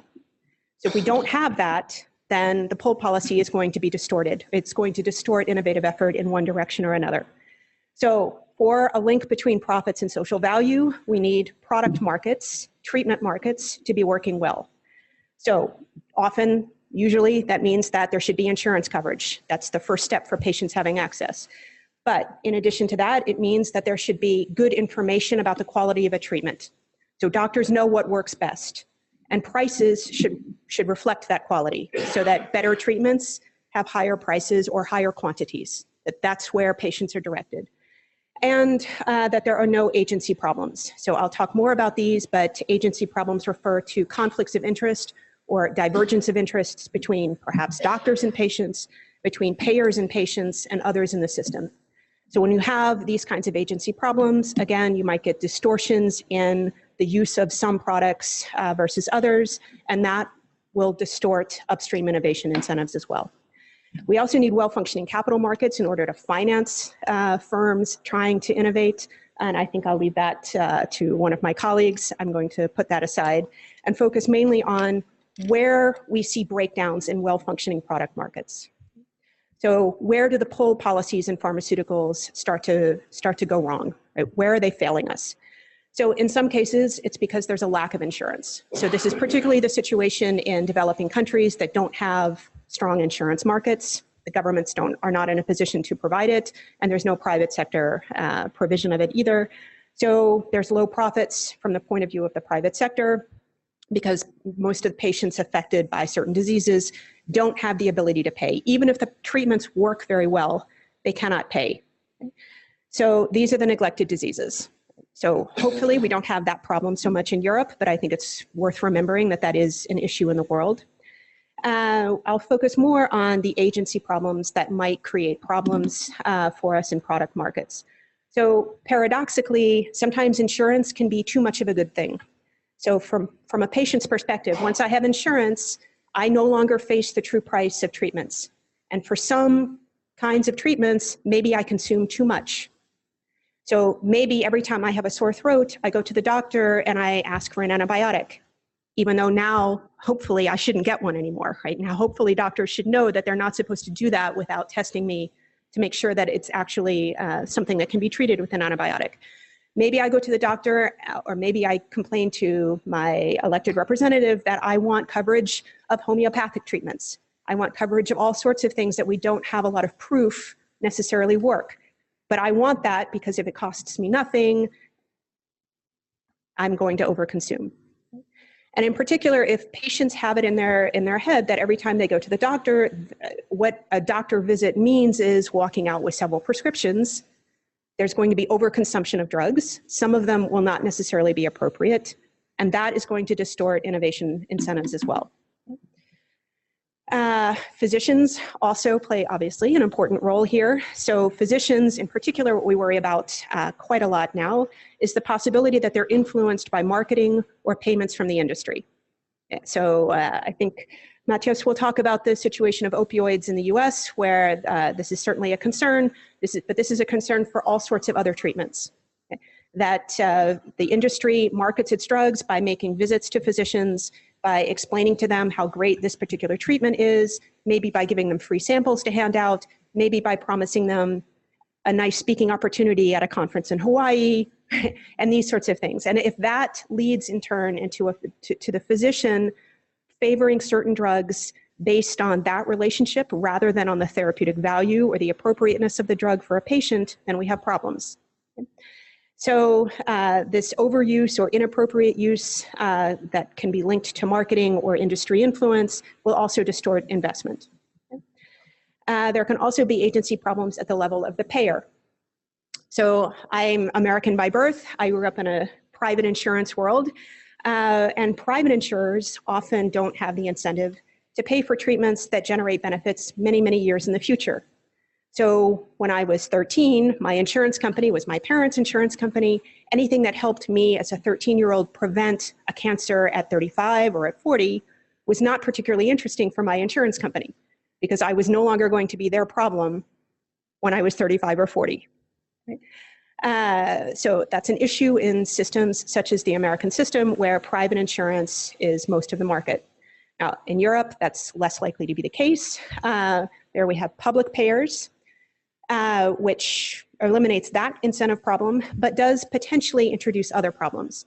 So if you are the only payer in a small country in Europe, and you know when you're negotiating with a drug company over the price of a new treatment, that they have already sunk the R&D costs, that at this point, their interest is in getting the drug on the market, right? Because there's a limited patent term, the industry wants to, the company wants to sell it. Okay? If you really negotiate hard, you can threaten access to the market by saying, if you don't cut the price to this level, then you don't get access to the market. And we know that should be interesting for you as the firm selling this drug because you've already sunk the R&D, you can't get that back. Any price that you get that's covering your manufacturing cost should be worthwhile to you. Now, of course, in Europe, it doesn't usually work that way because of reference pricing, because of parallel trade. But the point is that if you are the only buyer in a country, you might be tempted to say, when this great new treatment arrives, well, at least it's already here. And I'd rather take the benefits in the short run by negotiating hard for a very low price and sacrifice incentives in the long run because as the head of the national insurance agency in this particular country, I don't expect to be around when those incentive problems really start to bite years in the future. My party might be elected, might be voted out next year. So there are potentially incentive problems even for national insurers as well. And that can lead to underinvestment. And so, by the way, this is one of the complaints of the Americans, right? That Europe gets to free ride on the incentives created by high profits in the US. Europe can say, look, the profits in the US are already generating enough return on R&D.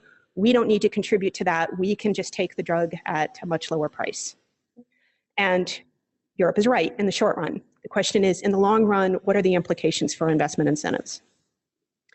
There are many problems with the patent system as well. I won't go into a lot of detail except to say the basic problem is that patents are granted independent of therapeutic value. That also can distort investment incentives. And another big issue, I think now, is that we have imperfect information about quality. So clinical evidence takes a long time to develop. It takes a long time to diffuse it, to get it out to doctors, to then translate that into treatment decisions. As a result, the best treatments don't necessarily get the best profits, and that distorts investment too. And of course, there's the affordability issue that patents and prices rely on these market signals to drive investment. High prices and high profits have to signal social value. So again, if we don't have that link, it doesn't work.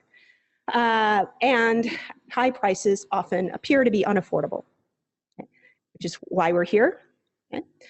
So I just want to make a small aside about how we define unaffordable, because I think it depends on what situation we're really talking about.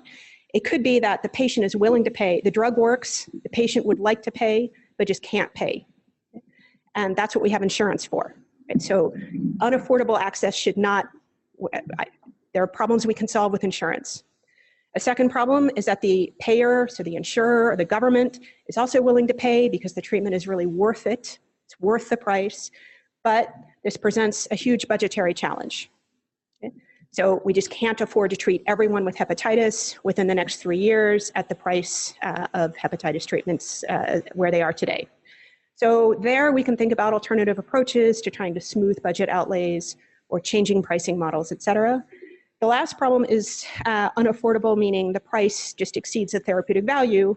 And this, I think, is where we should focus more attention. So why would this happen? Why would price ever be greater than the therapeutic value? So one situation is where we have a patented product, a legal requirement for a payer to cover a treatment, right? So they can't refuse to cover the treatment, right? And therefore they have no bargaining power. And then the firm gets to set really whatever price they want. Right, so that is a recipe for disaster. This is what's happening with Medicare in the US. Medicare cannot negotiate price. Medicare is required to cover certain treatments. And as a result, you get just remarkably high prices, even on treatments that don't demonstrate a lot of therapeutic value. So it's important that payers have some countervailing power. Another issue is, again, the lack of information about therapeutic value. I think Europe has made a lot of progress on this in increased use of health technology assessments. Certainly we can do better, perhaps by coordinating across countries, et cetera. But they also need to be used to a greater extent. So make sure that doctors actually make treatment decisions that reflect the outcomes of these HTAs. Or there can be other problems in product markets. So are physicians and patients too insensitive to price? And that's what's leading to overconsumption of certain drugs. Some countries have come up with attempts to fix that through, for example, therapeutic class reference pricing or physician drug budgets, et cetera. Is it that there's too much advertising and that's what's distorting things? Well, then we should fix the how we regulate marketing. Is it a lack of generics? Because we should, the patent system works if during the term of patent protection, there are high profits, but it's meant to be temporary. It's not meant to go on forever. So what's preventing a generic entry from occurring and coming in to drive prices down after 10 or 15 years? Okay. I promise not a lot of detail, but I'm just going to put up a couple of charts. These are orphan drug prices in Belgium from a few years ago.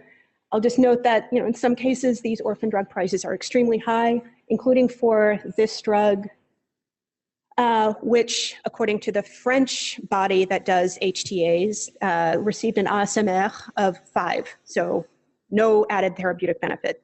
Right? So why is its price so high? And why are we complaining about the price of hepatitis treatments, which are much lower than that, right, but much more effective? So the problem with some of the orphan drug policies for me is that they're setting this very, very high threshold. This is basically saying society is willing to pay almost 300,000 euros for a drug that doesn't work. And then we don't like paying 80,000 euros or 50,000 euros for some that do. And that to me is a problem, okay? Because that's saying, if I'm a firm, well, I might as well develop the drug that doesn't work that well with a really high price I can get away with, and not developing a treatment that works really well, which presents a huge budget issue, which so that access is going to be restricted or prices are going to be driven down. So this is from a study I did last year, looking at the relationship between these ASMR scores from France and global revenues for these drugs. And here's the problem, is that the difference between developing a drug with a moderate ASMR is not very different from one which is a ASMR 5. It's not very different from one that gets a major score or an important score. Right? So the returns don't look that different. So where I think we need to worry is that there are cases where we are paying too much. There's not a lot of therapeutic value added. And then there are cases where we're not paying enough for the therapeutic value added. So true breakthroughs do bring a lot of value. And we should recognize that and encourage the development of those true breakthroughs through market signals. Okay? The affordability debate sometimes, to me, risks distorting these innovation incentives. because we focus just on high prices and high prices across the board, rather than recognizing that sometimes high prices are appropriate and other times they are not. So for me, what we should focus on doing is paying less for mediocre drugs, but accept that we have to pay more for the important ones. So what can we do? I know there's always discussion of alternatives to the pull system based on profits and prices and patents, et cetera. And I think there are cases where clearly something like a prize system is going to be better. So antibiotics is one such example, the Zika virus, the Ebola virus, et cetera. There's still a lot of challenges to overcome with those approaches, which perhaps we can get into during the discussion. But I think there are smaller fixes that we can make in a lot of healthcare systems in Europe and elsewhere, where we just need to do smarter pricing rather than complain always about high prices. So better use of HTAs rather than referencing prices in other countries, which doesn't make a lot of sense to me. Okay? Use the HTAs, but really implement them.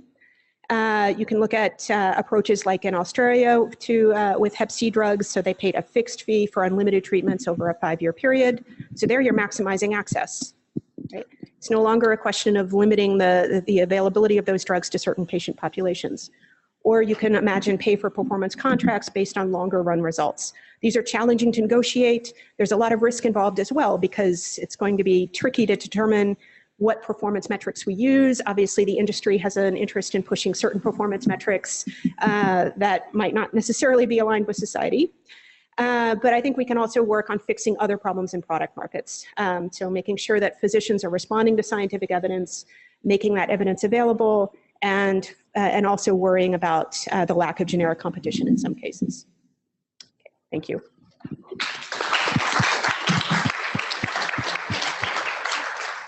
Thanks, Margaret.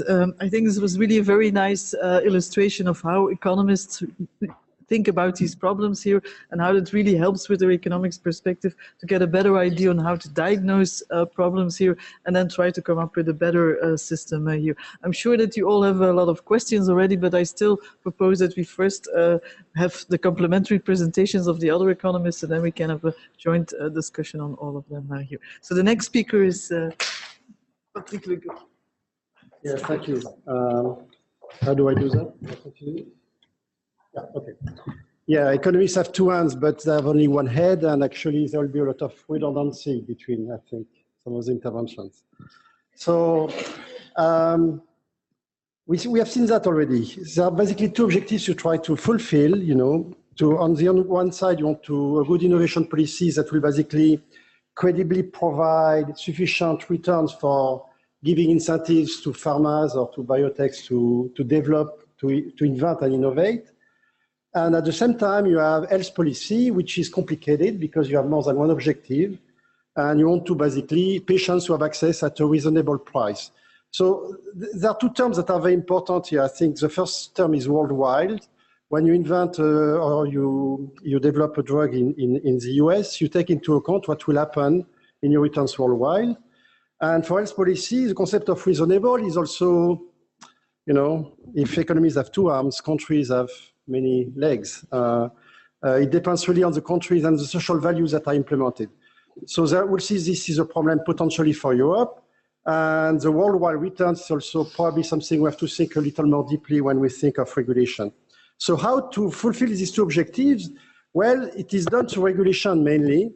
Explicit regulation in Europe, less so in the US, and regulation not only on the certification of drugs, but sometimes on the regulation of prices, and sometimes on conditions for trading across borders. And the problem with regulation is that once you put it in it, you put rules, but there is gaming that can happen, that firms can engage into to escape this regulation, and we'll see some examples of that. And this is actually very important, because when you think of changing the regulation, often what you have when you change a regulation, you say 2 or 3 years after or 5 years after, you say, oh, there have been some unintended consequences of the regulation, which is a very nice way to say we didn't think through really enough about the consequences of that regulation to begin with. So I would say let us think a little more deeply about, you know, how to change, but also be careful on not creating more gaming possibilities.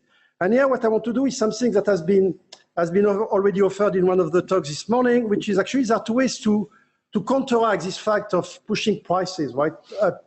You can do better regulation, or which is inclusive potentially, or you can do antitrust to make sure to counteract this type of gaming possibilities by the different stakeholders. And this is what I want to introduce here.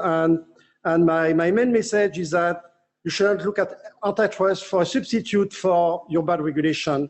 It can be only a complement, but it should not be a substitute in particular for thinking of how to set prices. So for an economist, it's a very interesting market because it's not clear what the market is. When you think of a market, you think of supply and demand. And the demand will basically illustrate the ability and the willingness to pay of consumers, the patients potentially, and also the willingness of firms to signal. So there's a signaling value of prices. A price tells you basically at least a minimum willingness to pay. And in the pharma market, you don't have that really because the price is set at a level well beyond the final consumers, the final patients, or the final even producer like physicians. In the EU, the price reflects the ability and the willingness to pay of the regulator, which is often a country regulator, and also the relative bargaining powers of this regulator and whoever pharma or whoever firm is bargaining for the price. And in the US, it seems there is no regulation, but there is actually some regulation because there is intermediation.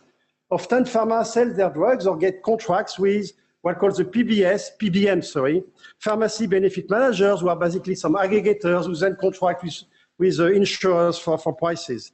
And here the big debate in the US recently has been this view that the list prices are completely not reflecting the price paid by the PBMs because of rebates. And we'll go back a little to that. And this, there has been some famous examples where basically the price have increased so much that even the Trump administration now is trying to correct for this problem. And there are a lot of talk. Right now it's not clear what will happen, but at least the issue is on the table. So poor signaling value of prices. And this is very important because suppose that you have a product A that is of lower quality than a drug B. I mean, let's say a drug A that is a lower quality of drug B, but has a higher price. And when, suppose you can measure this lower quality, let's say less efficacy in solving a problem or whatever. In most markets, this type of thing will be very simple. Product A will very quickly disappear from the market. Okay, nobody will buy a product of lower quality at a higher price. You may buy a product of lower quality at a lower price, but never at a higher price. But with intermediation or negotiation, these things can happen. So I looked at some examples. So you could have more expensive, lower efficacy drugs may survive. So an example it seems to be the example of Zaltrap, which treats collateral cancer, costs twice as much as its competitors for no obvious, I understand, efficacy advantage. You could have intermediaries like PBMs in the US can select basically drugs that have actually a lower value for money. And another example is this AbbVie regimen for hepatitis C that has been, so AbbVie is a pharma. This drug has been basically made exclusive by the PBM Express Scripts. They have 10 million of users, while you had an alternative which seemed to be as expensive, but much easier for patients because you have basically a unique pill rather than having to use many pills during your regimen. But then once the contract is set, the customers of this PBM don't have a choice. They have basically to use this drug. So there's some type of, okay, so intermediation may basically, not obviously, even when you have effective potential competition on the market, it's not obvious that you'll have either lower prices or higher value per price for consumers. So this is something to be to be aware of. Okay, it's a market where you have a lot of power and potentially inefficiency because of difference in bargaining power at the level of intermediation. So, as you know, for prices are negotiated. So at the EU, it's at the country level, and at the country level for new drugs, you use reference to country bundles for pricing. So it's called ERP, and you can use also some other international comparisons or reference pricing. And it is sometimes used explicitly as a basic for the price, or sometimes in support only of negotiation. In the US, as I said, there is no regulation, but you have intermediation through these PBMs that actually create basically a tension between the list price and the rebates. And some people have said the pharmas increase the list price because the rebates increase. It's very difficult to get evidence. There is actually, however, a very broad survey made by Bloomberg. And depending on the drug, you see some very telling things where you are, across the time, the list price hasn't changed, but the rebate has been enormous. Okay, so the list price has increased, but the rebate has been enormous. So basically what the PBM pays is the same, but if you have any out-of-pocket patients, they will have to pay the list price, which is huge. And this is a problem of transparency, obviously, of what really people pay or what is the cost for society versus what the intermediaries will get. So the question is that we heard this morning, which is very important. We have often market power indeed. We may have the feeling that prices are too high. And there are two ways to do it. You can negotiate. And when you negotiate, the problem is that you have a lot of difference bargaining power between, let's say, to take an example this morning, France versus Romania, because of the demand side. And the point is that what is the threat point? The threat point is often the threat not to distribute the drug for the pharma or not to give access to the drug to the market by the regulator. And this type of threat has been applied on both sides. I believe there is a case in France where the regulator has threatened not to give access, for instance. And that can also be influenced by the presence of substitute or other drugs that could be used for the same treatment. So now you may say, okay, you have this difference of bargaining power across countries, and if the regulation doesn't work so well, you may want to think potentially that antitrust may be a good complement or substitute even to this lack of regulatory power to correct for excessive pricing. So my first reaction as somebody who works in competition policy is that it's not clear that antitrust is well equipped to deal with excessive pricing, because remember, excessive pricing is a concept that is to say what is a reasonable price, what is a fair price, and competition policy is very poorly equipped for that. It is better equipped for other things, and in particular, what is reasonable should be a matter of really social definition, health policy, so really a health policy definition, and seems to be a little outside the antitrust mandate, but as we'll see, it has been applied, and we'll see interestingly when. And here you have a big difference between the US and Europe. Trinco is not a drug, it's actually is a firm in the telecommunication industry, but this is the opinion of Supreme Justice Scalia, who said basically, there is no problem, it's normal that monopoly charge high prices. So with this type of opinion, okay, you realize that monopoly pricing can be, there is no concept of excessive pricing for a monopoly, okay, even if for drugs, the price can be multiplied by 400, okay. So antitrust, however, is better equipped to deal with other abuses, other gaming possibilities, like incentives for firms to prevent entry, and this happens all the time in generics. Okay, you can pay generics not to enter to continue your basically patent expansion.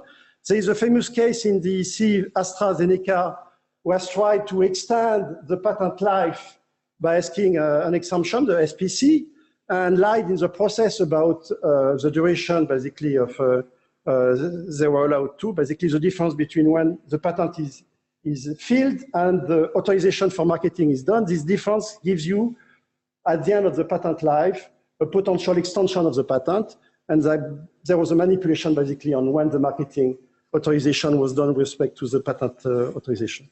But the other thing is price collusion that we haven't talked about at all here today, which possibly happens a lot when you have an oligopoly, and where typically, which is typically the case for drugs, where you have very few firms, either in generics or in origin with substitute, which are present, okay? So I think here there will be actually a lot of ways that the antitrust could play a role. So excessive pricing, there have been some very few cases in competition policy in Europe, but more recently, quite a few in different countries or in Europe for drugs, for pharma. It's really on the agenda. And these cases are all, I have nothing against Flynn Pharma, Pfizer, or Aspen, but they involve them, basically. Some cases have been overturned for legal issues, actually. So Italy, Aspen is a cancer drug. South Africa is the same. There was the sole suppliers for for 3 types of cancer, for drugs for three types of cancers. The case was dropped also, but the EC has started in May 2017 some investigation for that. And in Spain, Aspen was accused of increasing the price of a cancer drug by 4,000%. So this looks excessive, but again, I don't know what it is. So what is very interesting in this case is what? It's not about a new drug. It's about actually a generic drug. It's actually off patent, a drug that is off patent. Okay, off patent drug that is basically therefore outside what you think will be a natural normal monopoly. But it happens that actually Aspen was still the unique producer of this drug, and because the view that generic looks of competition, you know, with great competition is a little naive because you need to produce this thing, it's very expensive, and also patented drugs, firms that have patented drugs can have a strategy of debranding the drug in order to continue to reap profits on the market after the expiration of the patent. Okay, so there has been actually some recent collusion investigation in the US. Most of the collusion investigation in the US are also for generics, not for obviously on-patent drugs. So this market is very important. And the question is why there's not competition, okay? Well, in the case of drugs for cancers, you could have basically very small patient populations when the drug is targeted, very targeted. You could have also physicians who are not willing to shift their patients to another drug. If the previous drug was working, you prefer to go to the debranded drug, which you know is the same, rather than another one. And I would argue for excessive pricing. The question is not so much this one. Why is competition not working? We may want to say, why is regulation design maybe not appropriate to deal with this generic problem? The problem of generic, which is also a generic problem. So there are things, 3 points where we can say something. The price negotiation with the regulator is mainly for on-patent drugs. Okay, you have price regulation, you set the price. And maybe it is because you believe that competition of patent will be sufficient to provide discipline in the market, but as we have seen, it's not the case. So existing pricing cases we have seen shows that actually there is a problem of competition for generics. Okay, and is this a problem of competition or is it a problem of regulation?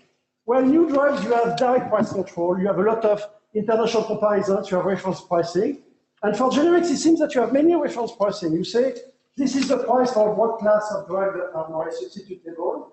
If you price above that, then only patients who pay the cost will pay the difference, you know. But there is no other price regulations, less stricter price regulation. So you're in a world where basically generics have less regulation than on-patent drugs.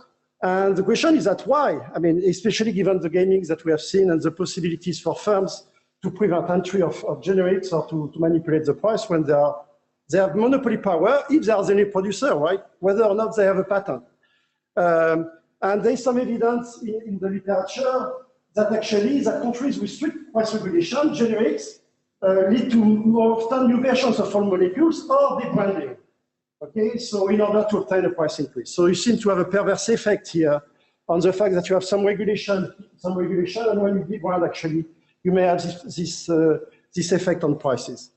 The second one is drug certification, and I think I have heard here a lot of, which is very consistent with what we have heard, is that the part is that drug certification is whether the drug is safe and effective. It doesn't tell you anything about, like in patent, how more effective it is than another drug, right? So that's the problem of me-too drugs. Okay, you don't have this information. So doctors potentially more than patients, but they don't have the information on how more efficient a drug is. So to go back to the example of this drug that was exclusive to PPM, you don't know if the alternative will be much better for your patient or not. Okay, so there is, again, information that is not available here that distorts competition and that enable basically firms to potentially excessively differentiate because they can get the market.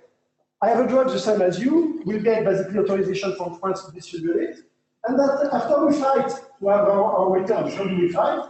Potentially by marketing or this type of things. Okay, so the market is no longer on pricing, it's not something else. And the other thing is how to prevent incorrect use of medicine if you don't have really more more precision on how to get the value from this drug, right?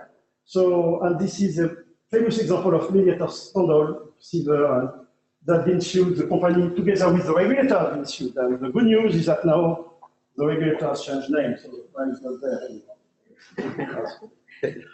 Okay. So the second thing that is very important is heterogeneity in EU requirements, in EU negotiations. So we heard about France, Romania, but it is across Europe. And it is because, as you know, in the reference pricing or whatever, different countries have different baskets of countries that we take into account to establish their price. So that leads to a lot of heterogeneity in price across Europe. Okay. So that leads also to arbitrage, parallel trading, which is actually something important, is that it is far from being negligible. And the negative effects of parallel trading is that firms may step in to abuse their position to try to prevent it. How do they prevent it? By limiting supply to some countries, by refusing to sell to some countries, which is not good either from a social point of view at the level of Europe. And the problem here is that there is independent regulation. Okay, but you let basically arbitrage playing in the role that will feed up into how you negotiate prices because you anticipate that and create also other distortions ex post. So I think this gaming possibilities suggest that something must happen at the level of Europe indeed, as many people have said this morning. And there is a type of paradox because if you believe that after all, different health policy in Europe are the thing to go, okay? But then arbitrage is frozen in a certain way. Firms that prevent arbitrage are enforcing this policy, this regulation. And the question is whether there shouldn't be more coordination here on how to deal with that. And right now, I think we are very far from that. And the last one, and I will conclude on that, is that it is clear there is a difference between the US and the EU in terms of pricing for obvious reasons. There are less regulation in the US, okay? Among other things. But as we have seen also, there are initiatives to try to say, let's lower the price in the US, okay? And again, remember, the incentive to innovate, going back to innovation, goes back to these worldwide returns and the ability to indeed get returns in the US and in Europe. And here is more questions that I have. I don't have a solution. When you want to think in Europe, when you increase the negative aspect of this heterogeneity regulation is to create some type of reference pricing, is to create actually a race to the top. And you want the price in the one country to be high because it provides a negative externality on how you negotiate prices in other countries. Okay? So there is this, it's well documented actually, that there is more a race to the top with these heterogeneities than the race to the bottom. And the question is whether now when you think of US Europe, rather than thinking of countries within Europe, okay, whether you have to be aware of that also. And here I don't have answers, but I pose a question.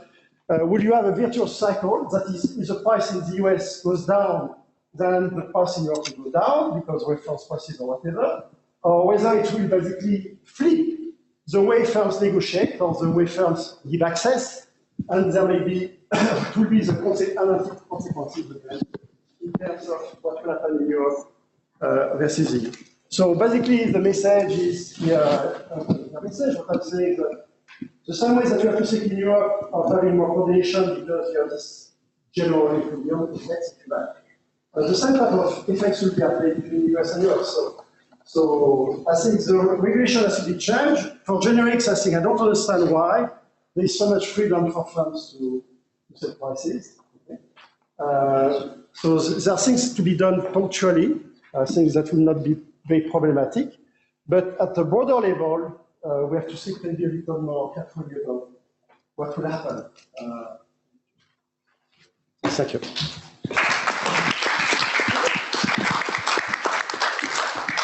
Thank you, Patrick, for complementing the discussion on this, all the problems we have with designing proper price regulation, but also identifying competition policy as a possible instrument here, with all the power or lack of power of using that instrument here. Again, the next speaker will complement even further this issue of how to optimally design health markets here, and that will be done by Matthias. So, Matthias, floor is yours.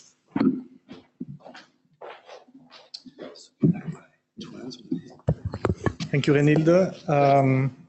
Thanks to the previous speakers. As Patrick already said, even though economists are often seen as disagreeing on many things, you know, on the one hand, on the other hand, and so on, I think there will be a fair amount of similarity or consistency in what we are going to say here, definitely with respect to what Margaret and Patrick said.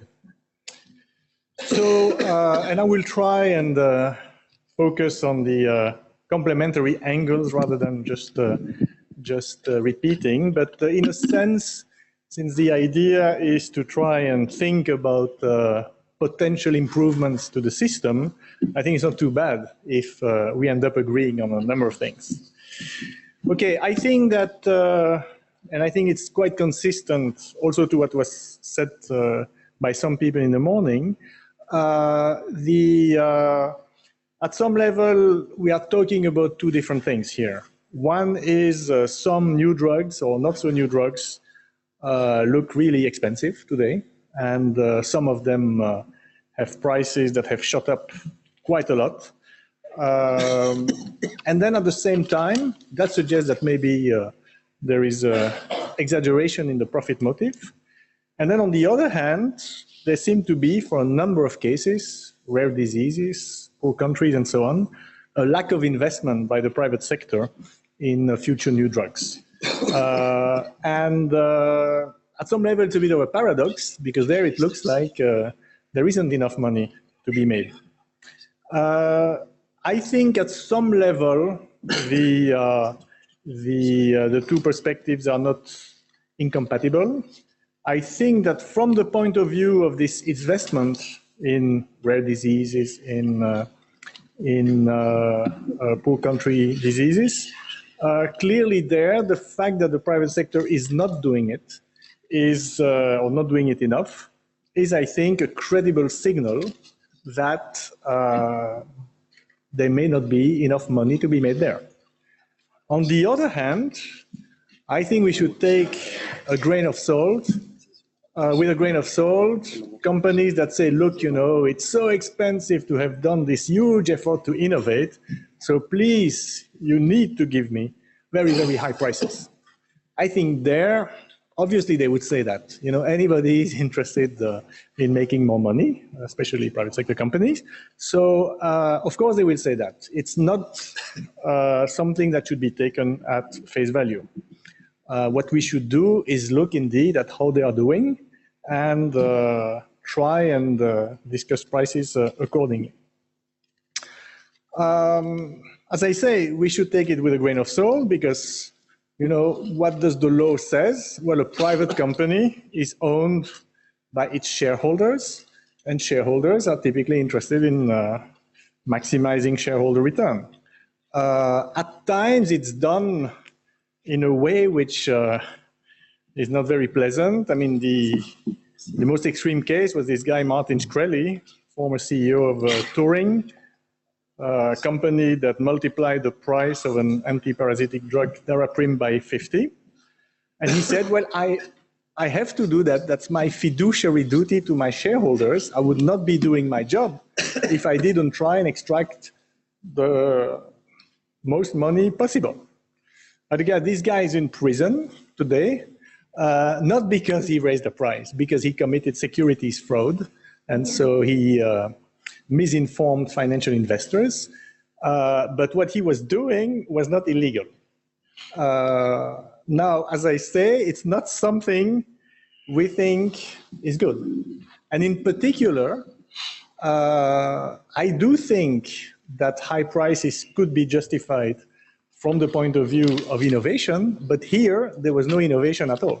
He was just jacking up the price, and you have a number of companies, including generic companies, doing that. And that, I think, you may say it's bad or good, or it should be legal or illegal, but you can definitely not claim it's in favor of innovation.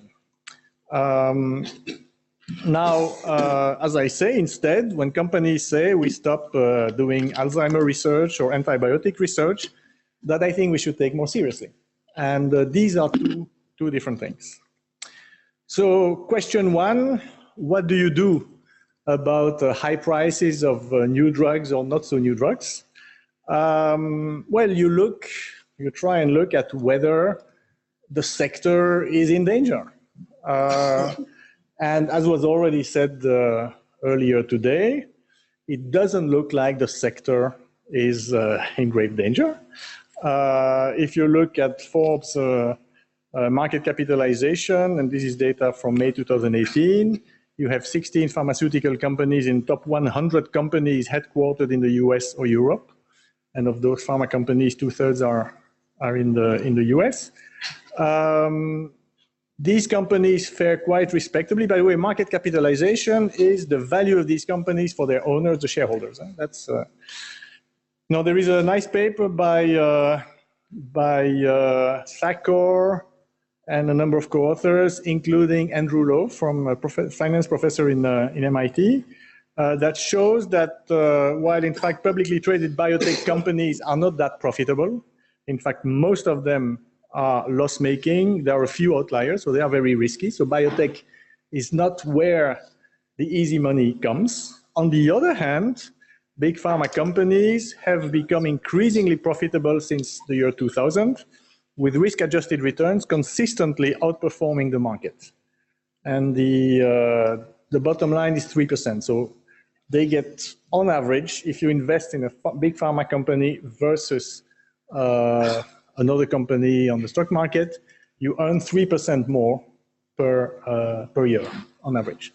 That, I think, as I say, it's done by finance professors. They know how to do that. And so this suggests that the sector is definitely not in danger.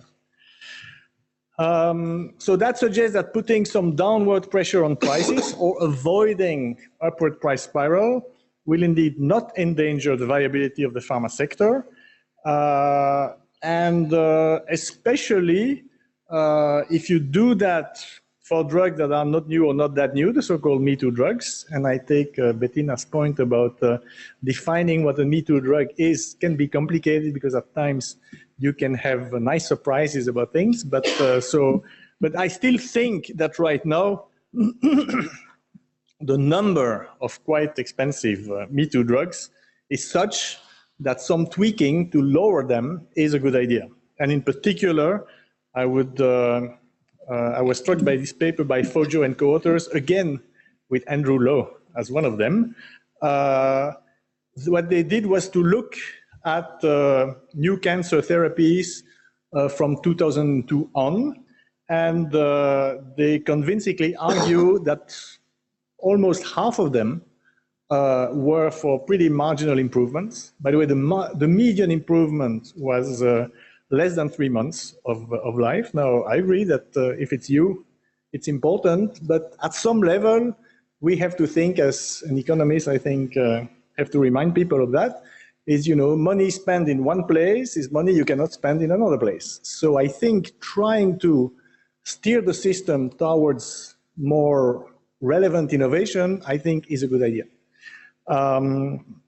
So because if indeed these marginal innovations can get you very high prices, that will distort the R&D effort towards these less risky marginal improvements at the expense of more fundamental innovations.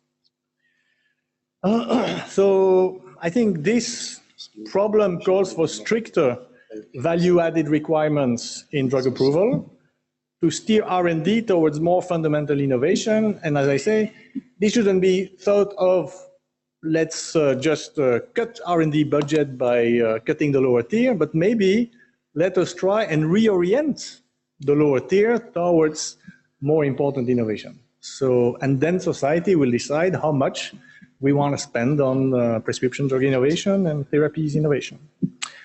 Beyond this, I think we should separate the problems. In general, economists believe and have convinced politicians that competition is better than monopoly. That on the other hand, patents are an exception to that rule and are worth it to foster innovation, but only to foster innovation. That this does not mean, however, that any price for patented drugs is okay. in particular because we are in a market where consumers, patients don't have to pay and shouldn't pay. Society pays. But somehow, how do we define the monopoly price is something that can be discussed, and therefore the US idea of Medicare is not allowed to bargain for prices doesn't make sense. And then, we decide how much monopoly protection through patents is okay. After that, we hope competition plays a role, and therefore the generic market should work. And at this point, as was already said, it doesn't. So some avenues to contain upward price spiral. So don't do like the US where Medicare is not allowed to bargain price of new drugs. Do coordinate centralized EU member state bargaining efforts, even if we should admit that everybody's complaining that we don't have enough centralization in Europe. But then when we look at the other side of the Atlantic Ocean, they do have centralization and it's not working. Of course, there are a number of reasons, but let us not think it will be a panacea. Now, clearly, try and make the generic market work better. There is work by Michael Castañeda and co-authors about the reasons why this market doesn't work well. The fact that price competition is weak in the drug market, in particular because the patient doesn't pay, the doctor who prescribes doesn't pay, and so on, and marketing is important. So all these things indicate that indeed we should try and make an improvement there. And the money saved there can be then re-injected in other things. And I think that indeed you should in particular focus on these greedy players that are trying to jack up the price tremendously, because in the short run, the payers are forced to pay. They, by the way, risk giving a bad name to the pharma sector as a whole, even though, as in every group, you have better citizens and worse citizens, and I think everybody, including the good citizens, have, in particular, the good pharma citizens have an interest in having the authorities play hardball with the bad citizens. Now, Patrick talked about competition policy and whether it can help. Indeed, there is a lot of talk these days about the fact that competition policy is not working very well. The GAFAs is one example where we don't seem to be getting anywhere. But I think potential avenues could be explored. But frankly, if this doesn't work, maybe we should question a bit this shareholder value logic. It doesn't mean necessarily going for state firms, even though some people are arguing that, for example, some state-owned generic companies would be a good idea. And frankly, once again, this is not about innovation. And then there are a number of other things. There is this corporate structure called benefit corporation, which is a private sector company, for-profit company, but where next to profit, you have a number of other societal goals. And, people think about the environment, for example, or child labor, or these kinds of things. But clearly in the health sector, this kind of thing could be good too. So having a goal of affordability that would not endanger the survival of the company might be worth thinking about. You could think of having, a philanthropist on the board of directors. Bill Gates, I think, would be a reasonable person to put on the board of some of these companies to try and steer them a bit to the common good. I think these things are worth it because, let's face it, even though, of course, companies don't mention it too much, as I say, their legal mission is to serve their shareholders. And so the fact that they will end up doing it shouldn't be a surprise. Okay, now other question, how to help fundamental innovation? Given that for some high risk and or low potential profit diseases, the profit motive does not provide enough of an incentive. People have talked about public money, philanthropic money, prizes, risk-sharing schemes. There are the public-private partnerships like the Innovative Medicine Initiative that Michel Goldman was directing. So these things are all good ideas. I think next to that, which does cost money, I think we can think more about the regulatory regime, which is a bit too much one-size-fits-all. I was struck by this paper by Isakov and co-authors, including, once again, Andrew Lowe, arguing, and that I found that surprising, but it seems this is true, that RCT safety thresholds do not sufficiently take into account underlying health outcome, while one should intuitively be less conservative in case of very bad prospects. You know, if people having pancreatic cancer, they are dead pretty soon, so you may want to experiment on new drugs. While if somebody has diabetes, which has become a bit of a chronic disease, well, then you want to be more cautious. Interestingly, HIV was a case where there was a lot of patient advocacy saying, look, you know, we are all dying here, so please try stuff on us. Today, of course, it has become more like diabetes, and so the idea that we should be very experimental there has become less of an urgent issue. So there are ways in terms of optimizing the trade-off between progress and safety and affordability that could be improved. Another thing which is quite talked about today, the adaptive authorization pathways, more focused, conditional, and reversible authorization. I think that makes a lot of sense as a way to accelerate innovation in a world with rare diseases and thus lower sample sizes, so you cannot maintain maybe the same type 1 error. And where you also have better post-authorization real-time data, and you can monitor better. I still think that in order to get into that, you want to think about your ability to change course in case things don't turn out as well as you had hoped. And so to what extent can you commit to say, okay, I had authorized that, it was a mistake, then we de-authorize it. And let me end on this, I think the US opioid crisis is not encouraging. This is, as you know, these drugs are potentially quite helpful as painkillers. They can also be very dangerous because they are addictive. And there is a lot of, it's by now a huge crisis in the US. They say the worst drug epidemic in the US history. Already 300,000 people dead by overdose. And this was a case where the system which authorized the drug called OxyContin very useful to help, for example, terminal cancer patients.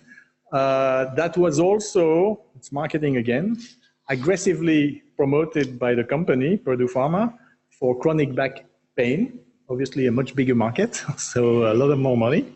All the problem with that was already well identified at the end of 2003. There is a fascinating report by the US General Accounting Office that describes all the problem. And they are still trying to deal with the crisis, so 16 years later. The system, in fact, and we've written a little bit with Michel on this, the system has obvious difficulty in corrective abusive behavior. Now, obviously, Purdue Pharma is not the average pharma company. They are the bad citizens, clearly. They are crooks, and a lot of people want to put them in jail now, and I expect it will happen. But it is interesting that the system was unable to deal with this kind of stuff. And I think when you think about safety and so on, you have to. So when you want to consider faster authorization to give hope to patients and all that, it's okay, but think about your ability to stop the game if things go wrong. Okay, so to conclude, the innovation affordability nexus is not an obvious one. There are a number of promising directions, however. Clearly, it's desirable to curb upward price spiral by all these strategies we've mentioned, especially when it does not involve significant innovation. That can, in fact, be coupled with further help for such significant innovation. In fact, the savings you make on dubious drugs can then be reinjected for better ones. And adaptive authorization can help, provided authorities have the ability to change course in case of bad news. Thank you.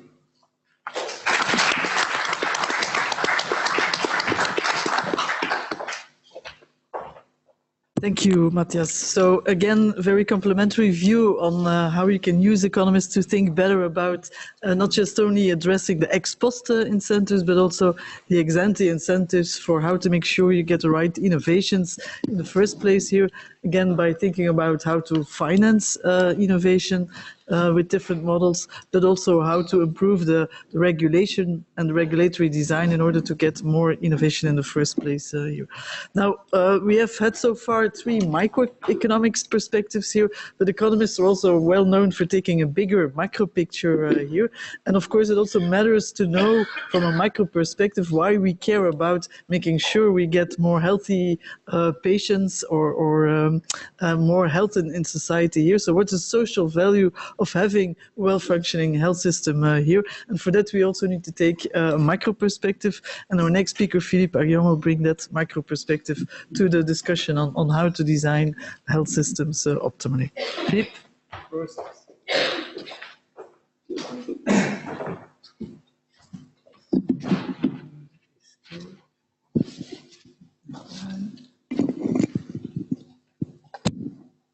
How do I combine 6? Is it combined 6? Is it other? Other? Yes. And which one is non?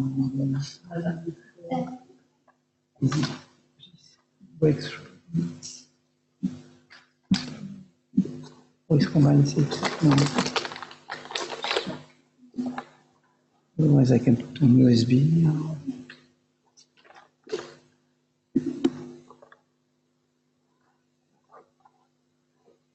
Okay.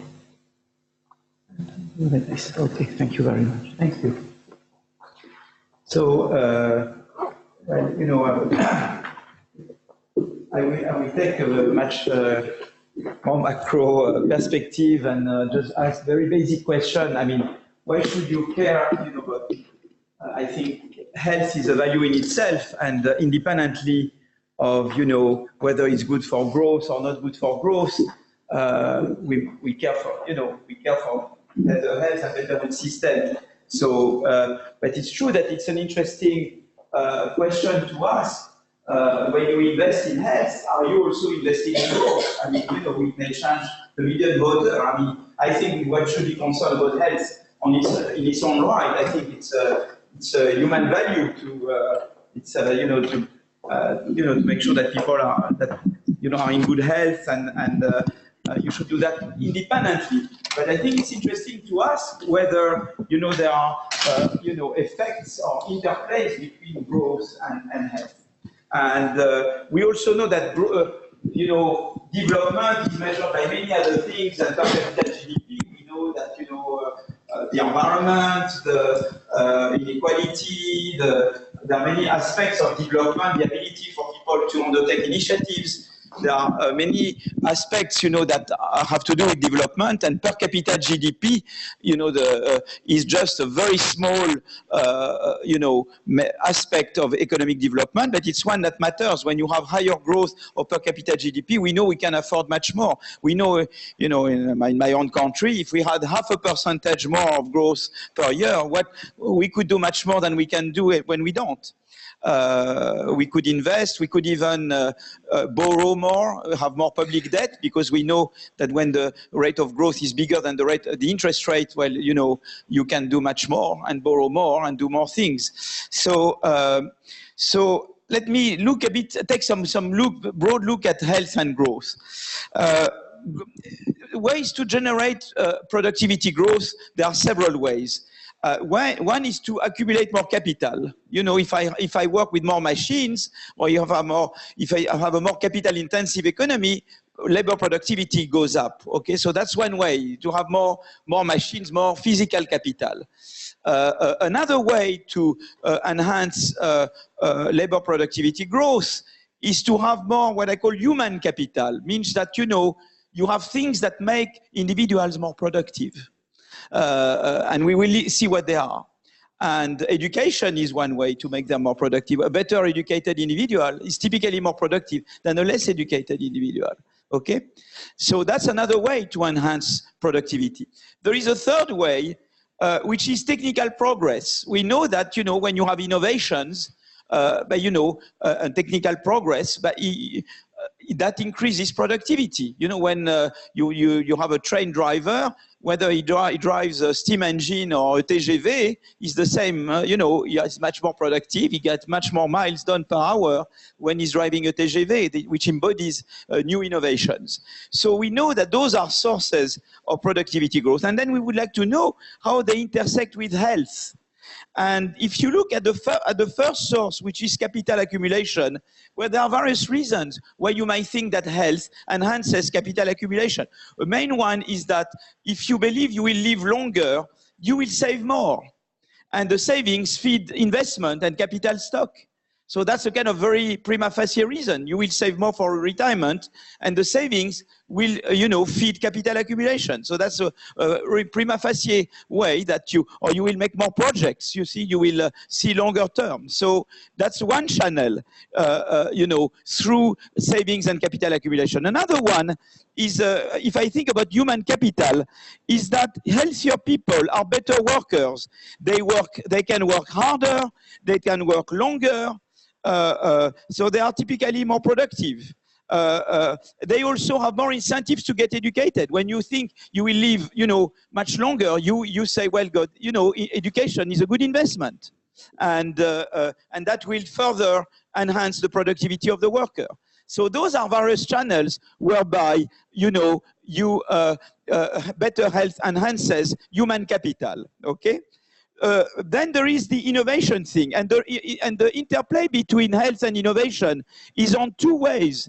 On the one hand, healthier people can think more clearly. They can adapt technologies. They can innovate better. They are more able to do that. So that's one channel. But another channel is that we know that the demand for health feeds innovation itself. And that's what we've seen here in the previous presentation, is that the demand for health creates an incentive to innovate because you have a market to serve, which is the market for drugs and the various things to make people healthier.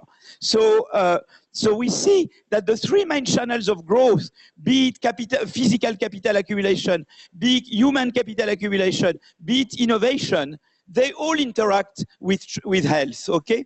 So it's very natural to believe that health should be not only good in its own sake, but also growth enhancing. And so here I will drive you through a debate which has been my main source of disagreement with a very prominent economist from MIT, which is probably the most cited economist of his own generation, Daron Acemoglu, and we had a big disagreement there. And I will explain to you how the disagreement arose. So here I say, well, the potential channels, health is like human capital in a production function. When you have better health, it's like having more capital in a production function.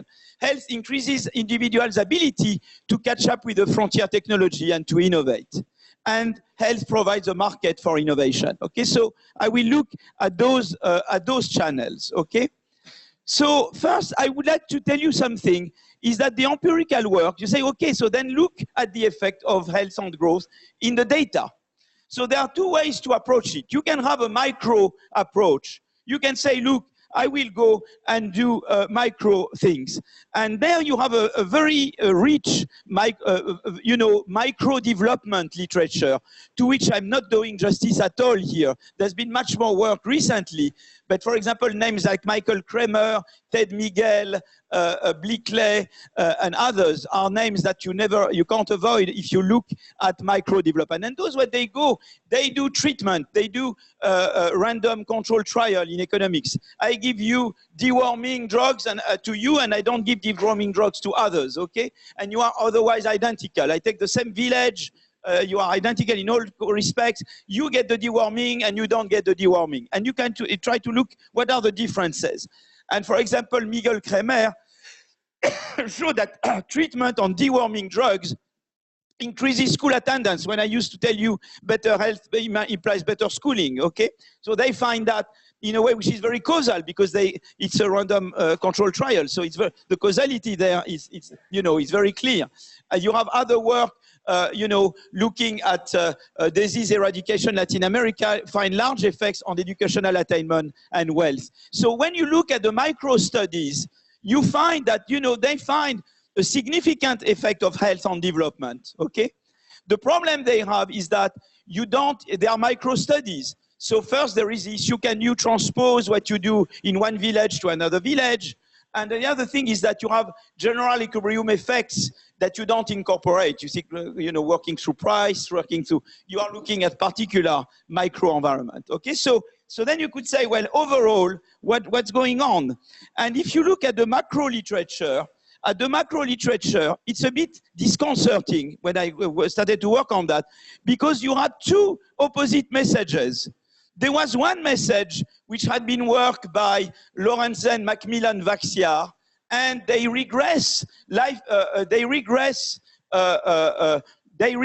rate of growth. They regress, on the stock on the level of life expectancy. They say, well, I look at life expectancy. How does it affect the growth rate of per capita GDP?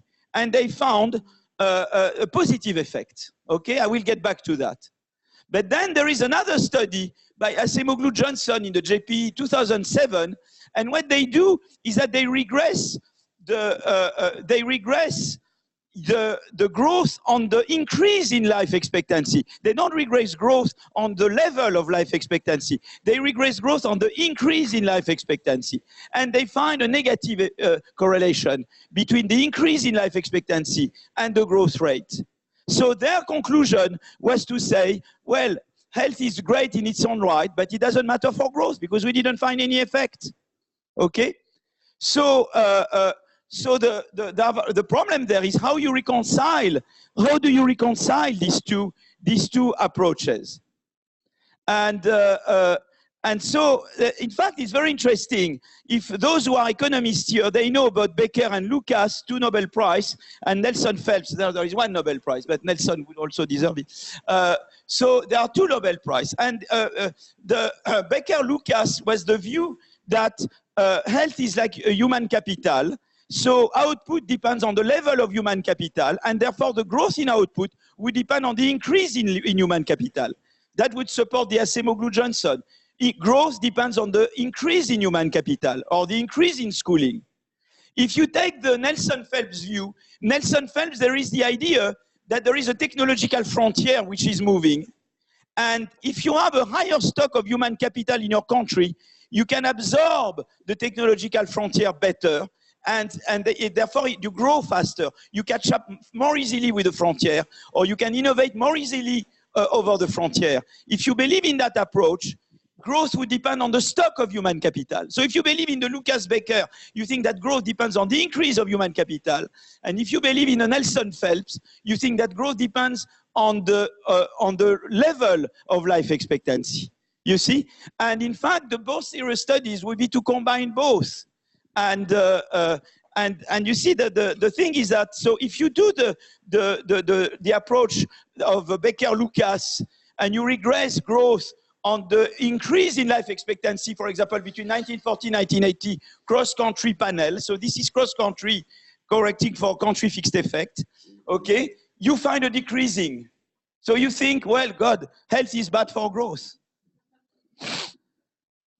Voilà, that's what they find. It's per capita GDP. Alors, we will try to understand why they find that. And when you regress growth in per capita GDP on the initial level of life expectancy, you find a positive. So what do you make of this? You think, God, the economists are not serious. What's going on there? Okay, they can't agree with themselves.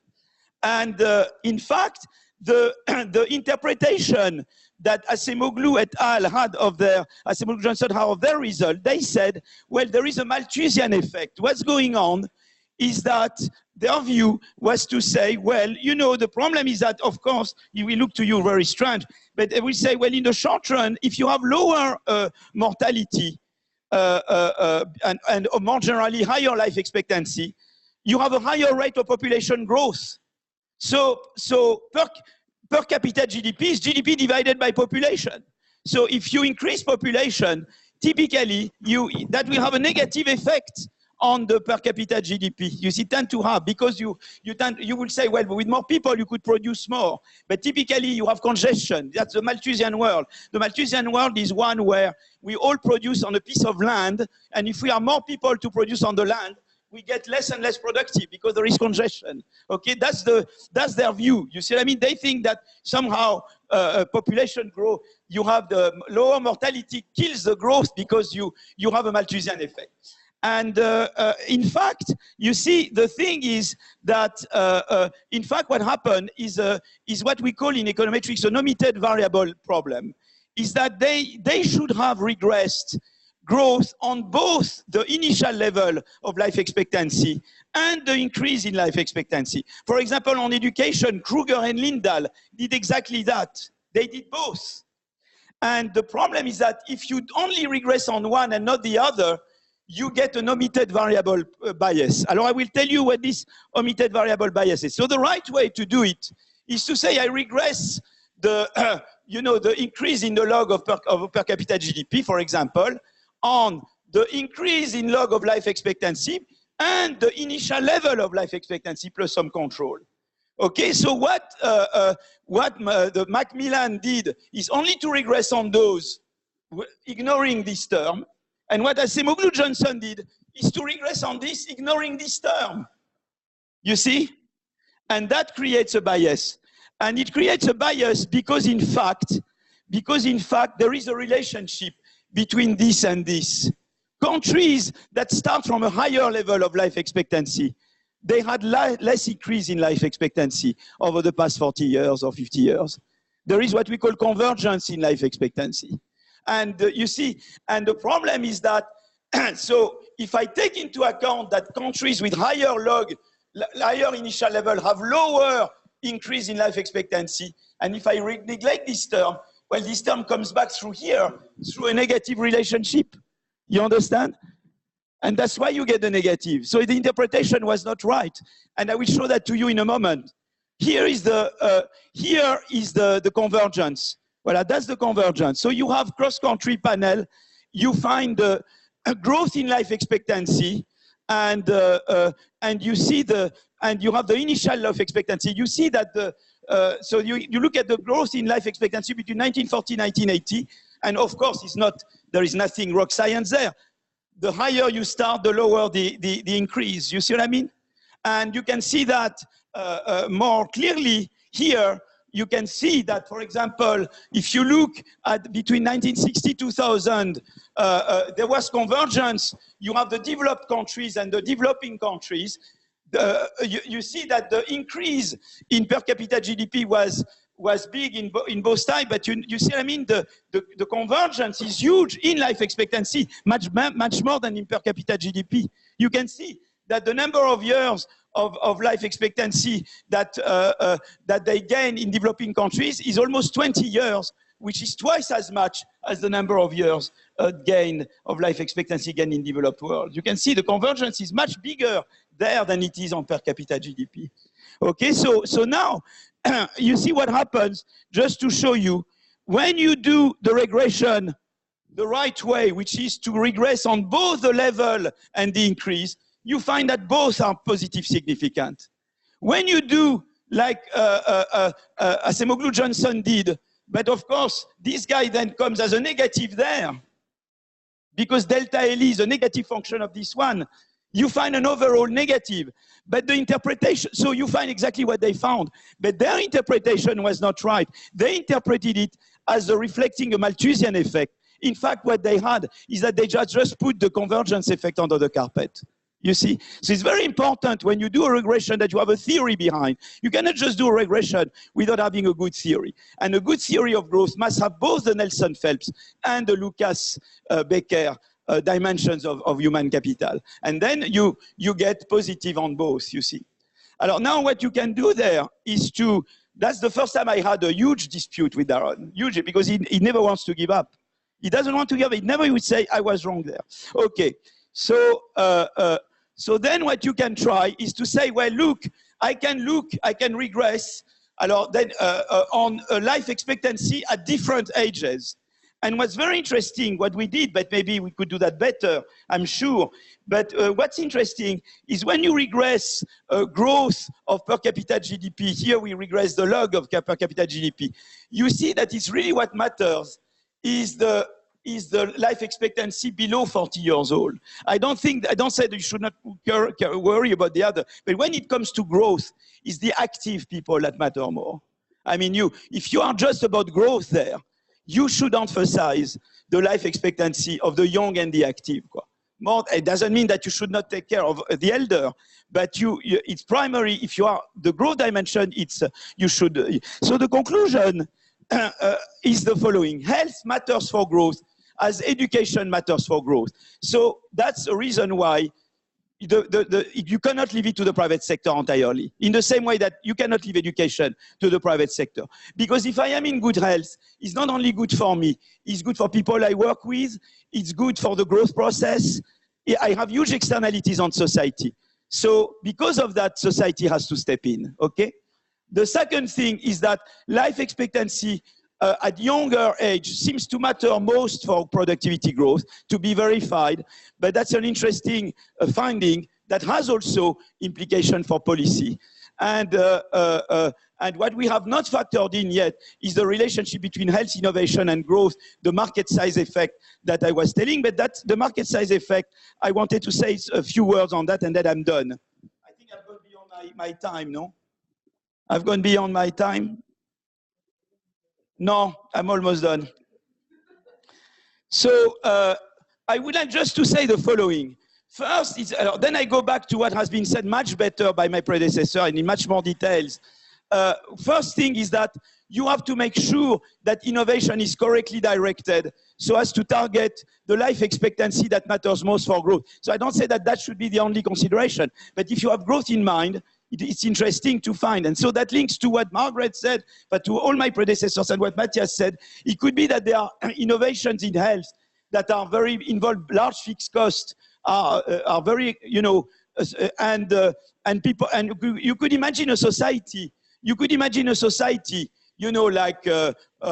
rich Palm Beach people and all that. The elder and richer have more wealth to spend on drugs, yet targeting the big disease may be more growth enhancing. And the problem is that those who can pay are not are the elder. And I told you that the life expectancy of the active and young was very important for growth. So here you have a conflict because those who pay are the rich, old, and the younger usually don't have the money to spend. But it's also important to target their life expectancy at their age. So how you deal with this problem? And that's what's difficult in this. You see, if you compare to environment, the environment, you could say, well, competition could work with the environment. Because in environment, for example, I'm doing some work now with Roland Benabou and other co-authors where we show that if you are in a country which is pro-green, competition among firms will push for green because firms don't want to be badly perceived by consumers. So there, the competition mechanism works. But for drugs, it's not clear that competition will lead you where you are because it could be that competition may go the wrong way. Competition might be to get the rich elder, you see, which are not the ones carrying the innovation that you are most interested in. So that opens, that should have been the introduction to all all your interventions. But that's what I wanted to say. Thank you very much.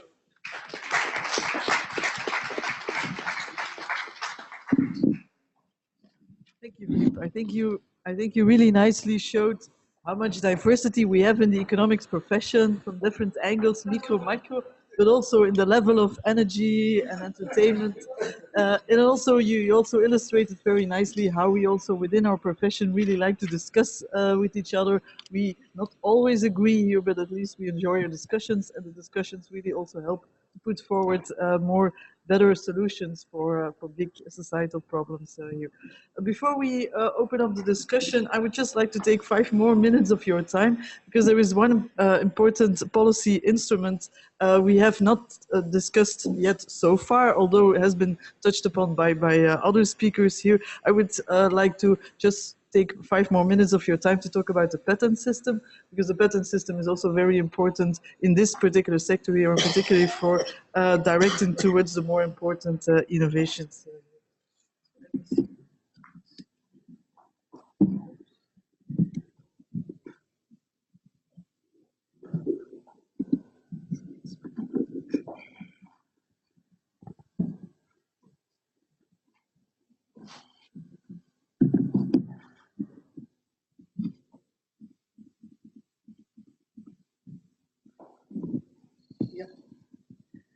So the patent system, as I think you all know, since if you're working on this pharma sector here, is a very, very important instrument being used by many companies here in order to protect their innovations. And from a policy design perspective, the idea of the patent system is really, in a very simple way, to try to solve this trade-off between, on the one hand, giving enough incentives to innovate, and on the other hand, making sure that there is also enough protection for society as well. So this trade-off, this limited, is being solved in the patent system by giving a temporary right to the inventor to exclude others from using that invention. So that's the monopoly rights you give on a temporary position in order to give the right incentives to innovate. So the basic idea behind the patent system is that, yes, that should be good for innovation. It solves this ex ante incentive here. It creates enough incentives for R&D and innovation from getting that monopoly position.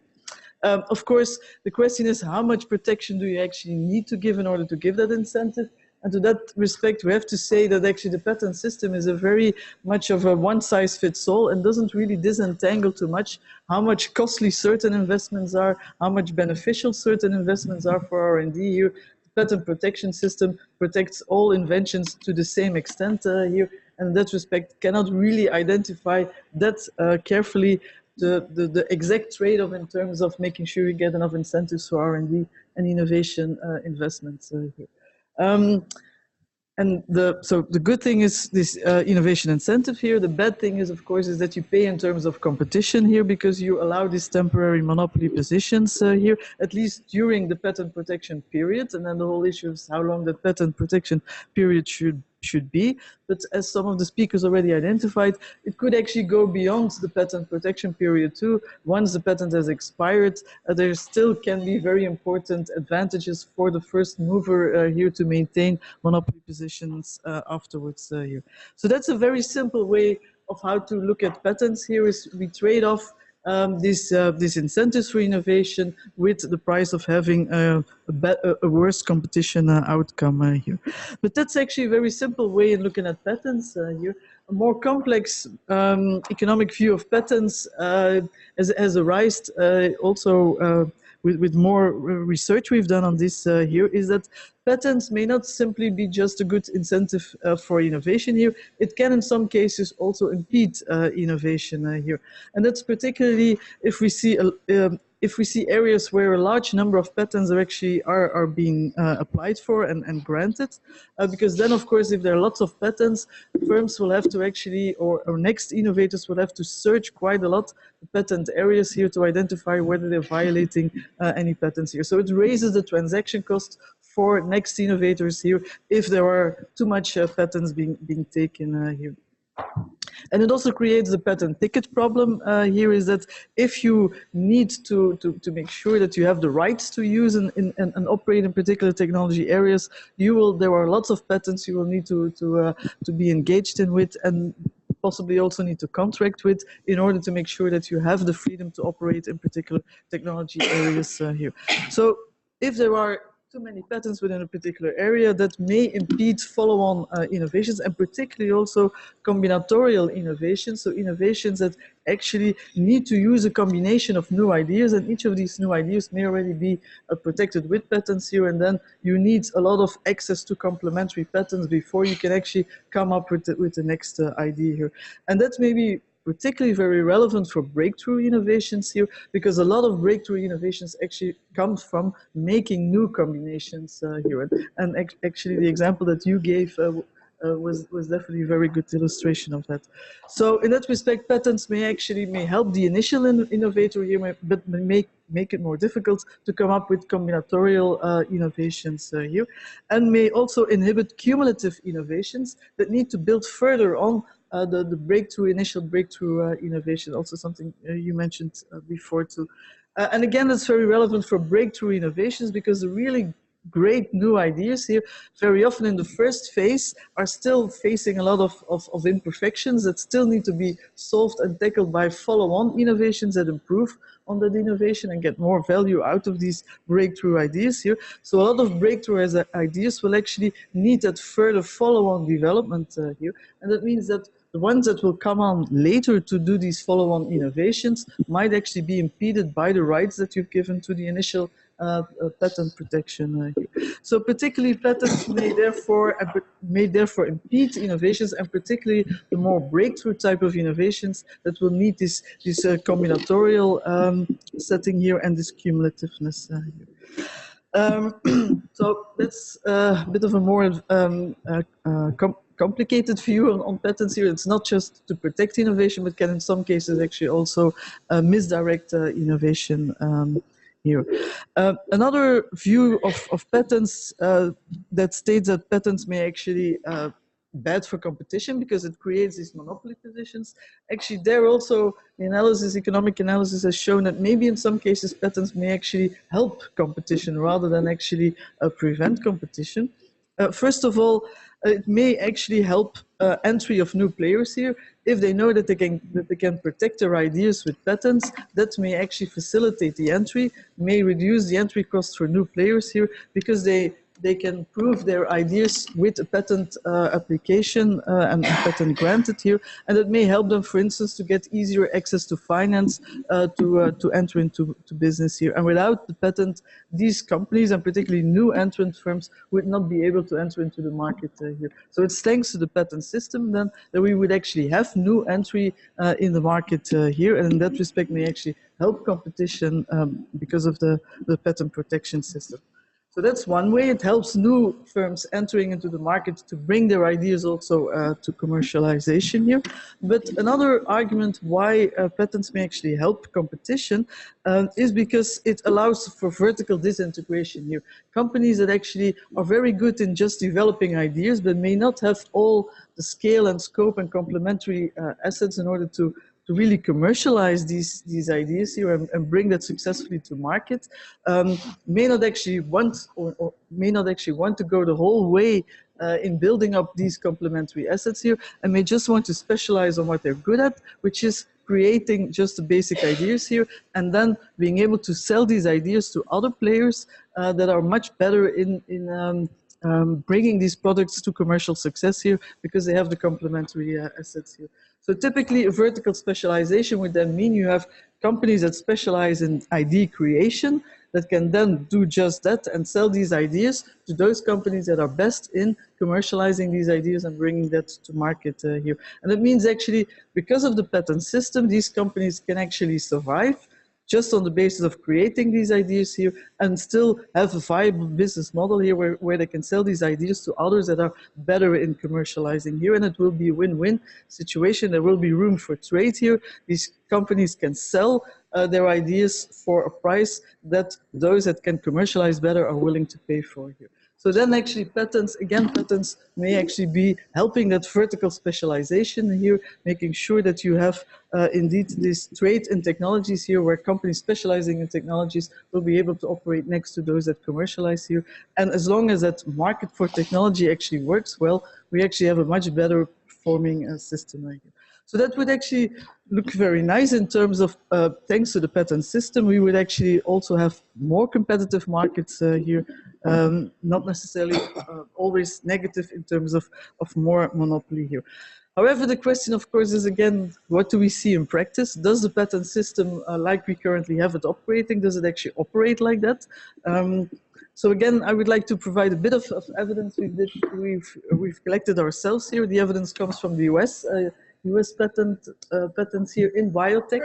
And we really wanted to know to which extent these patents are actually being used to create these markets for technology or not.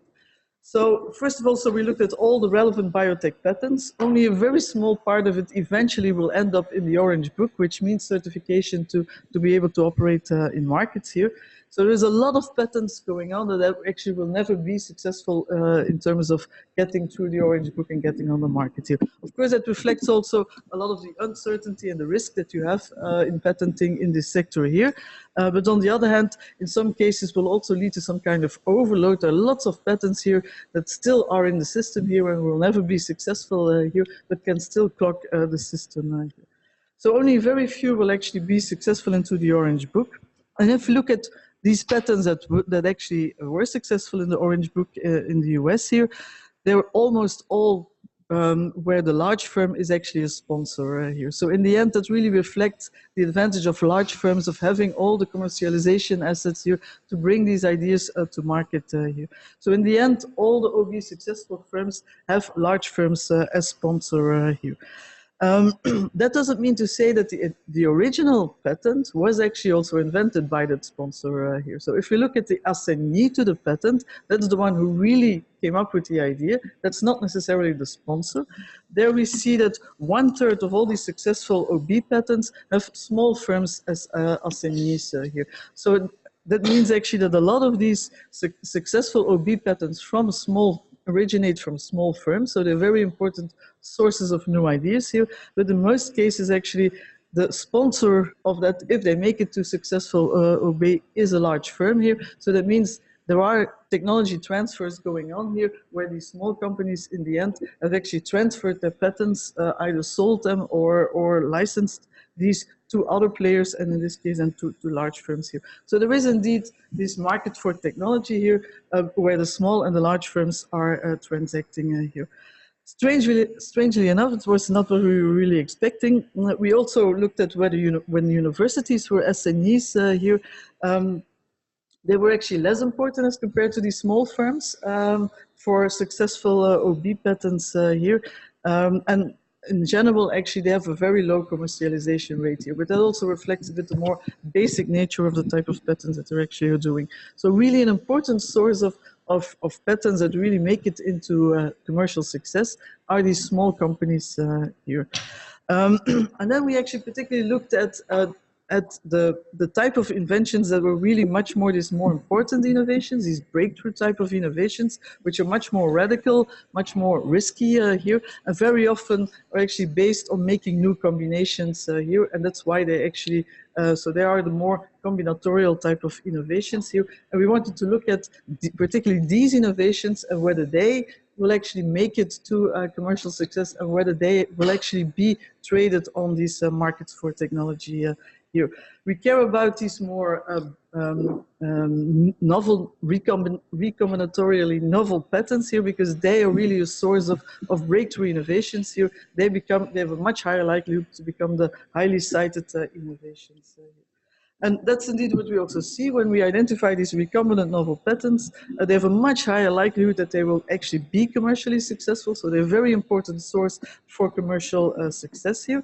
Not just only directly, but also because they will have also significantly follow-on innovations. And these follow-on innovations are also much more likely to end up in the Orange Book here. So it's indeed this recombinant novel type of patents here that are a very important source for really breakthrough innovations here, not only directly, but also indirectly through the lots of follow-on innovations that they engender here. And then if we look at these recombinant novel patents here, then we see that particularly, again, small firms are very likely to create these recombinant novel innovations here.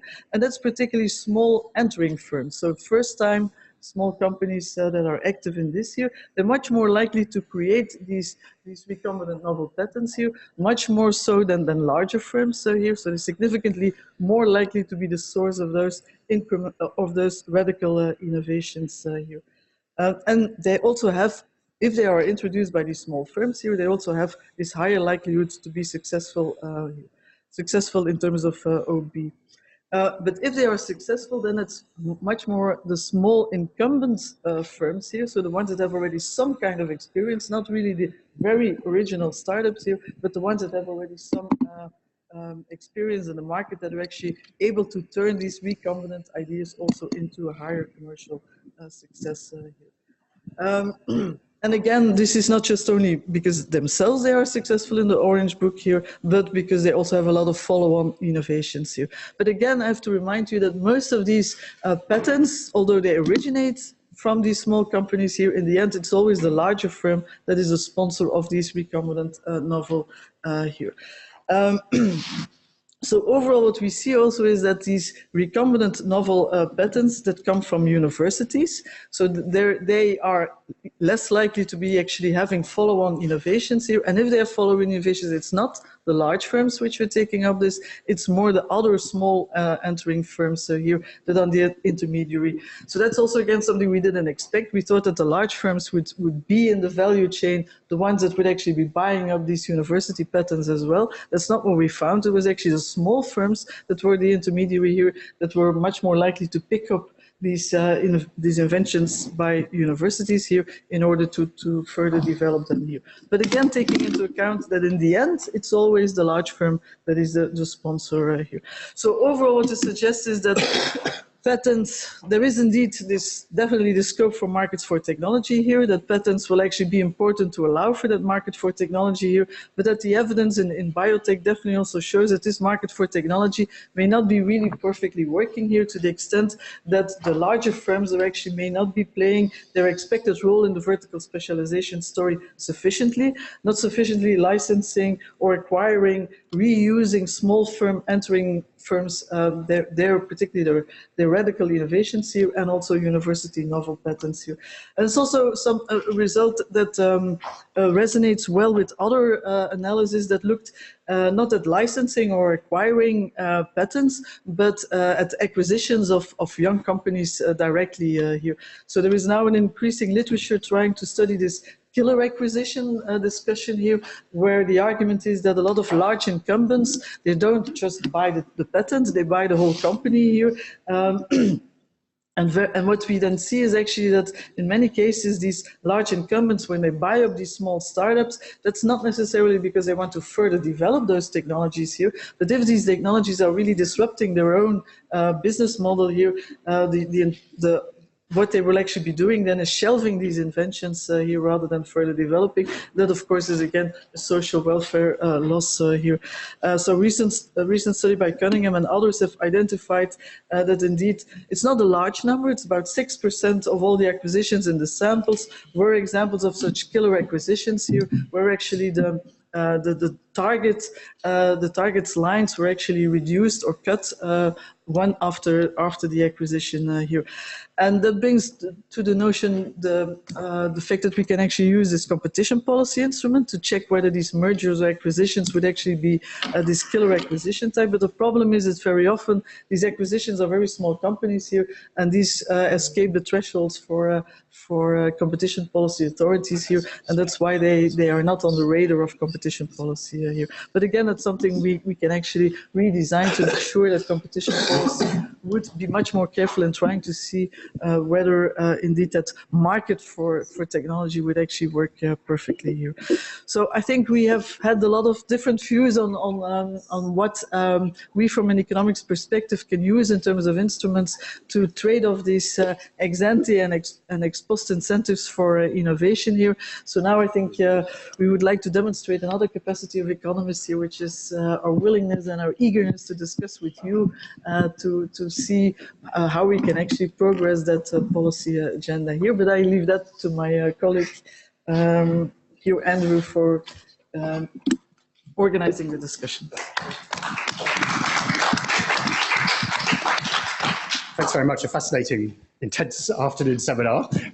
Some really interesting ideas. I mean, I think in the final half an hour or so, what would be great now is to try and distill down and try to think about policy implications, really, you know, what might come out of this. So, you know, we'd love to get your views and reflections from the audience and a little bit on all that. And I'll come back perhaps to each of you briefly. But Philippe, first of all, I just can't resist one sort of macro question that we haven't touched on here, which I'd love to hear your and others' views on. You know, it's this question of actually the amount of spend on health, which we know typically less industrialized countries tend to spend less as a proportion of GDP and government, and typically are less developed. Very rich countries, the notable one, the US, of course, spend a huge amount, 20% plus. A lot, particularly Europeans, low teens or mid-teens. You know, within that, in developed countries, typically pharmaceutical spend is what, about 8%, let's say. So I suppose my question is, you know, is there anything in the theory or the research that would suggest there's an optimal or a maximum level of spending on health in terms of the broader benefit to growth and society? Modest question in 2 minutes. Yeah, no, that's well, you can't spend everything on, you know, you have to spend on various things. So you can't spend everything on health. You also have to spend on education. You also need to spend, you know, you need to, you know, to spend on the labor market system. If you want to put, you know, a system flex security or whatever you want to call it, but you need to, you know, to spend to make a system like that work. So, you know, so it has not been done yet, the exercise of what would be the optimal, you know, here are the main things, and how would you distribute public funds among those various things? Well, that has not been, usually what people do, they say, well, there is a growth enhancing effect, but it's true that they can say, okay, but if you take there to finance there, you know, what are you, voilà, that exercise has not been done. Already to just establish that, you know, spending on health is justified from a growth point of view and it has growth externalities. Already this is an important fact which was controversial. What I just showed is that, you know, you had a divorce between micro and macro. Some macro studies seem to contradict the micro studies. So it was already important to say, well, in fact, when you reinterpret them correctly, there is no contradiction between the micro studies and the macro studies. Now the question is how much and what are the rate of returns, the kind of growth increase that you would have the spending on this, and also it depends where in the, you know, where do you spend, on what do you target? So I try to do that a little bit with the life expectancy at different age, but of course you should go much more in detail. Are there kind of big, you know, illnesses that we overcame and that would have big growth effects compared to others? And that work has not been done. Does anybody else want to come on? You know, put it another way. Do you think, for example, the US has gone too far, or there's still potential? I mean, there's an equity issue, but in terms of actual levels of investment and spending on health, is there anyone get a sense that, you know, we've gone too far, or there's actually further room for growth? I think it's important to bear in mind that spending is price times quantity, and prices in the US for drugs, but for almost all other aspects of healthcare, are much higher than they are in Europe and other industrialized countries. So I wouldn't say that I think if you want to have that discussion, for me, it should be framed more around, are we consuming the right quantities rather than are we spending the right amount, because you're mixing two different, obviously they're related. But. Anybody else on that? See, shall I go through a few first and then Michelle throw it open? So just, I mean, perhaps coming to Margaret actually, because one thing you talked about, and it's come up a number of times today, is this issue of prizes, for example, so alternative mechanisms for funding.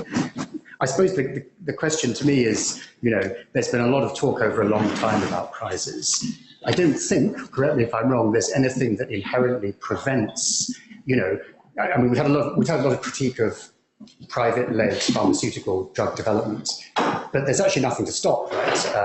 A government if it wants, a university if it wants, a philanthropic organization, a consortium, doing their own R&D and developing and in theory pushing through regulatory processes and intermediating with doctors to develop a new drug it really hasn't seemed to happen. So why not? Is there something still fundamentally missing or blocking this from happening? Or does it suggest actually there isn't a better mechanism or structure, at least within our existing society, that's there for medical innovation?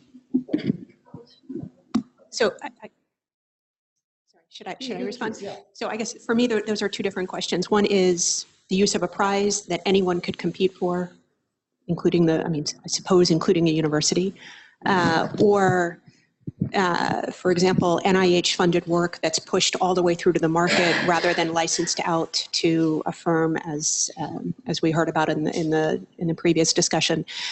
There isn't anything explicitly that prevents it, but I think at least the attitude at the NIH is, if the NIH goes too far forward in the drug development process, then they start competing with the private sector, and there's a concern about crowding out private sector work, which I don't think is the goal of the government.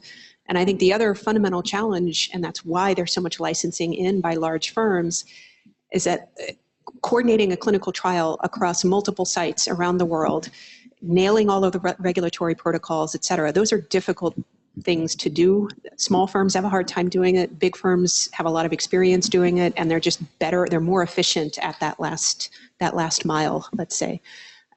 So that's why it's hard for me to imagine, a pure government all the way through to the end kind of project is likely to work. And I guess the most recent example of this would be the Zika vaccine that was developed by the U.S. Army. They tried to auction it off for sale in the private sector and had a hard time attracting interest, in part because there was a threat by Bernie Sanders of price controls, of saying you can't charge Americans a higher price than what you're charging the Brazilians for this treatment, and that killed all interest in the project. So that's a case where the treatment actually was developed internally by the government, but still not put on the market itself. Anybody else want to come in on mechanisms? I think, Patrick, I think you mentioned B Corps, for example, or philanthropic funded organizations, but why haven't we had those to date? Is there something missing in the framework? Sorry, yeah, beg your pardon, that needs to be added? No, I agree that at some level, you could ask the question, why isn't it happening? So why is it that indeed almost all big pharma is for profit, and for example, almost all successful universities are not for profit? At some level, it's not an obvious question. I think, by the way, there is also what it means to be for profit is changing over time. The shareholder value revolution of the 1980s has meant that we have a different behavior maybe now today than we had 50 years ago in big pharma companies. Just like, if you think of scientific publishing, clearly 50 years ago, it was not as profit-oriented as some of the big companies today. And therefore, I would expect that the upward price spiral will lead people to question the value of these things. The health sector is a sector where you have a lot of for-profit and not-for-profit. You have big foundations, private foundations that are not for-profit. That's why I was mentioning sending Bill Gates to the board of a number of these big pharma companies. I think indeed we may be facing a time where there will be new debates about these things, because the system seems to be generating more criticism than before. It is striking that these days in the US, when you talk about when you have hearings, people put fossil fuel together with big pharma as the bad guys. I think it's a bit unfair because there is a lot of diversity within the sector. But I think this will lead to these kind of questions about how do we control the situation. And as I say, we should be agnostic because we have in that sector a lot of different legal forms. And so I think we should keep an open eye. And I'll come to you instantly. And Gates has actually started, in my impression, to shift from philanthropic funding of, for example, public-private partnerships towards actually investing in more classic biotech companies, even to solve global health and neglected problems. So it seems to suggest that his view is that the hybrid model perhaps is not working so well, and whatever you might want to call it, a more classic investment approach, but with a slightly different focus, might be delivering more. No, possibly. This being said, I haven't heard him saying that universities should become for-profit. Or maybe I'm mistaken. So, and they are a key part also of the health ecosystem. So, but I agree that, and by the way, all the evidence on biotech and so on suggests that they are not necessarily reaping huge market returns. Huh? So it's kind of interesting that it's at the later step that the money seems to be made. Yeah, I think, so the question is about sponsorship or prices or alternative ways to produce things. I think it's important maybe to distinguish what you want to attain. I think for generics, there is a good case to be done for that. But invention is difficult, and markets, they have their problems, or price provision has problems, but it facilitates potentially experimentation, which is very important, or, different ways, pathways to experiment. And it's something that you use when you start centralizing things, unless you have a very smart center who knows exactly which research agenda to follow to solve something. And this is why prizes work well when you know very well what you want to achieve, but maybe not so well when you don't quite know how to do what you want to achieve. And sponsorship is the same. You have to pick somebody to sponsor, and you better bet that is the right guy or the right firm. So I think it depends what exactly the problem is. So I think the private solution is probably there to continue if you need a lot of experimentation, or if you don't have a clear way. Alzheimer's seems to be probably that way. And there's also, just pick up finally before I open it up, but there's, I think, some interesting discussion as well about how a lot of what you might call, radical innovation comes through incremental steps. So it's an interesting question about how you would potentially change the incentives, actually, because perhaps not incentivizing incremental innovation might kill more radical innovation as well. I don't know if you think there's any sort of ways that one could tweak that maybe the experimentation idea towards different degree, probably. Yeah. Okay, let's open it up. Please, who's got lots of questions? So we discussed a lot about spending on health. And I think that we might have lost in the discussion an important aspect, which is prevention. We can save a lot of money with prevention. Actually, what Philippe Aguillon illustrated about the relation between health and growth, I think is mostly related to preventive measures. We still spend only 10% of our health budget on prevention. I think Bert Vogelstein recently, a well-known oncologist, considered that we can save probably 70% of cancer deaths each year by simple preventive measures. So I think that in the equation, how can we save money and make innovative therapies more affordable, we should not lose this into translation. One comment perhaps about competition. I think that when we think about competition, we think about companies, and perhaps on this, Matthias and I don't fully agree. For me, competition starts in academia. We compete for publication, we compete for patents, and actually our universities and our life scientists, we are getting rewards for patenting. So the competition starts there. If we think about clinical trials as academic centers, we are quite often in competition to attract patients to complete our trial, and it's more and more a challenge to enroll enough patients. So I think that when we think about, the sort of conundrum we were discussing today, obviously a number of things should be improved related to the way pharma is behaving. But I think that also from the academic side, on the publicly funded organization, we should really think again about how we organize ourselves. And clearly, pharma is very well organized, and this gives them a lot of power. I think that it's time for us now to reflect how to organize ourselves better, obviously together with policymakers. Maybe we'll take two or three questions, please, and then we can answer now. Yeah. I have one comment and one question. The comment is related to Michel's intervention on prevention. Something I do not understand. I am for more than 45 years in cancer research. Tobacco kills half of the consumer. It's the only commercially available product I know which kills half of the consumer. Why the cost of tobacco is not 1,000 euros?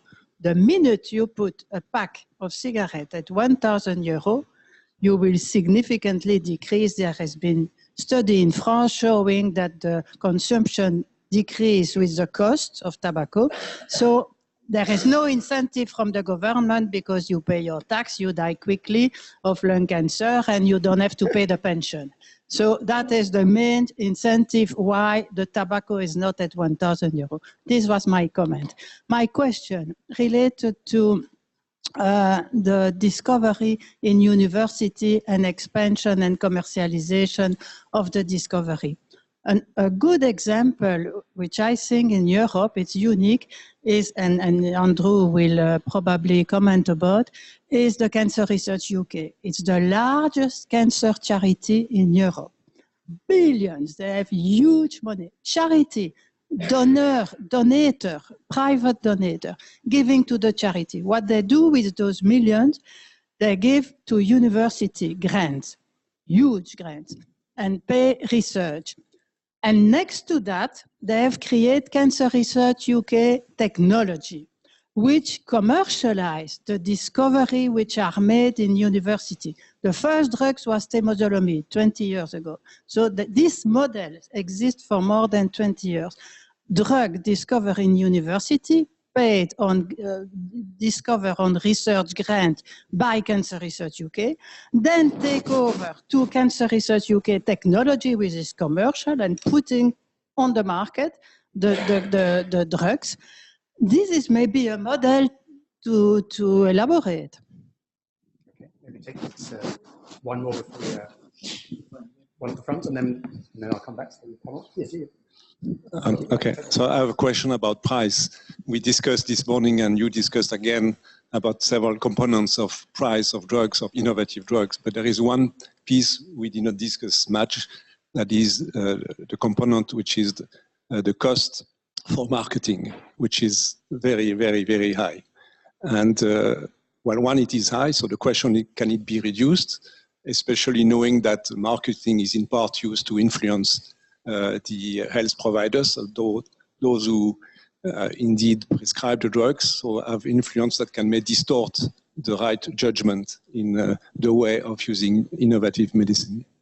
Okay, so we've got marketing, prevention issues, and the model of, for example, the Cancer Research Council for research and translation. Anyone want to comment on any of those? Perhaps as models again for the future. I try. Yeah, so I want, so €1,000 a pack of tobacco, let's suppose it's $10 million or 10 million euros. Suppose you prohibit tobacco. I think that's a good idea. The only problem of that is I mean, this is why economists have a bad price, but if there is a demand for tobacco, you'll create a black market, basically.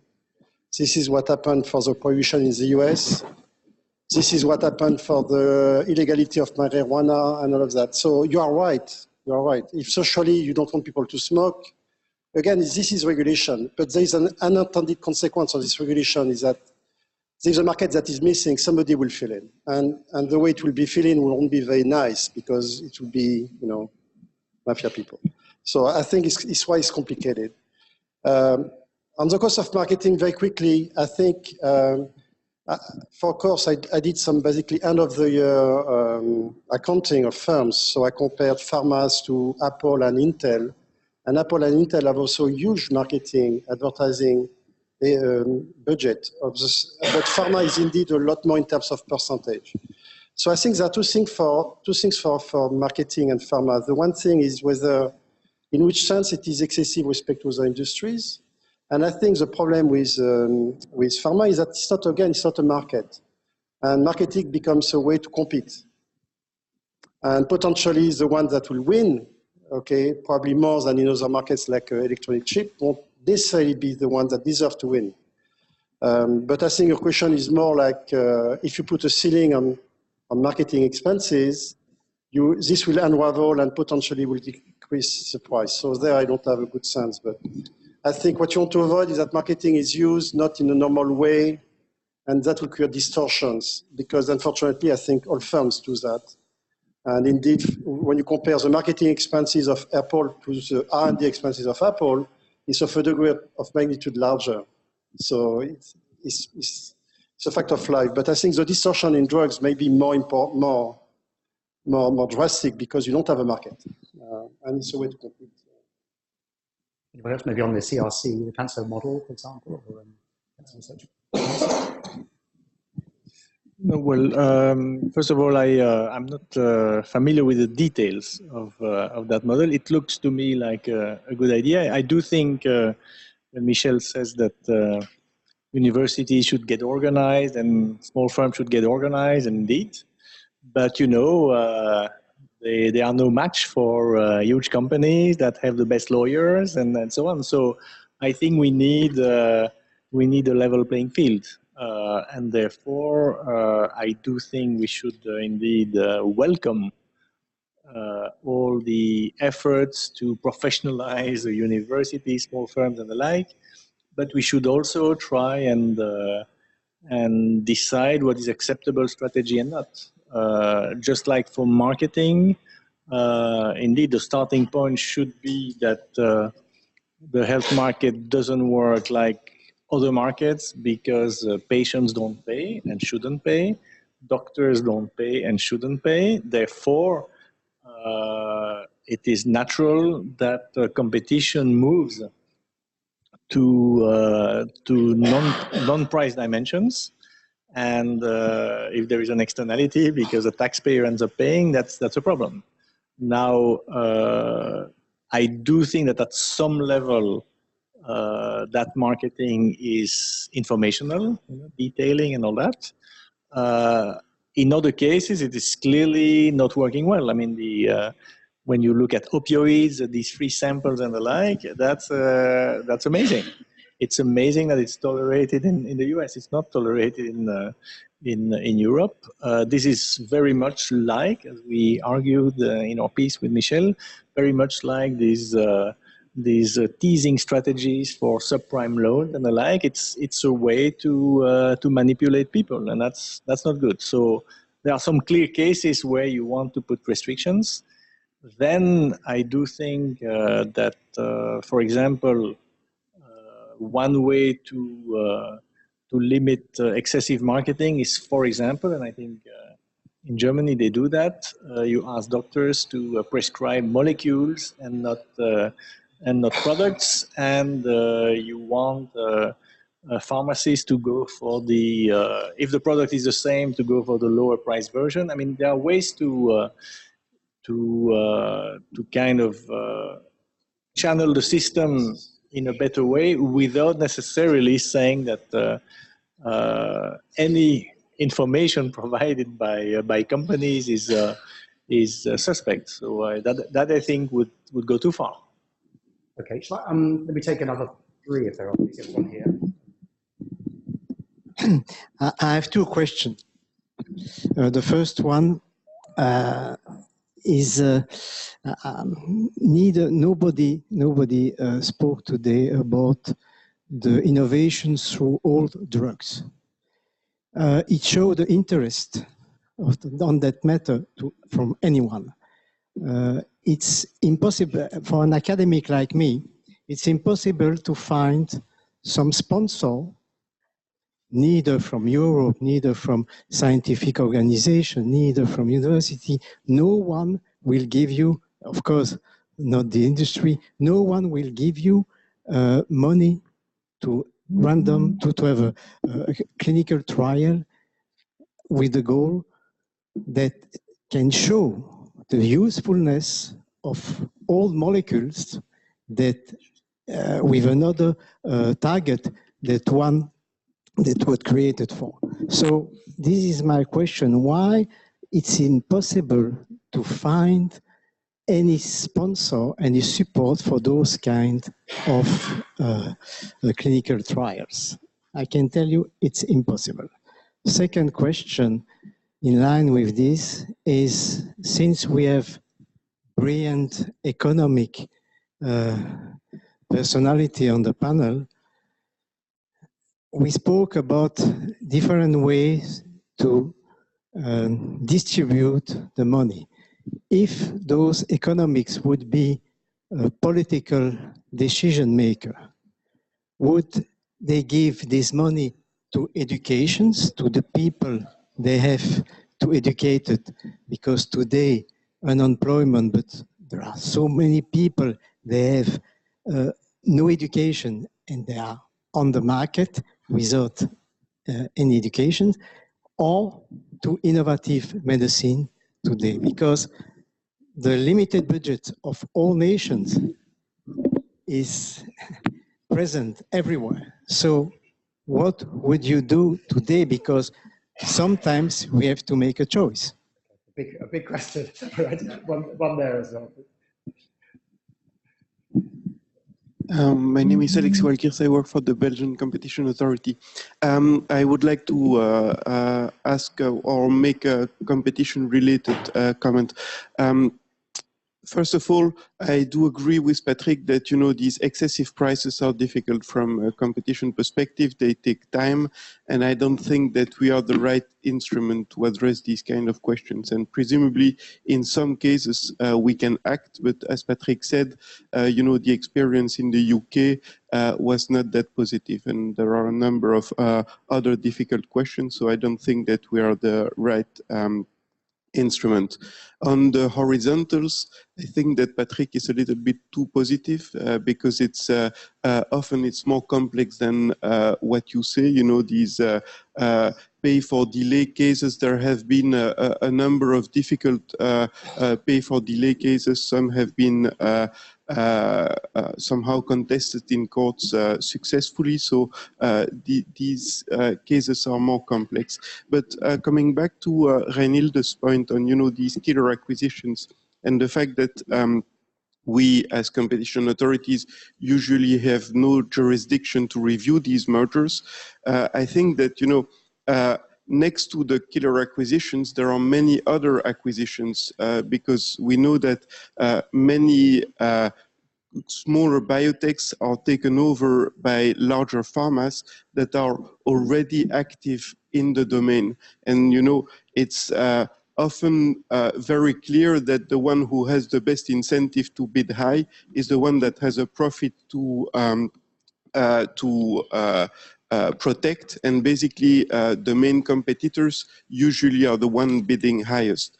And these things are quite predictable because we know in which there are many stages before an innovation comes into place. And so you have these so-called new innovation theories of harm, where competition authorities try to guess how the competition will be in a couple of years.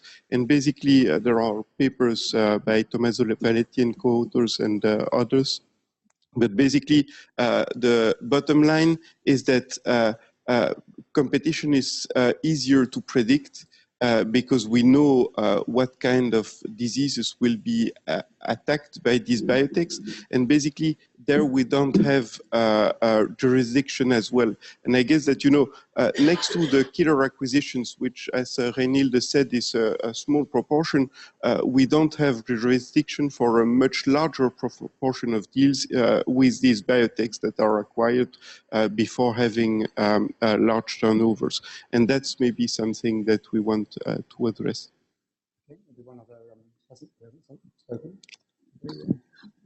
One here, yeah, please. Yeah, sorry. No worries. The main topic that we have been kind of skirting around until now, the core of the problem is that we have here a good where we can't assess quality properly. and the quality being the impact on individual quality of life.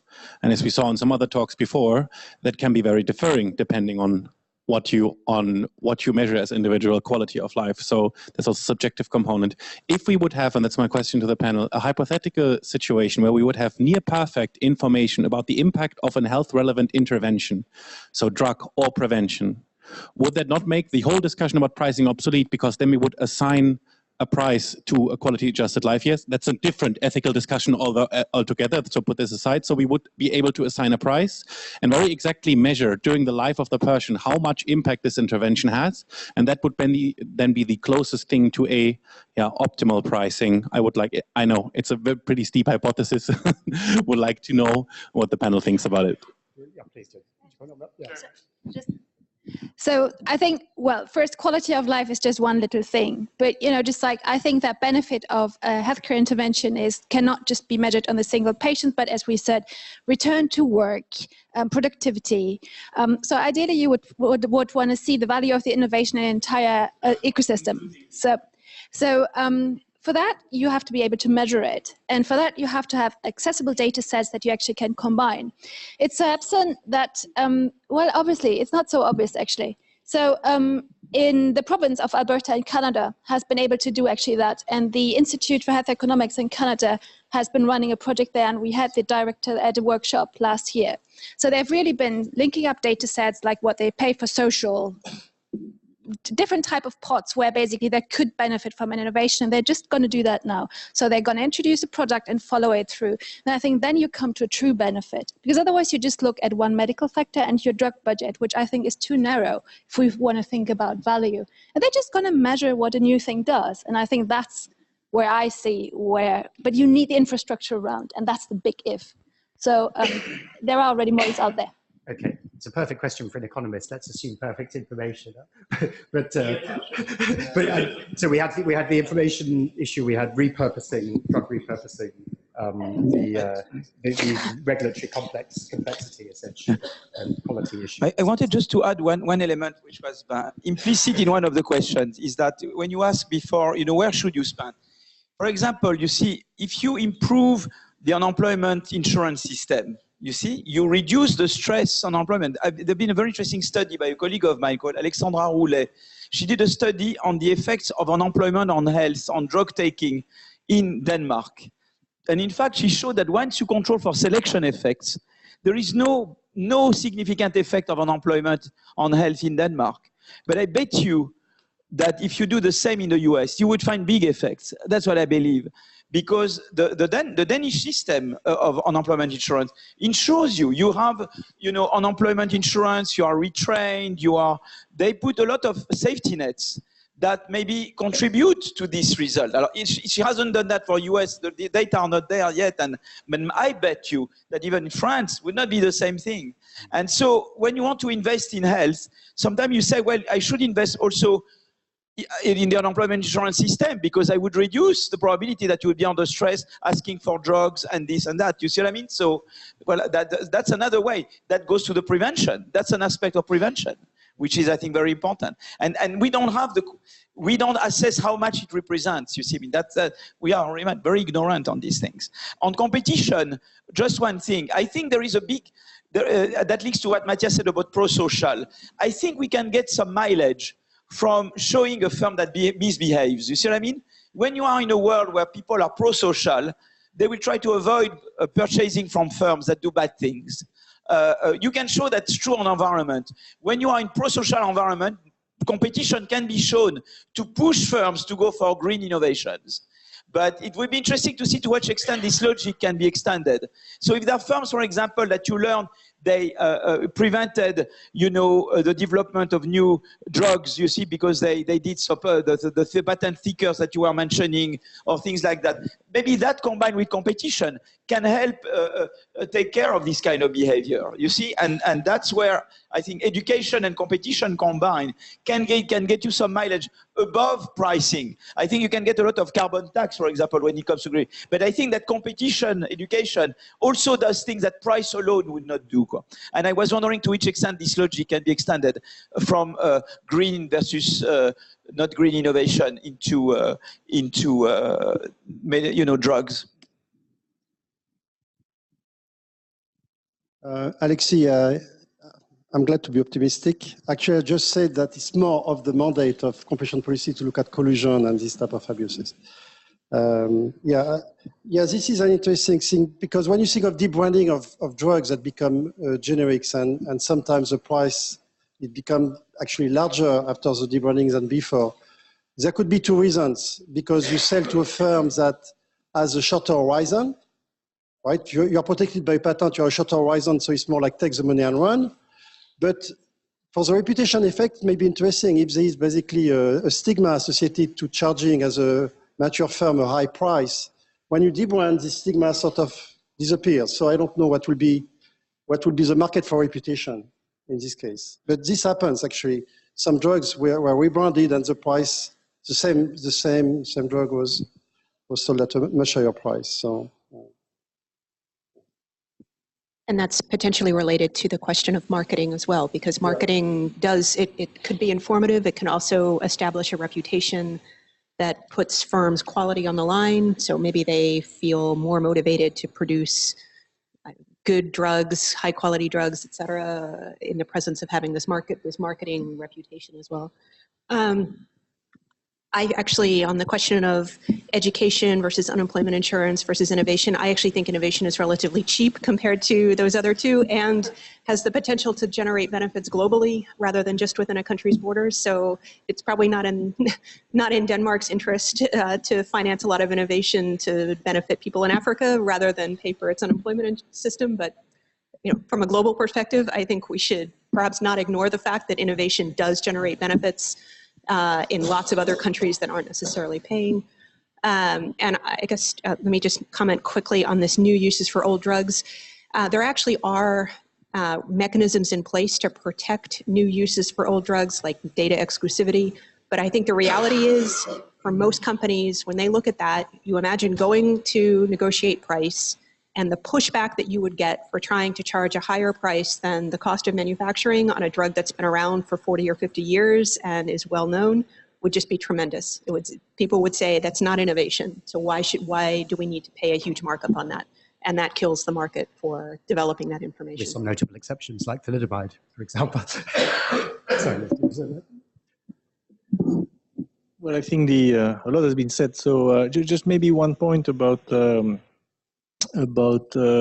value-based pricing.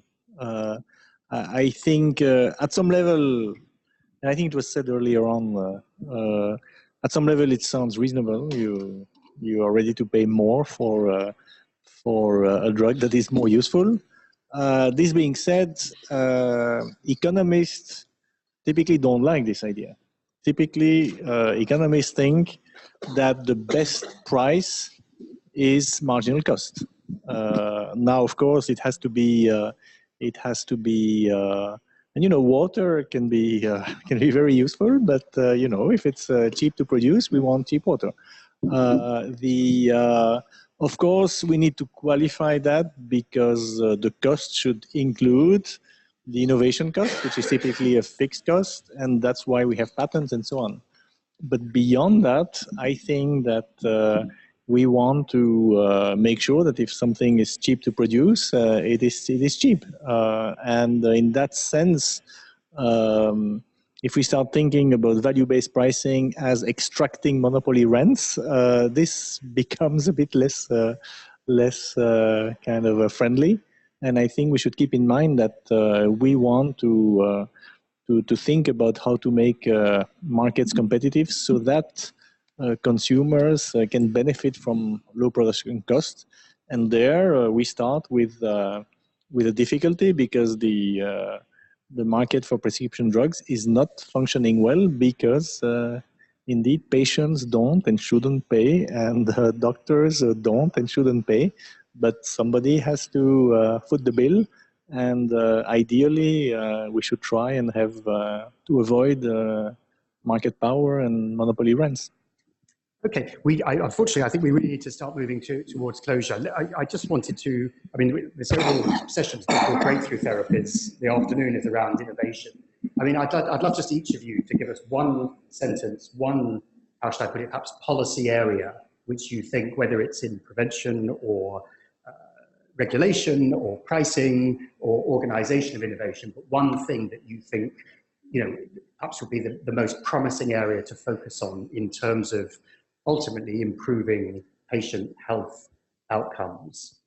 We'll start there. If we could bring a microphone also for right now, please. So, yeah, please. Well, I do think that improving the way the is a good place to start. The way the generics market work, I think, is a good idea. So I would push again for better use of health technology assessments. So I think the amount of money required to finance better studies that give us better information about what drugs work well generates benefits globally. There should be some coordination across countries on who finances those studies, but that's an area that would help make consumption much more efficient. Yeah, only one. So yeah, I'll go back on generics. A simple proposal. There should be some price control, actually, and imposing that the price of generics cannot be higher than the price of the originator drug. That may have some effects, but I think at the first order, simple. Okay. Plea for basic research financing, coming from a country where basic research is dramatically underfunded. First of all, using competition policy for the cases where it can try to avoid market power as much as possible. And secondly, reducing also any costs to bring innovations to the market that come from excessive regulatory or inefficient regulation. You like fragmentation. Excellent. Okay, so I'm going to hand over in just 1 second to Michel to close up. I think it's been a fascinating day. We've gone from sort of biology and genetics to logarithms and mathematics and the whole kind of piece between the science and medicine, but also that intersection with healthcare payers and business and finance, which is all kind of fundamentally part of this. So I think congratulations, Michel, to you for putting together that mix. The other kind of key points I think which are really interesting around that issue of focusing on paying less for the mediocre rather than perhaps focus, and indeed, as you say, two of you, the generic space as much as perhaps targeting or stigmatizing high-priced but highly innovative areas of R&D. I think that idea of greater coordination between countries within the EU around pricing and health technology assessment and stimuli for more comparative and head-to-head studies and an evolving body of evidence sounds to me a really important one. And then that whole idea of adaptive trials and testing. And of course, as Michel said, both academic competition and an increasing focus on prevention. So Michel, thank you very much. So I just want to thank all the speakers, especially the panel of this afternoon, Raylene and Andrew, who helped to moderate all the sessions, and all of you who stay until the very end. For me, it was a unique experience. I learned a lot. I realized that we have all still a long way ahead of us, but I think that what we learned today is that we have really to work much more together from different worlds, and that's probably the best method to solve what appears to be today a real conundrum, but hopefully it will improve in the years to come. Finally, I would like to thank two persons, Anja Wozniak and Marius Kouras, who were helping our small team to put the symposium together. So thank you very much and enjoy the reception.